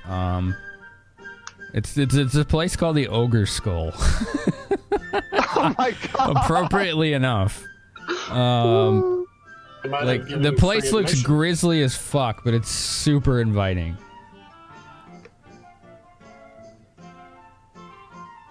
Like it's like imagine going to a cave and getting the finest service of your life, and this kind of gives you an idea of kind of what place is about. It's not a cave, but it's just it's very like thematic, I'll say. According to this, it has a decor of ogre skulls on the walls, but it's cozy and warm with a friendly atmosphere to all but cheap tippers and bad guests. And they have amenities, like baths. Okay, all I know is I heard bats, and I started to follow Grissul, carrying my bottle of good wine with me. Leon, our drunken captive, was taken back to town by Ace's character. Yeah, before you guys left for the foothills, he had that morning taken off north on the eventual trip back to Athkatla.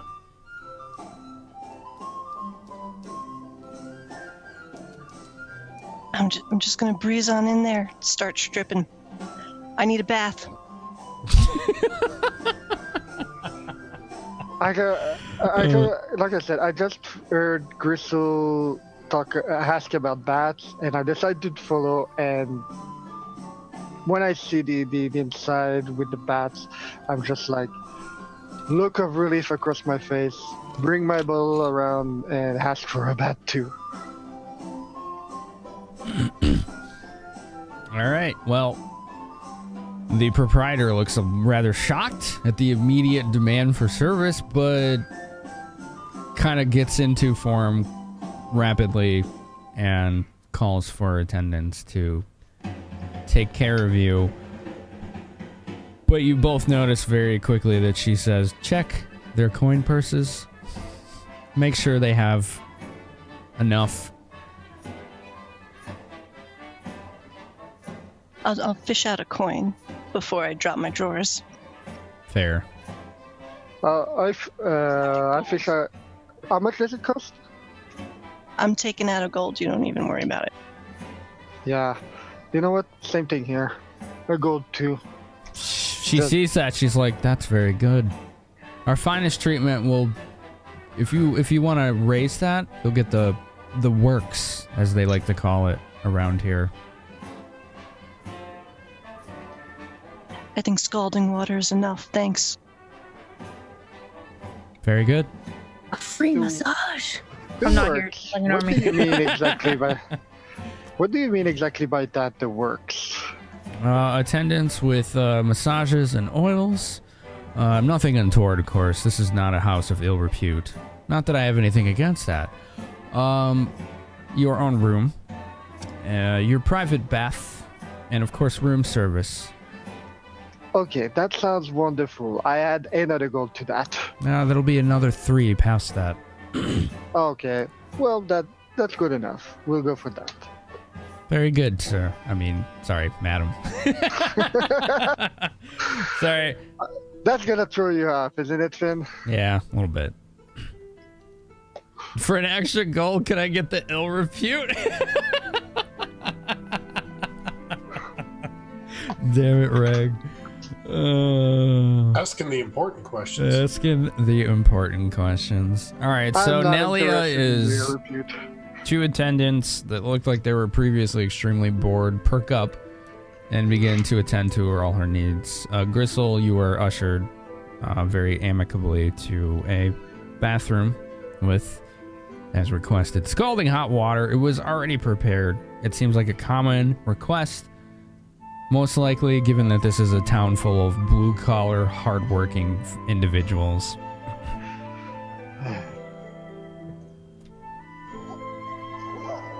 Just gonna sink right in, scrub off all the blood and guts and dirt. While I'm having the bath, I throw in an additional 5 silver so that they can bring a good drink to Grissul too. All right, well, Grissul, while you're scrubbing away, they deliver a drink that was courtesy of the lady you came with. Let's see what kind of drink Nelia ordered, because this ought to be interesting. What would Nelia legitimately order in character? In character, what would Nelia send to Grissul? Well, for myself, I already came in with a bottle of good wine, but I think I'd have ordered a pint of their finest beer. Fair enough. So that's what arrives for you. Thank you. As they walk out, I'm muttering these rubes, throw around their money. All right. Max. I'm gonna go up and see if I can get a bath at the place that everyone else was. Well, that everyone was originally staying. A bath? See if they, they have like a public bathroom. It's just kind of like a large reservoir that's got right in the center. There's like a cylindrical. What do you call those? Like almost like a basin, just full of hot coals, and the water kind of seeps through it, so it keeps the whole thing. It's effectively a very large public hot tub, just very analog and anachronistic, I suppose. Okay, so I'll just ask. Do you have anything more private? Perhaps you have a basin that you can bring to a room. I would be happy to carry it myself. And they were about to be like, no, but then as soon as you said I would be happy to carry it myself, they're like, okay, we can work with that. Sure. Just give me a minute. And, a minute or two goes by. Some yelling in the back rooms. Very authoritarian screaming at what sounds like a subordinate. And you see like a 13-year-old scrawny-ass boy come out with this big empty wash basin. He's like, yo, basin, sir? Like, wonderful. Struggling just to carry this empty thing. I take it from him with ease. Okay. He's like, oh, you can just fill it in the public area and take it upstairs. You offered to do that, so... Of course! I'm fully capable of fetching my own bathwater. Thank you. And I hand him a couple silver. And he just starts crying. Like tears of joy. That's about as bad as me with that 1 gold to the guy back in Ham. So I'm gonna I need to stop listening to. I'm gonna put my bath and my bath water up in my room. Fair. And secure everything, make sure everything's good and perfect. So did you have any... Oh, I'm sorry, I tend to jump ahead. I don't mean to interrupt. Go ahead and finish your thought there, and I'll ask after. So I'm gonna actually close and lock the door. Okay. Grab whatever chair I can find and prop it under the doorknob to make sure that no one can get into this room unless I let them into this room. And I start taking off the armor. Okay. And what this looks like and what he does is he's removing this plate mail. Every piece that he's removing from his body seems to deflate. The muscles essentially disintegrate. Once all of the armor is removed, he actually, instead of being 6'5", stands about 5'8". His hair is no longer blonde; it's black, and he has brown eyes. And he's got he looks like a common peasant. Right. And he sets about getting in the bath, cleaning the armor, things like that. That's what I was gonna ask. Give yourself 100 experience, please. And he's gonna jerk it because he can't jerk it in full plate. Oh, I got that. Well, he doesn't always take off his armor. He's gonna take the opportunity. Oh, it's a good thing nobody can get in. Yeah. Okay. Oh, right as I get a raid, too. This is the first thing you fucking say. My God. Jesus Christ, Wolf. Yeah, you are. Hey, this is DnD. Let's not go into details, but all right, fair enough. So, let's see, Nelia. Not Nelia, I'm sorry, Zither. Did you have any heal spells left? Prepared. Sure didn't. Okay, fair enough. So That's why I went straight to bed, so at least I can get my full 4 HP. yeah, you'll get 4 HP through the rest. Out of character, when you rest, you get 1 hit point per character level, or hit dice, however you want to call it. So 4. So everybody gets 4 automatically. I didn't. I don't have any other healing prepared, so that's why I just went and passed out, and I'm praying in the morning. It will be good. Fair enough. Oh, I would have laid on hand. Well, guess I was already laying on hands. But I have to be in the armor in order for the healing to actually happen when I lay on hands. Right, and you already used it twice. So Yeah, but I get 5. Oh, it's what, half your level plus charisma modifier? Is that how it works? Yeah, it's half my level plus charisma modifier. My charisma's +3, so. Oh, yeah. 2 and 3 is 5. He's laying on hands, all right. Oh my God. Jesus. I laid on hands, and then I laid on hands. All right. Well, if you're gonna heal yourself before you sleep, I don't know if you can without the armor on. So. No, I would have had to do it before the armor. I took the armor off. Fair. I don't care if you do that. That's fine. Wow. Wee-wah. Thank you. Thank you for the chat, Pella. The question is, who cares? Timora's blessing. We up to 7. You guys are ready. All right. The night passes. You all had a very relaxing night. Everybody got 4 hit points. Give yourself +1 in addition to that, because you all seem to do something that relaxes you quite a bit. So everybody gets 5 hit points total for their rest. Okay, I tested. Not everybody's full, but most, it's half of you guys are full as far as that goes.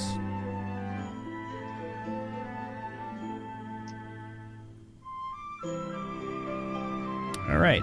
What's everybody doing in the morning? What's the plan here? First thing in the morning is I prepare a new set of spells, and once those spells are prepared, I step outside and start practicing dance steps with my quarterstaff, using my quarterstaff almost like a spear. Okay. After praying, I'm gonna go down for breakfast and wait for my party to kind of just group up until we decide at what point we want to go back to. Sorry, we have to talk to Robert. Robert. Okay. Do we know its name is Robert? That's what the guy said. Oh, okay. I missed that. So I pray, put the armor back on, pray again to regain my spells, Mm-hmm. and like pull the chair away from the door, step back outside, and sit down in the common area and eat something. And Have some breakfast, my friend. why, thank you. And I'll have a seat with Zither and sit, and we'll hang out and have a meal. Okay. Standard tavern fare. This place isn't really gonna be a place where you're like, you have to go here, but it's not bad. Average to above average food. Fills your belly, nice and warm. Feel good afterwards. Not like you just ate a grease mop. So. And after I put the armor back on, I look exactly how you all know me. Just 6'5", blonde hair, blue eyes. Never seen you any different. Right. It's true.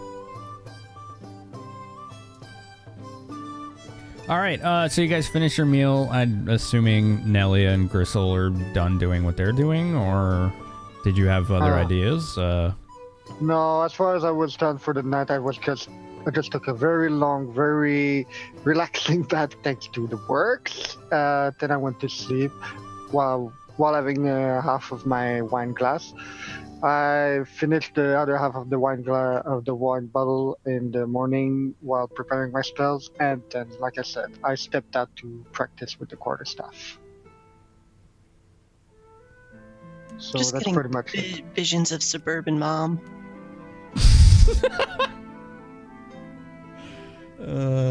Okay. All right, so you guys basically are finishing up your meals and your practice and whatever. Saya walks up to Grissul. She's like, what's the plan? What do we... I've done my job, so I don't really need to stick around anymore. What are you guys gonna do? Are you gonna head back home, or what?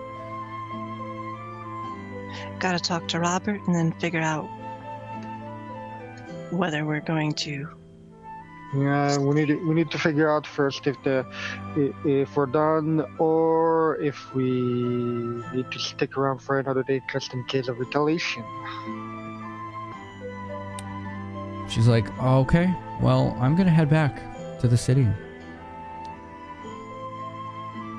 Are we all hearing that, or was that only to Grissul? I assumed you were all together at this point. Oh, okay. So yes, you would hear this. We'll most likely head back once we confirm with Robert that the job here's done. Hopefully. Robert.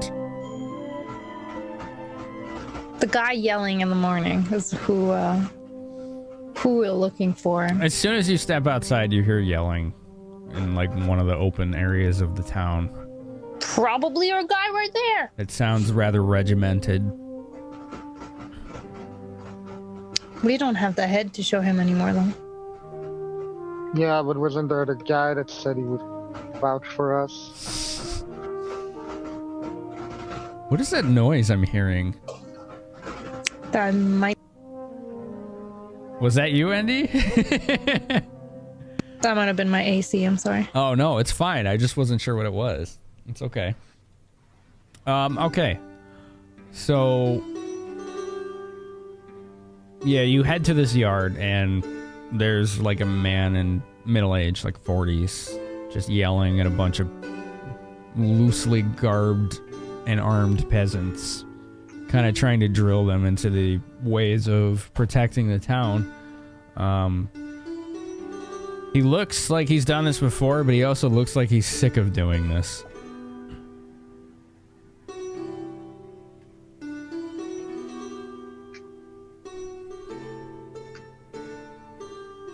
Walking up, Robert. His report, you said? And he just looks at you. He's like, ugh, you're the one that threw the head, right?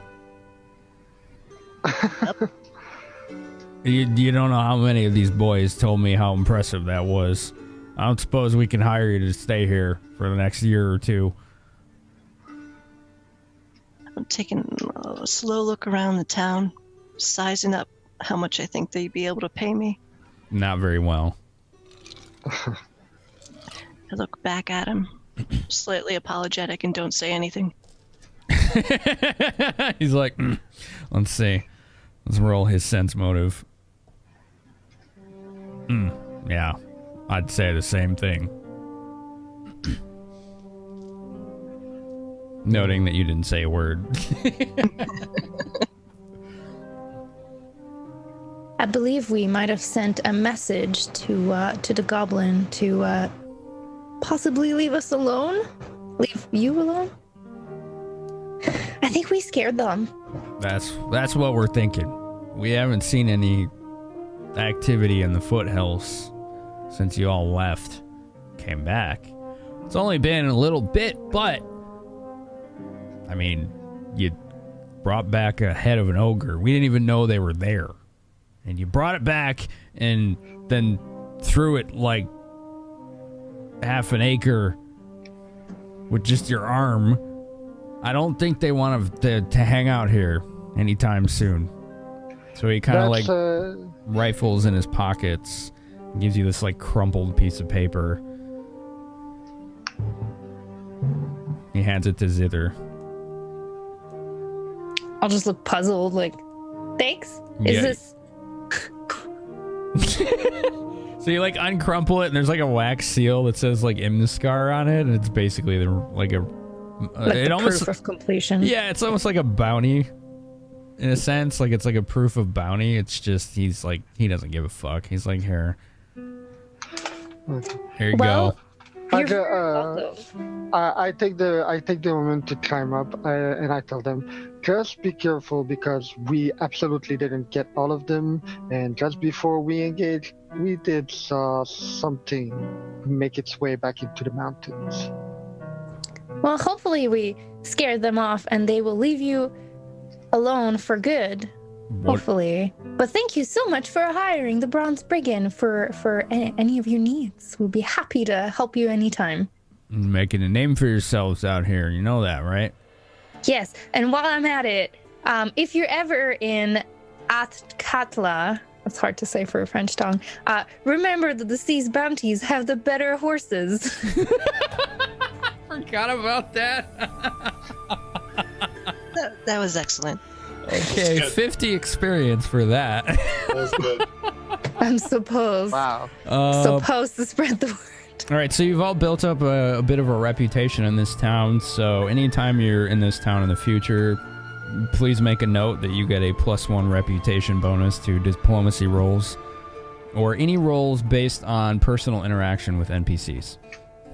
In Imniskar? In Imniskar itself, yes. Okay. Also, this is day 6, 7. 7. Yeah. On the job.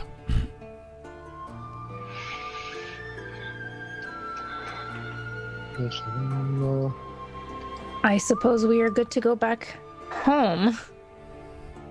I just have to math for XP 1 sec. I only got the 1 bonus for XP, right?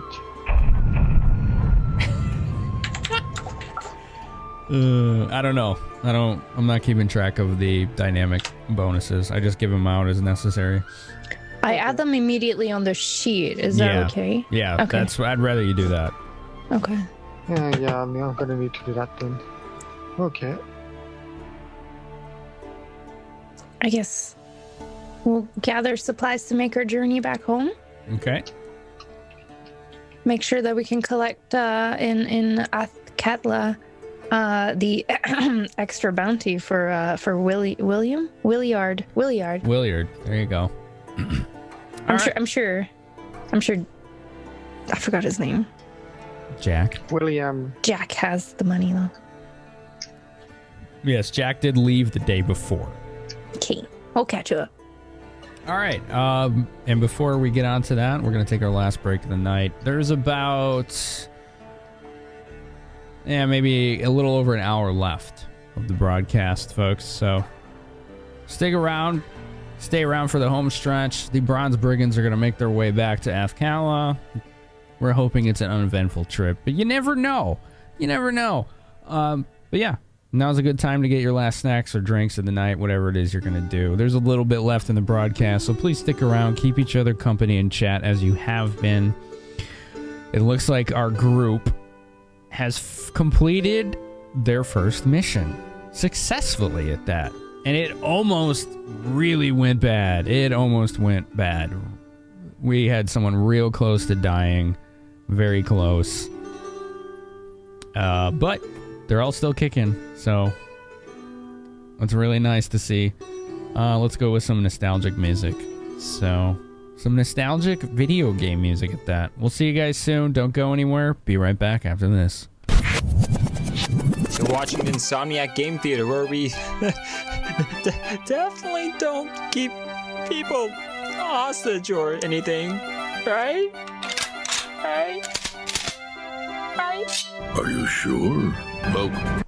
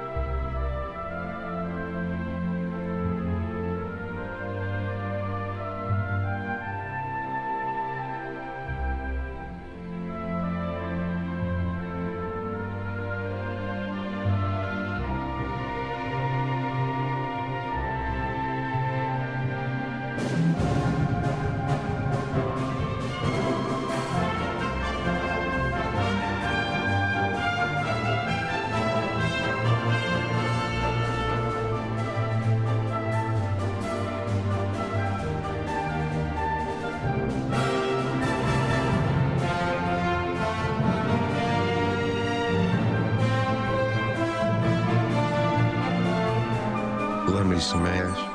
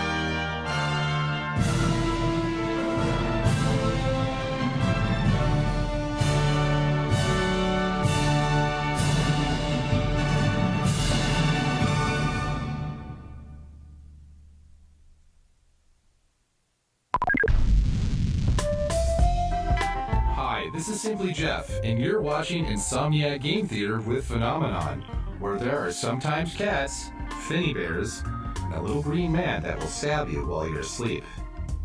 Don't go to sleep.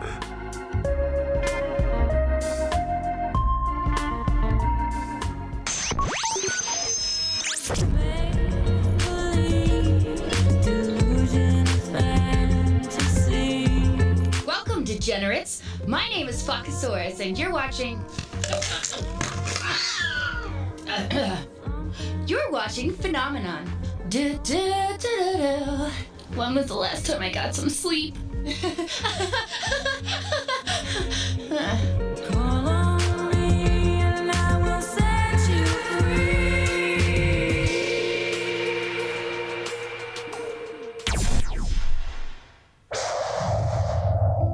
Do you get thirsty? Happens to me too.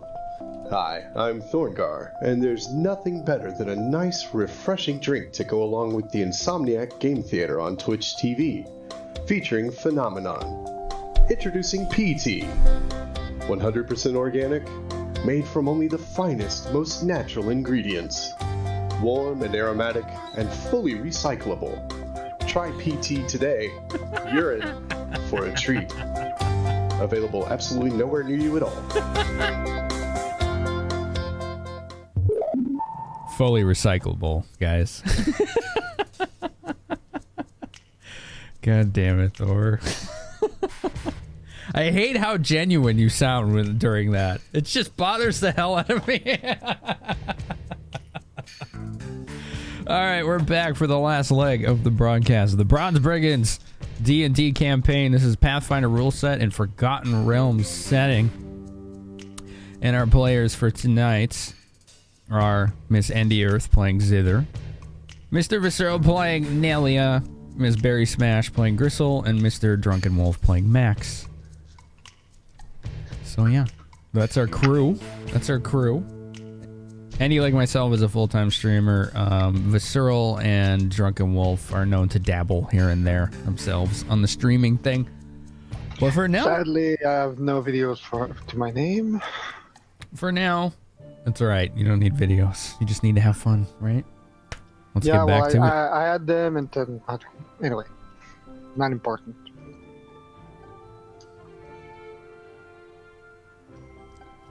Yeah, Thor, we gotta do an audio consult. Let's do it on Wednesday if we can.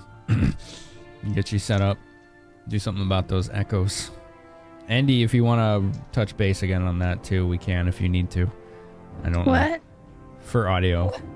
You complain about your audio a lot, so I'm like, if you want help, I can help you. Sure. Okay. She's like, whatever.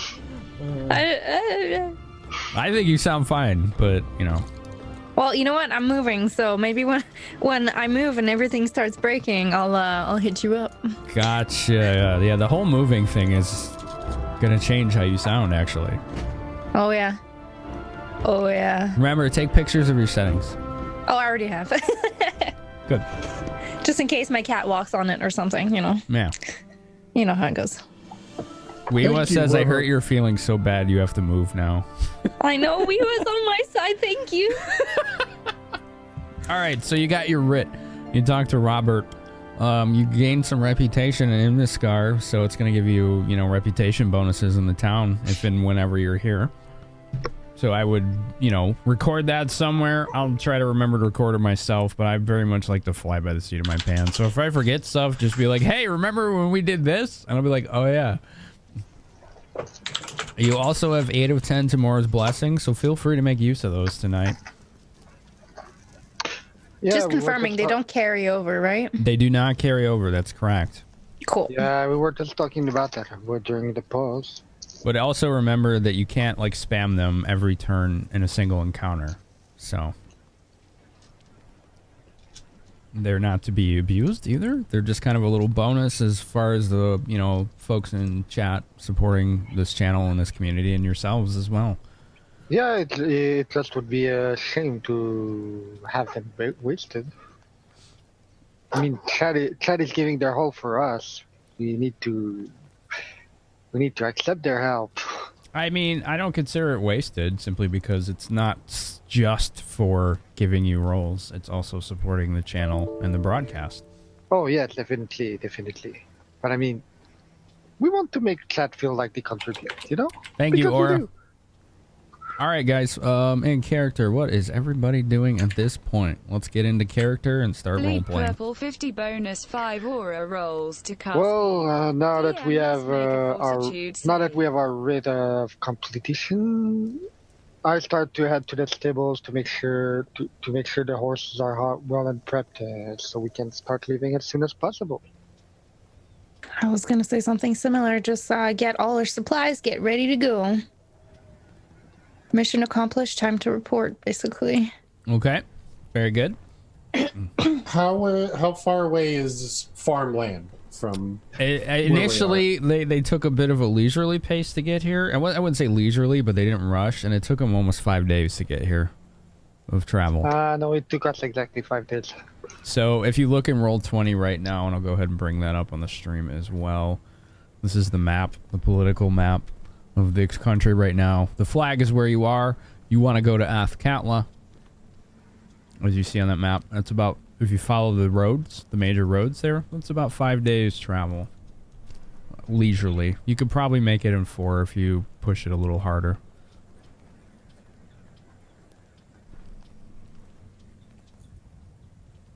I think we'll just follow the road back. Yeah. Like we did last time, it worked out for us. No need to rush in case we encounter dire kitty. We want to be at our full strength. Are there any night guards around that we could say, hey, last time we got yelled at? Are there any night guards around? No. They're done with their shifts, basically. So, it looks like every guard you've seen has either just started their training in the yard or just started their shift. They're all pretty fresh. Bleary-eyed as far as the I just woke up, I'm working now kind of look on their faces. Okay. Then we saddle up and move out unless Max/DW had something else in mind. Yeah, are we near any farmlands, within 5 to 10 minutes of the area? This town itself is an agricultural way station. So the entire thing is surrounded by farmlands, aside from the foothills of the mountains. Good. Well, without delaying the party, I would like to visit whatever I can just in the immediate area and go in and bless their crops. Because that's the thing most farmers do, is that they pray to Shantia, and having a paladin in the town, he would probably go and just see if they'd want him to say a little something. Okay. Very good. That sounds about good. Hey, what's up, Ace? Welcome home. I mean, as long as I'm not going to delay us leaving, because I don't want to delay us leaving. It wouldn't delay you leaving, but it would, delay you on the road just as long as it takes for you to do that effectively. So. Yeah, so just, I'm not trying to hit every farm in this town. So just, what's in the immediate area while everyone's packing everything up. Right. Sounds good. Yeah, there would be Like I said, the town itself is the part that's surrounded by the wooden palisade. Okay. And the farmlands are outside of that. So they're not walled in, the farms themselves. The town is just like where all the commerce happens and where the people live, unless they live directly on their farms. Does that make sense? Yeah. Yeah. So I'm assuming they'd already be in the fields. So I just wave one of them and go, "Hell, farmer! How are the crops doing?" Let's see how the crops are doing. Well, that dice is on the floor for the next hour.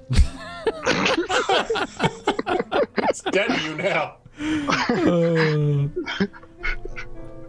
He's like, well, it's been harder to get supplies lately, but the land's been treated well. And we're doing okay. It's just, you know, we gotta make do with what we got because of the war. The supplies aren't what they used to be. I know what that's like, and I'll give him a gold piece. And he just looks like wide-eyed. Like looks at it like, oh, this'll get me a new ox I've been eyeballing for the last 6 months. And he's like, blessings to you, sir. And he's like kind of like petting your armor, like very affectionately, like he doesn't realize what he's doing right now, but he's literally petting your armor. Oh, Max knows, and he's fine with it. Come, let us pray for a fruitful bounty in your future. Oh, and to the neighbors as well. Yes, I'll pray for the neighbors. You can pray for me. We'll spread around the joy. That's the spirit, and he like slaps him on the back, not too hard, but like in camaraderie. I swear. And he's like still very awkwardly, like a minute later, is still just like doing this on your like chest plate, like just rubbing it up and down with his palms. Like he just doesn't know how to react right now, so he's just being very, very loose. So I just do a quick prayer with them, and then I'm gonna head back to the party and get ready to head out. Okay. But that's what Max does with his. If he had more free time, he would literally be like, "I will plow whatever, I will plant whatever," but he knows they're trying to get out of here. So. Okay. A follower of Chantia.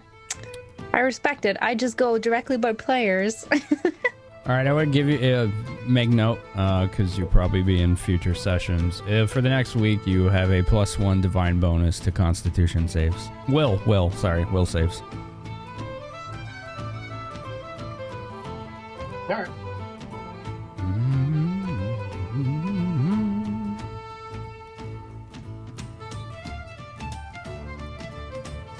Makes me want to play this game, sorry.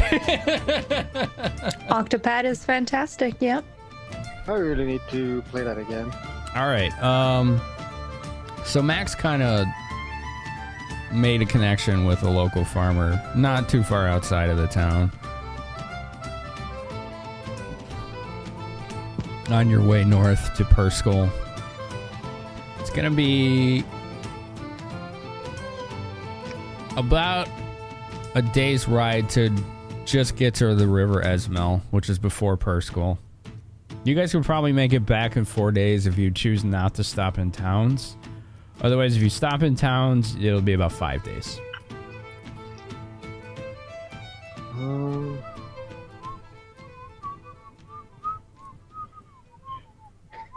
I mean, we have friends in Crimor, right? Perskul. Grissul's sister is in Perskul. Okay. Oh, right. Okay. I didn't write it down. I mean, why not? That'll be a good time for Grissul to reconnect with her sister, let her know that everything is fine. That's kind of up to her, though. Yeah, but I mean,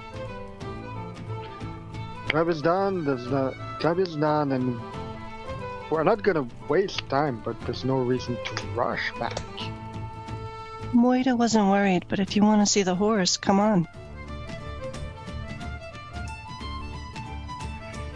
No, the horrors were more Jack's thing. Sure you don't want the works again? The works did wonder on my muscles. Thank you very much. So you guys are riding north, right? Yep. Yeah. Yep. We're this is basically just banter as we're traveling. No, that's good. That's what we want to see. Saya, right? Kind of. She's here, by the way. She just likes to ride behind. Because you guys like left as soon as she said she wanted to leave, so she just kind of stuck with you. She pulls up next to Zither. She's like, "Why'd you join?" To help out? Who? Like just looking innocently, like, well, everybody needs somebody that can heal them. Plus, Right. I'm kind of unsure what I want to do with my life, so I'm here to help out. And she goes quiet for a minute. Why do you ask? Because I still don't trust her, right? So, She's just shrugged. She's like, "Doing my job. what's your job? To watch you folks." What do we do? Why do we need watching? I don't need babysitting. Every new employee needs babysitting.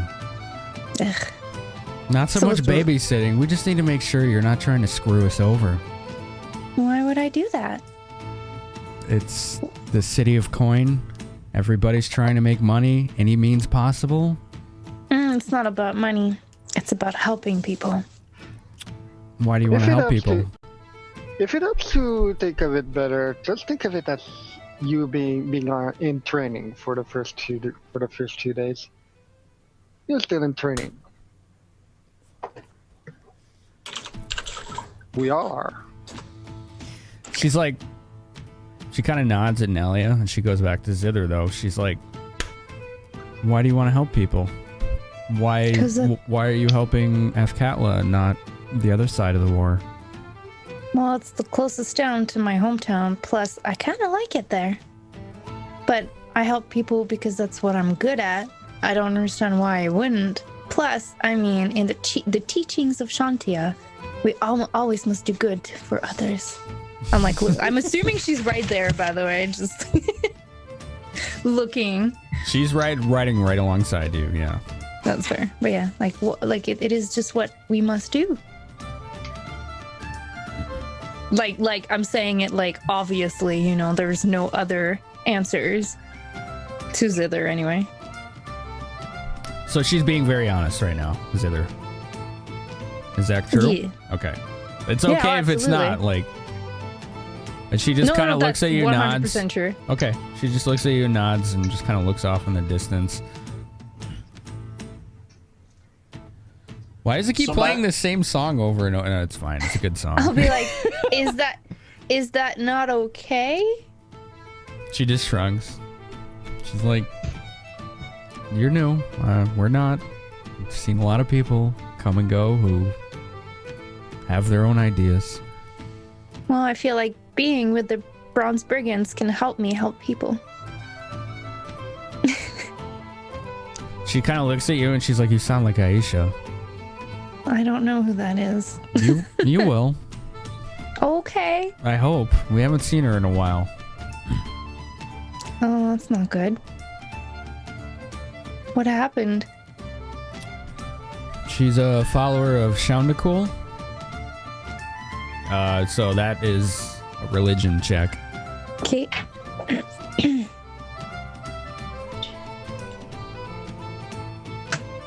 10. 10? That's, I mean, you know Shaundakul. You studied religion. 10 is enough to be like, "Oh yeah, I remember." Oh, okay, sure. The Windwalker, the god of travelers, land, like just people who venture, nomads. Well, if their life is all about traveling, I'm sure they're somewhere traveling. What's up, Kios? Got a host raid there. Kios! Oh. Thank you, dude. Thank you so much for that raid. Hope you had a good time playing Borderlands 2. Everybody say hello to our boy Kios and give him a follow if you don't, like speedrunners. He's a pretty prominent speedrunner. All right, so what? I'm sorry, Andy. What did you reply to about? Oh, if they're a follower of, if wait, I don't even know what I said. If their philosophy is all about traveling, I'm sure they're just around traveling. She's usually back by now. Hmm. We'll see if she's back by the time we get home. That's a possibility. Like, I'm pretty positive, so it'll be fine. So while this conversation's happening, Max doesn't usually ride horses all the time. Okay. I don't know when paladins get that, but don't you automatically get like a mount or something? Or you can pick a bond at 5th level, and one of the bonds you can pick is an animal like companion bond. Right. It could be a mount or a weapon, right? Yeah. Okay, never mind. Sorry about that. Continue, sir. Sorry. So he's not usually on horses all the time. So he's on the ride there. He's going to practice his posing while on a horse, because that's not something he's usually done. So he's just sitting there like, aha, oh, hee. Just like what works best? What compromises my balance and what doesn't?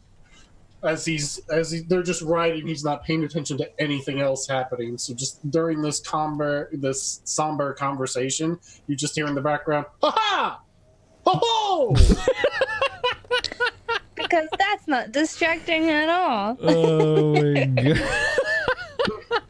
So we hear weird noises and see him squirming around in the saddle. And saying, ho ho!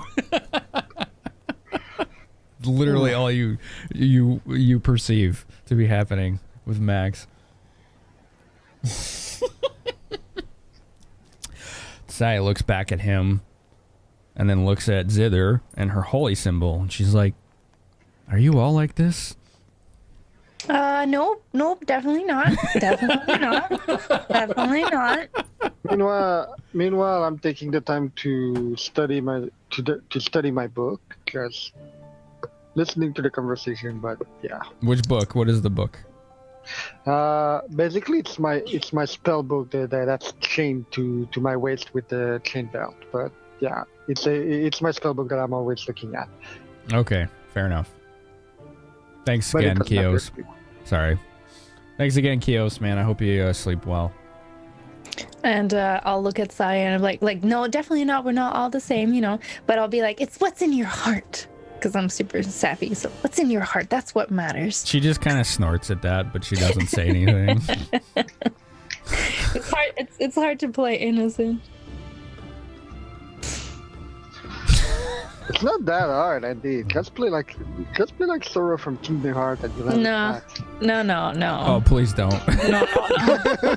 Definitely not. All right, as the sun begins to set in the west, you guys just come up to the River Esmel on the road, on Tradeway. I believe the name of the road is Tradeway.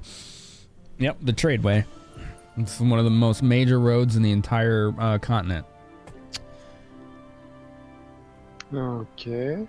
Night is falling. You just come up to the River Esmel. What is the party doing? What is their choice?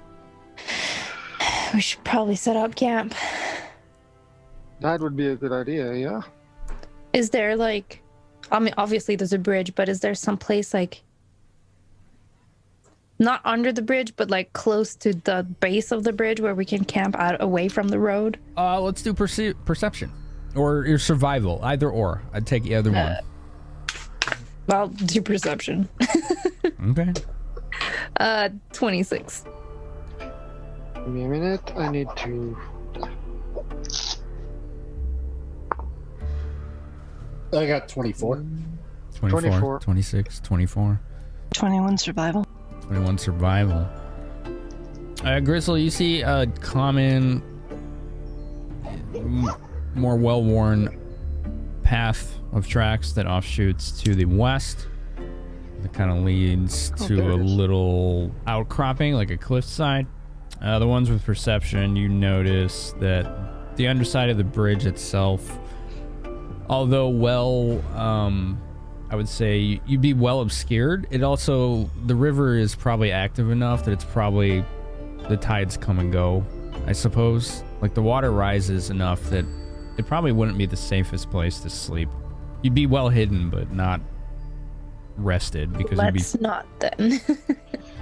Yeah, but is there like a little clearing or something like just beside the base of where the bridge transformed into the road? That's basically what I said. Yeah. Yeah, but we didn't really get answered, I think. We did. Anyway. Yeah, she was looking specifically for places alongside or under the bridge that are safe, but the water level kind of comes and goes. It's, as far as climate goes, common knowledge, you all know, is more like a southern United States climate. It's warm most of the year. It's only cold in the winter. In the spring, and even summer. The summer, it's hot as fuck, basically, but it rains a lot, like quite a lot. It's almost rainforest, but not quite. So the water levels of like rivers and lakes are pretty volatile. So resting by the river is probably not a good idea. Set up camp far away enough from the water, but not close enough on the road. Yeah. If I'm looking for, if we came up to a bridge and I'm rolling perception, I'm specifically looking under the bridge for a troll. Okay. And I'm doing this loudly. I'm just like, "What ho, troll! I know you're here. If you'd like my coin, show yourself and we shall haggle a deal." Oh, he's definitely from Athkatla.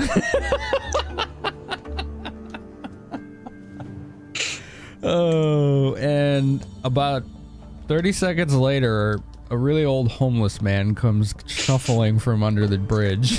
It's a big bridge. It's a big causeway. This is like the bridge is like the river, like a bridge that would go over the Mississippi River in the United States. I don't know a major river in Canada. Apologies to you folks, but it's a big river, and it's a big bridge, and an old man comes shuffling out from under there. So he looks at him and he goes, "Ha ha! What a lovely disguise, but you will not fool me this day, troll. And what is your way? What will it cost to pass?" And he gives you like the worst stink eye. like just the worst fucking stink eye. Like he's mega suspicious looking at you. And go ahead. And he's not saying anything? He's like 30 gold? Why, that's absurd, good troll! 30 gold to cross your bridge? You must eat well, then, if you let no travelers pass. And he's like, I would say 2 gold. It is a fine bridge. All right, let's start rolling appraisals. Let's get your appraisal, Max. It's that haggle time.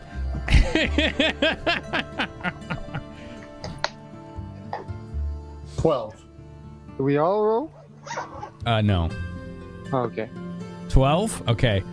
He's like, and then suddenly his eyes light up. They gleam. Like a spark of the past has just been revived. And he's like, the finest bridges bring the finest wares. And if you're only paying 3, you aren't going to get the blessings of Shaundakul or safe passage. All those troll friends aren't going to look too favorably. Make it 15 gold. Can I He beat sense your motive? appraisal. Yeah, go ahead. Go ahead. Okay. 26. I mean, he's lying through his teeth, but he's playing Yeah. along with Max right now. Absolutely Yeah. playing the game. Can I just walk up to Max and be like, my friend, you must be seeing things. This is not a troll. What? Where's the troll for this bridge then? This guy, this man is clearly mocking you here. And he raises his arm in the sky and points straight up. And he's like, she's right. I'm not a troll. I'm the troll's agent. He's sleeping. He has me handle all his dealings. 15 gold. No. Max. A wealthy troll. You gotta roll indeed to another employ sense a man of motive. your caliber. We're a different lie here. You gotta roll another sense motive, but don't forget you have blessings. So Yeah, sure, might as well. All Chat, right. lend me your power.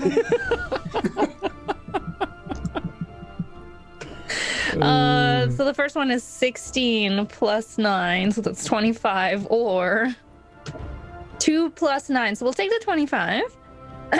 No, Max, please. So wait, This 25. you got a 25. All right, so he beat you. So I believe him?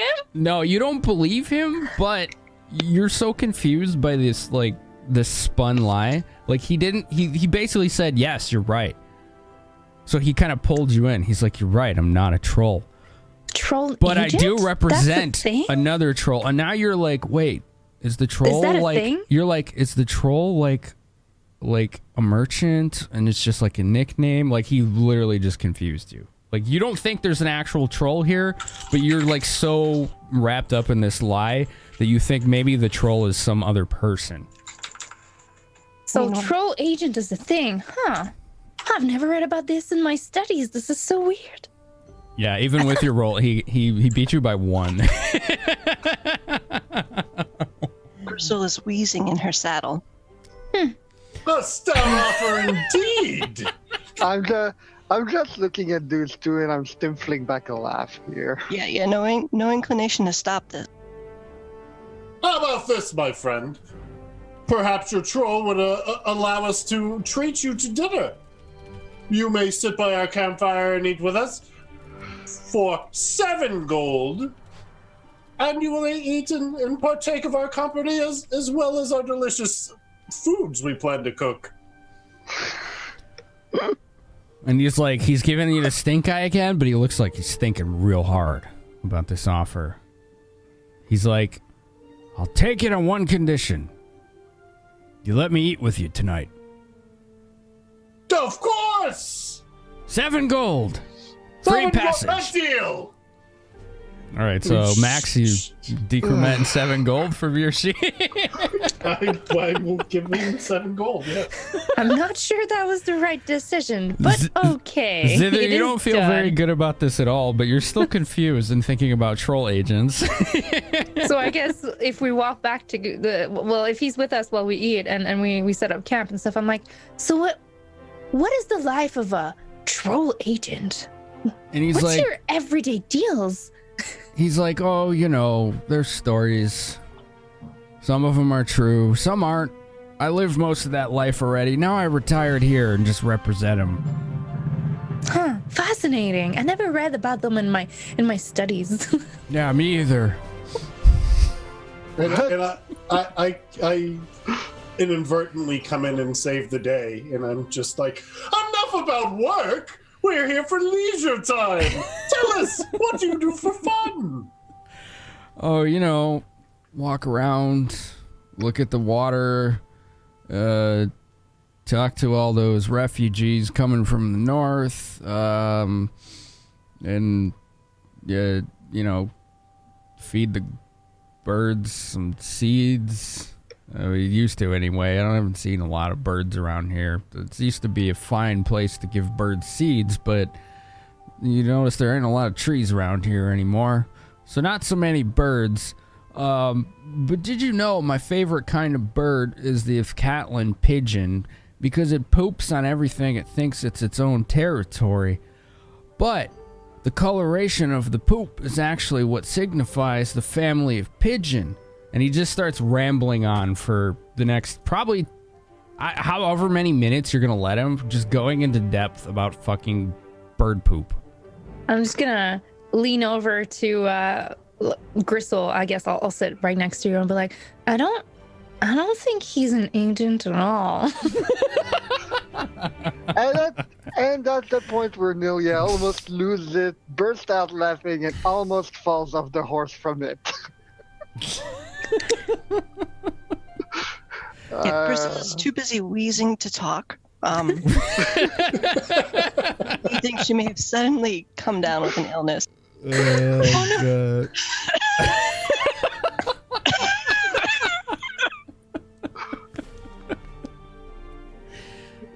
So Max is like 100% into this. Yeah. He's like, This guy is "Whoa, just different poops signify different family. Amazing.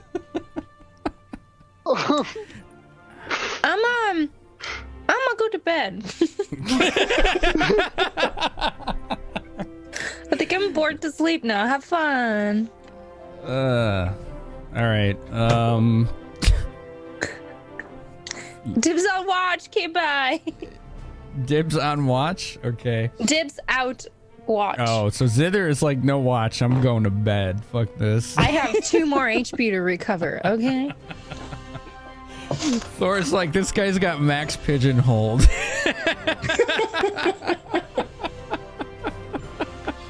I take the first watch. All right, Nelia, perception, real quick. I'm gonna use a chat blessing on that. All right, very good. 19 for the first, so 24. And 17 for the second, so 24 for the first. So you're taking, your time, paying attention to the road, and every once in a while looking behind, towards the west.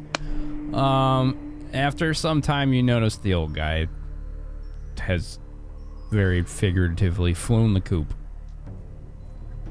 Not gonna keep watch with me? I thought I was gonna have company. From the coop, he didn't seem to take anything with him, or? I mean, at least on your person, you don't notice anything missing. And nothing missing with the horses or anything. So you go over to check the horses, saddlebags, and things. You don't know everybody's personal belongings, and if you're rifling through them, that's your choice. I'm not rifling through them. I'm just checking to make sure everything at least looks fine. All horses are accounted for. Every horse has a bag. Sounds to be good. I check my own belonging to make sure nothing's missing, of course. Everything checks out. Perfect. All right, so I return to my watch. All right. And then your watch goes by uneventfully. Person on second watch. Who is the second watch? Did you mean you were taking that, DW? If not, Grissul will. Do I have to sleep 8 hours consecutively, or that doesn't matter? We're just... Yeah, we don't really... Okay, yeah, I'll take second watch. Otherwise, I have to stay asleep, so... Yeah, I'll take second watch. I don't really, I'm not going to start counting hours every night people sleep unless things are crazy eventful, because I feel like it's disruptive. So as long as you get enough rest, it's fine. Alright, yeah, I'll take second watch. As I wake up Max so that he can take his watch, I try to diplomatically tell him that he should check his belongings to make sure everything is there. But, without outright saying that the guy might have been thief, because he seemed to be really into it. I pat my armor and I go, yes, I may have left something back in Imiskar. It is a good idea to check. We're not too far of a journeys from there. So I do have a question, Max, and we didn't approach this, and we can do this out of character real quick. When you sleep in full plate armor, you wake up the next day fatigued. And you guys are in the wilderness right now, so how do you want to approach that? I have a tent, and paladins have a spell where if someone wearing medium or heavy armor, they can rest with the armor on and it not affect them. Good, very good. Works for me. And it's a level 1 spell, so. Okay, that's cool. All right, so you said you were checking your belongings to make sure nothing was missing? Yeah. You find a note, actually. So not only are your belongings not missing, you have an extra belonging. Oh. And it's a smelly, crumpled up parchment. I'd like to read it. It says to Max, and it's spelled M-A-C-K-S. Thanks for your patronage. And the spelling is all garbage. It's just terrible. But you're still able to make it out. Probably because you would spell this way yourself, given your upbringing. Right. Please visit me at the Adamantine Mug in Athkatla at your earliest convenience. And it took you a long time to read earliest convenience because those are very complex words for anyone to spell that doesn't have an education. And then it's signed, and then it says signed troll agent. What was the name of the bar? Adamantine Mug.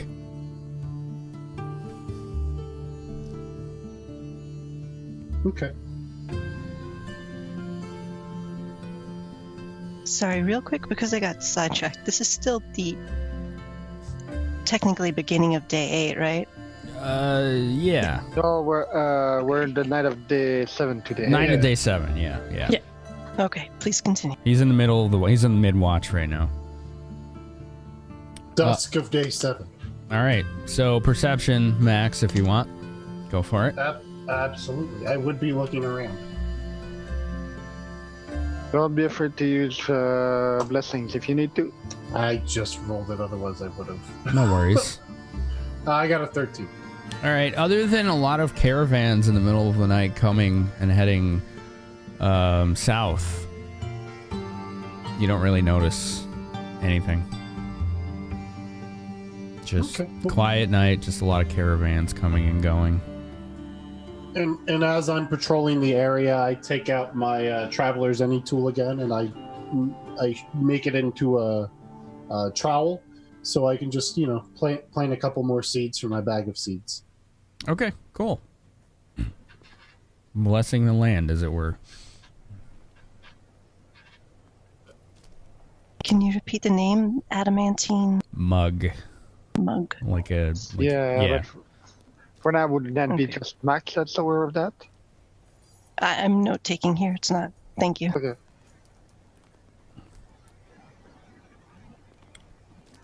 All right. And yeah, that's all that happens. So. All right, so you wake up. I'm assuming Grissul is next, right? Yeah.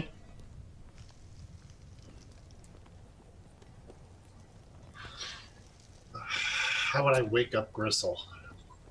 Very carefully. It's probably the right answer. Oh, man.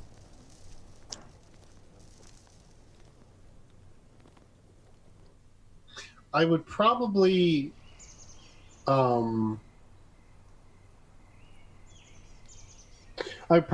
shape the Traveler's Any tool to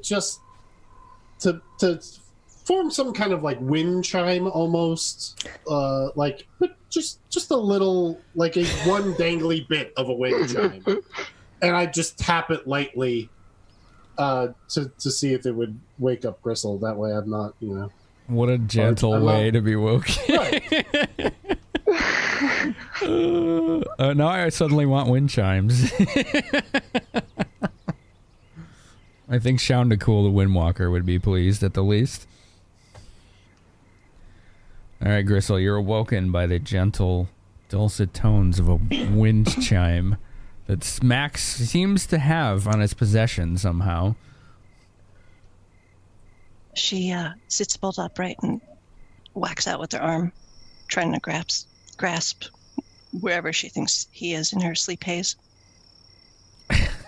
Oh, Max is out of grasping range. He would not be in grasping range. He knows the armor's really strong, but he's not entirely sure you couldn't break him inside the armor. like scrambling an egg inside of its shell. And so she grunts and blinks a few times. And he's just like, oh, did a different character there. I'm still doing it. It's hard to whisper while you're trying to do a very loud paladin. Shouty whispers. So he just, as quietly as he can, he just tells her that it's time for her watch.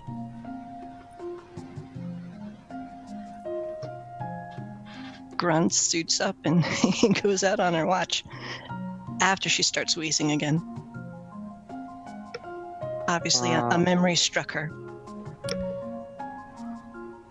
All right, Grissul, as you sit up, you notice a piece of paper kind of fall into your lap. that was previously just resting on your chest.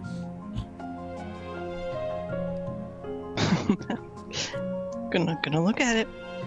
It says, if you ever need troll representation, please contact Pigeon Man at the Adamantine Mug. That's it. Pigeon Man. So wait, these are business cards he's leaving us? Is that what's happening? Yeah, basically. Wheezing her way out to her watch. He probably just has them so he can try to win free lunches at the Adamantine Mug. Oh, man. Zither needs some for the sea's bounty. That's true. Starting the initial negotiations of that contract. Always be branding. All right, perception, Grissul.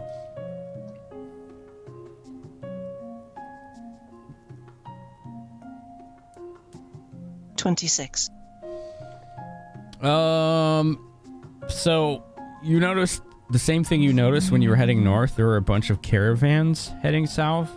But the one thing that stands out in your mind is that they're all similarly colored with the same symbols on them. And it's late, and they're still going. Like, it's not normal for them to be traveling this late, but it's not like traffic, but you notice like every couple hours one of these same looking ones comes by. Can I tell anything? Can I see the symbols or You can see the colors? symbol. Do you have knowledge? What knowledges do you have? Local in nature.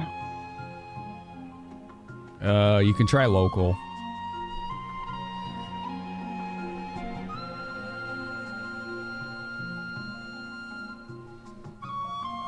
Wah. 9. You think you may have seen it before, but you don't recognize it. It's just kind of got that vague familiarity to you.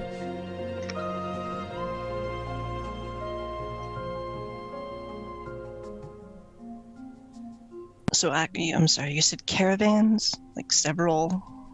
Like every couple hours a caravan goes by, yeah.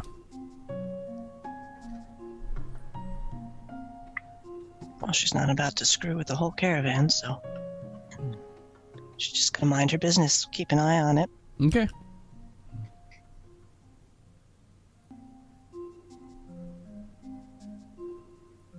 And that's it. All right. Just to check, how much HP do I recover? 1 per level. Okay.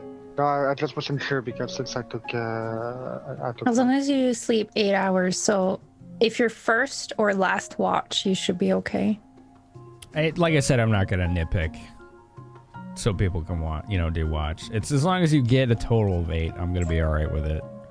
That makes sense. What about? Do you want to do interrupted? Because usually, if it's interrupted, you don't get anything. I only consider it an interruption if you're literally like fucking startled out of your dead sleep, where it's like an ambush or something shit's going on. Like I don't want to nitpick people rest periods because I get it, but I feel like it's disruptive to the gameplay. Okay.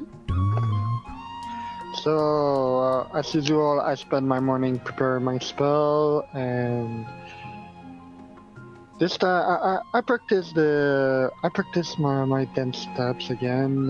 This time, putting more attention toward the dense steps themselves. Okay. And back to weapon. Quick prayer, but I don't need to refresh anything. So, thank you for guiding us through this journey, I guess, or make our travel safe. Thank you. Is anybody still missing hit points? Just curious. There's me, but I'm steadily recovering them. Okay. I would say Max and Zither, when you notice Nelia getting up, she's still kind of favoring one of her legs whenever she gets up. From like injury or? You're not sure. She just noticed that whenever she gets up, she kind of like grimaces and favors a leg. Oh, interesting. Never noticed before. I'm not going to say anything, but I'll make a note of it. Fair enough. I don't think Max would notice. Okay. Very good. Especially not just getting up. He's too focused on his morning prayers. Okay. Journey continues north, or might as well take the main road.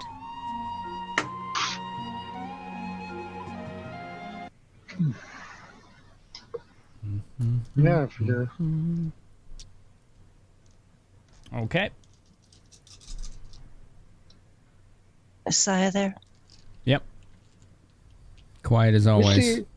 We see her on and off. Sometimes she's nowhere to be seen. Sometimes she's right there. I suppose. Saya's here. Gonna ride up to her. Do you know what colors were on the caravans last night? She's like purple, silver. I'm kind of smiling. It's mostly teeth, though. Do you know who the colors belong to? I don't know. Let's see if she knows. We'll roll her dice, shall we? Where's the music? Oh my god, roll 20 has been goofy tonight. I can hear it. Oh, really? Not anymore. Oh, it's there now, yeah. I don't hear anything. That's so weird. It's this one again. Yeah. Okay. I hear it, yeah. Sure. We'll roll with it. Sorry. It's weird that you guys can hear it, but I don't. She's like... She just kind of shrugs. She's like... That's above my pay grade. Looks like fancy religious stuff, but I don't know. So I'm gonna turn and eyeball our pious members. You guys know what gods carry purple and silver? Knowledge religion? Yeah. 12? A lot of them. I rolled an 18. What? There's a few, some good, some bad, but you'd need more information to really hazard a guess. I'd have to see the emblem. I'm sorry. There's a couple. I didn't get a good look at that, so I couldn't describe it, yeah. That's okay. If you see it again, they'll point it out, and I'll see if I know.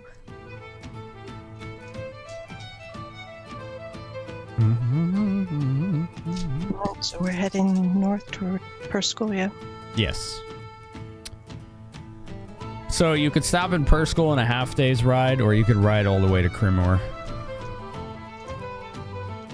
I say we take maybe an hour, just stop in Perskul just to check if we need anything, and then keep on riding. I don't need anything, but I'll stop for sightseeing if you guys want.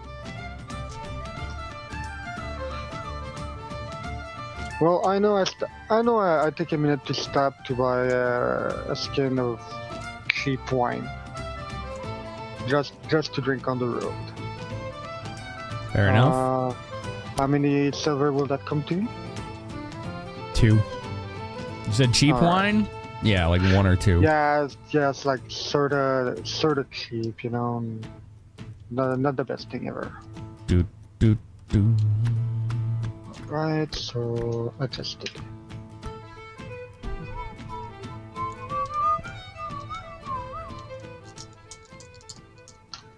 So do we keep on going now?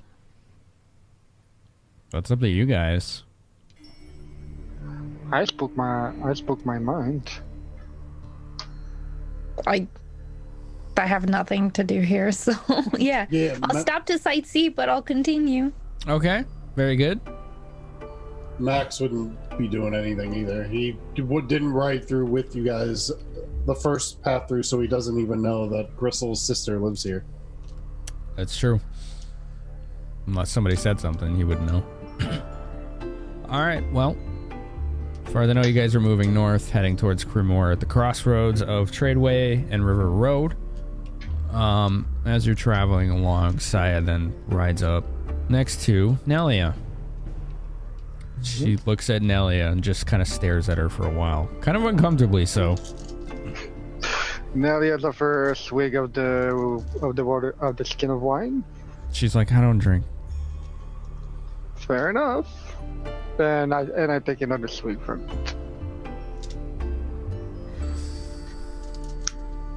So, was there anything you wanted? Jesus Christ. Sorry, I just rolled silliness. Why do you want to join this guild? Honestly, because I need to make myself a name in the for some feats of arms, and well, the normal army is I'm just gonna compete with every single noble-born, so I'm better off in a mercenary guild. What about the other high-end guilds? Your parents could have bought your way into any guild. Yeah, no, the high-end guild, I'm likely to get to just have the other families says that I was just reloading and that it was everyone else doing the work. The more I'm with other people that are less renowned, the better off I am to make a name for myself. So are you saying we're all nobodies? Not saying you're nobodies, but the nobles are less likely to discount my actions as being your work.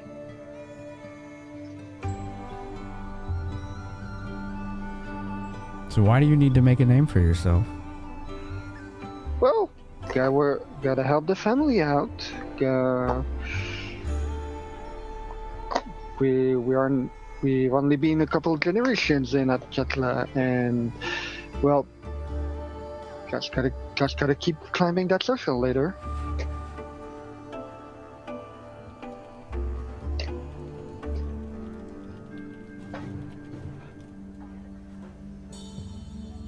As you guys are talking, another caravan is heading south. You'll have to kind of make a berth to get around it. It's quite a lot of wagons. Many of the same colors on the... Okay. Do I notice anything about the number, about how often there has been caravans? There's like 5. There's like 5 wagons. Yeah, but no, what I mean is a lot of caravans must have crossed us while we were going, right? Do I notice that? This is the first one. Okay.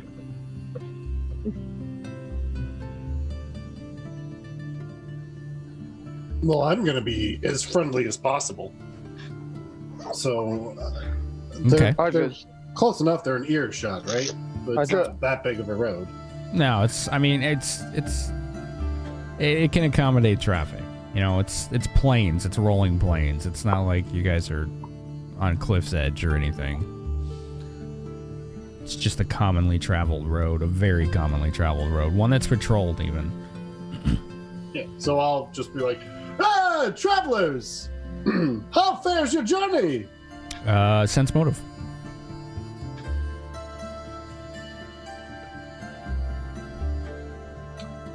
Okay. 17. They just kind of look at you with sad eyes, but they don't answer.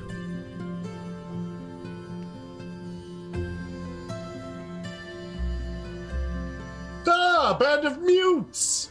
Well, you go on your journey then, and I wish you safe travels. Oh, God. Can I perception check to see if there's an insignia or something that they can be recognized by? Yeah, go ahead. 26. Yeah, you see a couple actually on the rear wagon. Actually has a few insignias on it. It looks a bit more well kept than the others. And where would that be from? Knowledge religion. 18. It's the holy symbol of Saloon, the moon goddess. Probably one of the few deities that can rival in power to Shantia. I wonder what they're doing there.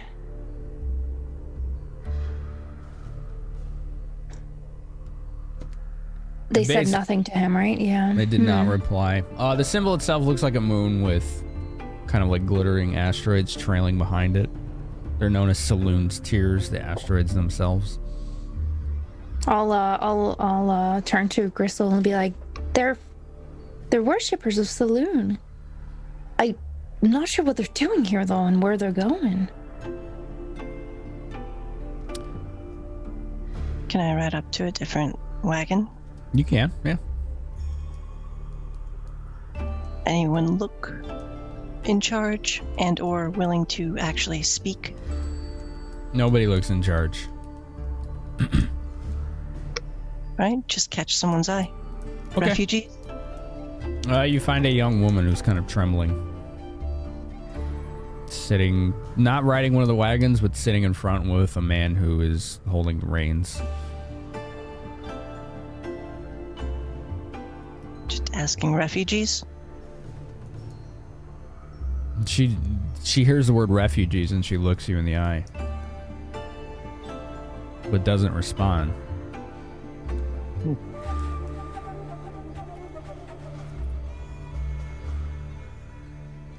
Well, Grissul doesn't know much about religion. So she has no idea if this is one of those quirks of the pious.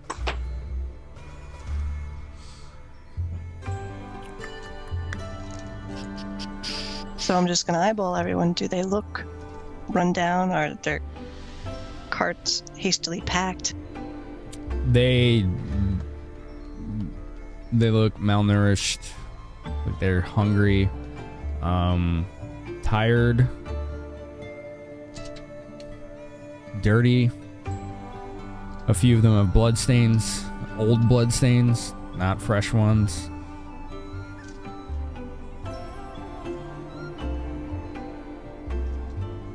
Gonna turn to Zither. Do you know if they have a vow of silence? Would I know if I had a vow of silence? I don't know, would you? What would you do to find that out? Roll religion. Use a blessing. Too late. 12. 12. You've not heard of followers of Saloon commonly doing anything like that. Not to my knowledge, I guess. I'm not sure. They don't look like they're doing well, though. I'll just kind of watch them go by and be like, looks like they've seen some shit. An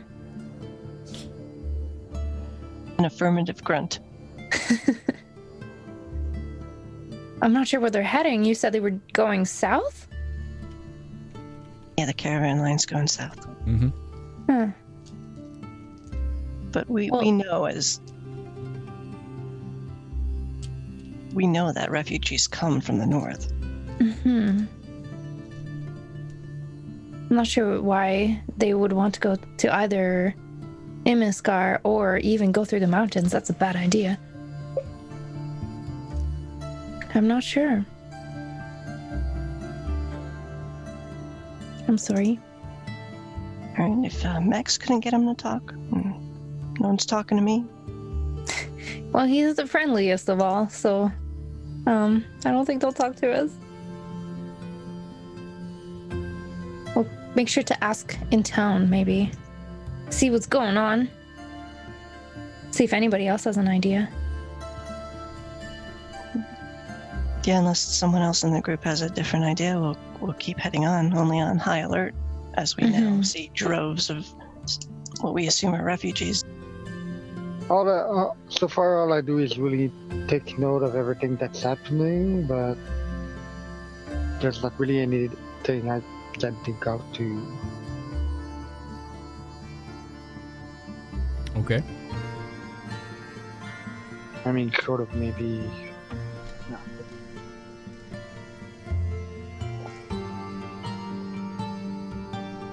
So, as we gave a birth to the caravan, we continue on our way. Fair enough. You continue to ride north about sunset.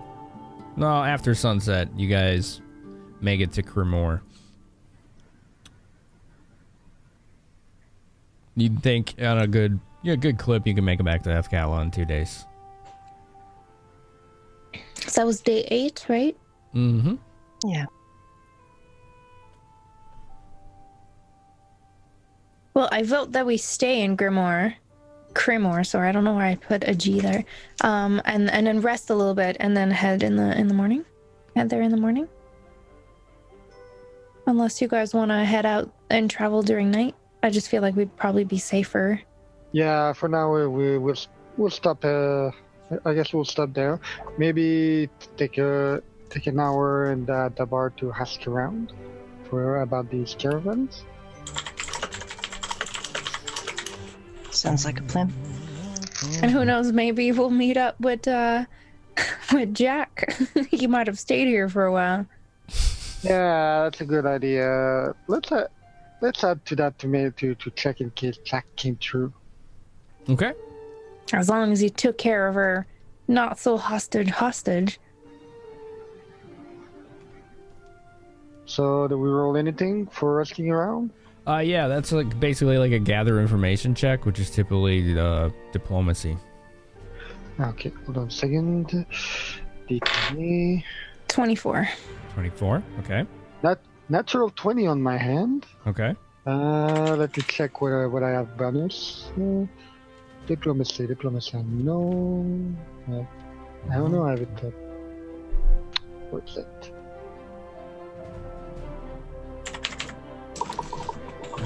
Why can I not find it? Rolled a 21. 21. What was yours again, Andy? I'm sorry. 24. 24. 25. Everybody's doing really well. Okay. I rolled an 11 because I rolled a 1. Natural 20 on my side, coming up to 25. It may have had something to do with me asking about the band of mutes that was in the caravan. So that serves me right, I guess. Okay. Yeah. The band of mutes. All right, so you were asking about Jack and the band of mutes, right? Yeah. Separately, but yes. So pretty much all of you got tales of some really boisterous bard who spent way too much time in one of these taverns, hanging out with a nobleborn, getting drunk, gambling, and causing a lot of disturbances, but they have since gone their way. Well, that's good. Tell me you didn't untie the guy. Hey, as long as you keep control of it, there's no problem. Some people you need to keep the leash on. And what else were you asking about? I'm sorry. We were asking about the caravans. Yes, you did get information, actually from multiple sources that say that more caravans than normal have been coming through, and they've been coming from the north. Not just the north, but also the east.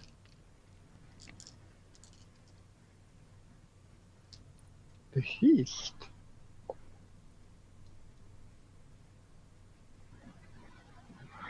Well, there's the war from Athkatla, but the war with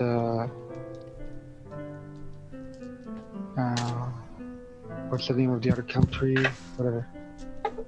That would be Tether. Yeah.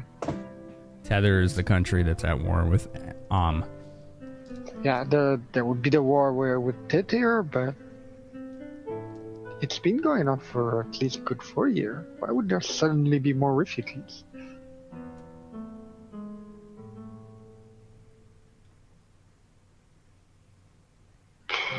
I just muse on that and go off to sleep for the night in a room at the inn.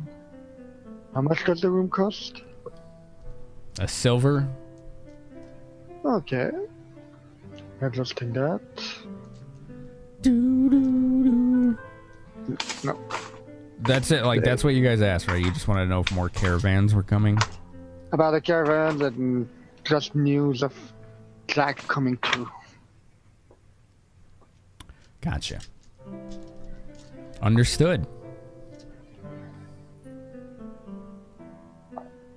Yeah, no, all that I would care about is make sure that I get back to Athkatla and then that our hostage is good.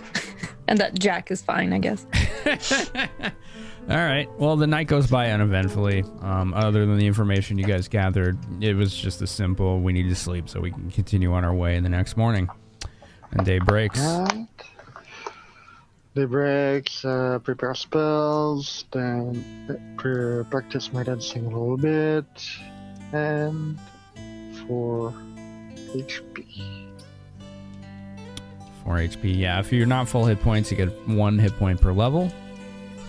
Yeah, that's what I've been going by so far. Oops. All right. You guys, I'm assuming, are heading back west, right? Yeah. Yeah, so far. All right.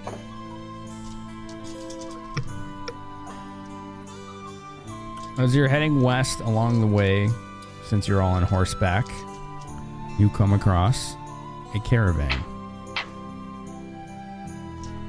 with similar colors that you saw before. Slowly Crossing us or heading out with us? heading west. You're just overtaking it because you're on horseback and they have wagons.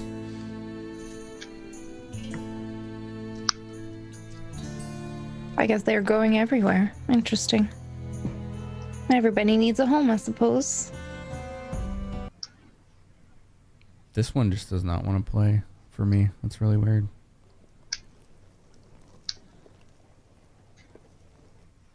Yeah. I don't know. Whatever.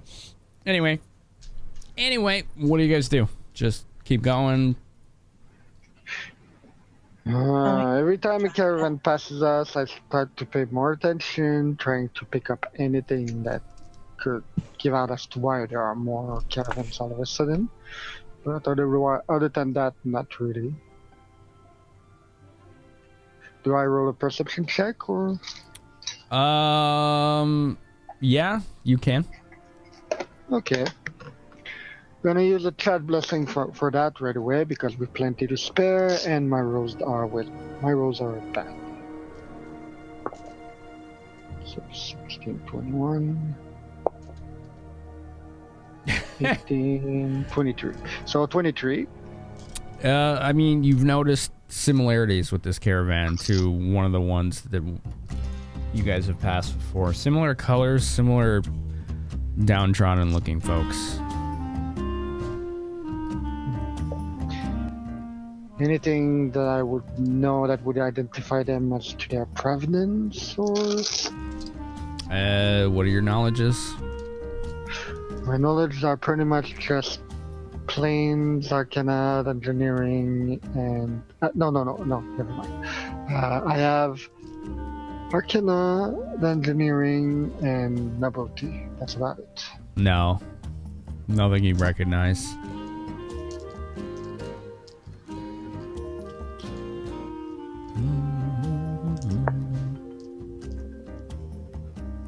All right then.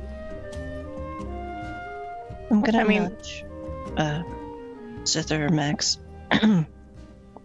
Maybe try again. After you. I'll point to Max. Well, I have no parchment on me for them to communicate back. How would they respond?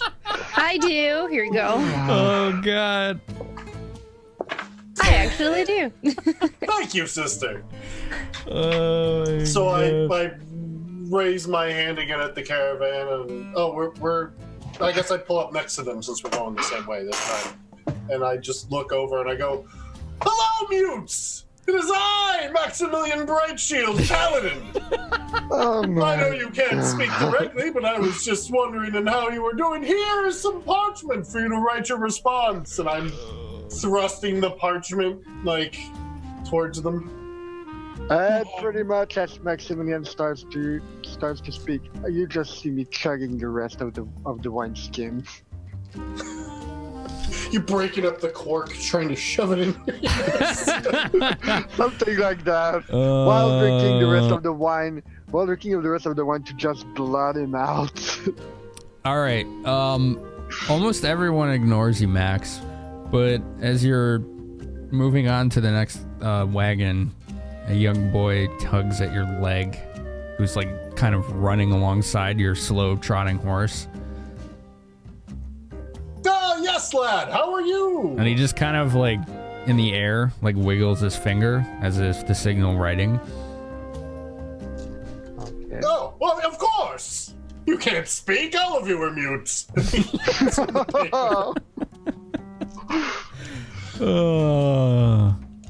All right. And he stops and kind of like jumps on the wagon in the back of the nearby wagon and disappears out of view. And a minute later, he jumps out and runs back up to you and hands you the parchment and keeps the quill. All right, I read the parchment. All it says is home destroyed in very childlike writing.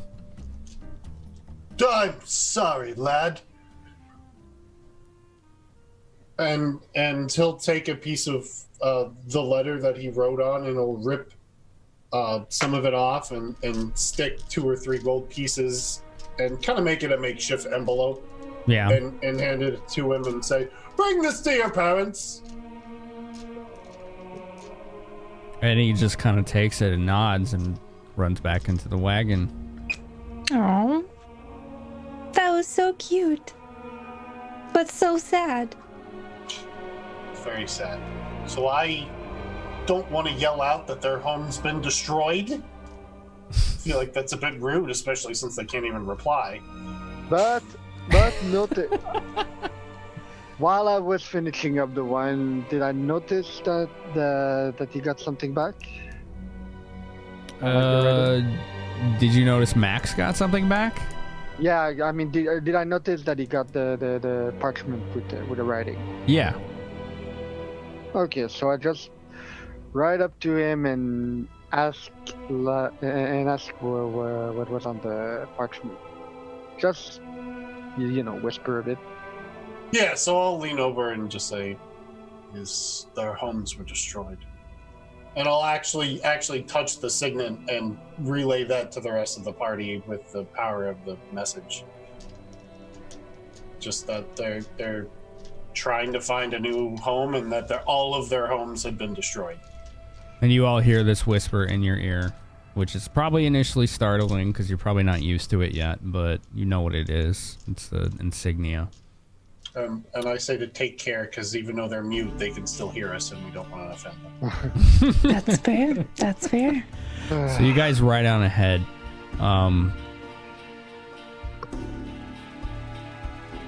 10 minutes goes by and you hear hurried trotting.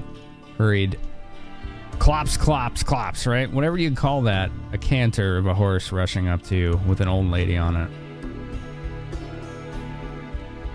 You're still within eyeshot of the caravan. Okay. And she just starts yelling. Can you help? Can you help?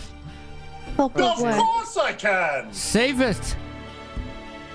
Our homes were destroyed. What? Damn the goddess and her vow of silence. Mincer Vale is destroyed. And that's where we'll call it a night. Huh.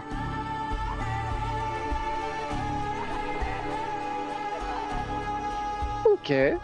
Well, that was a nice cliffhanger. Cliffhanger indeed.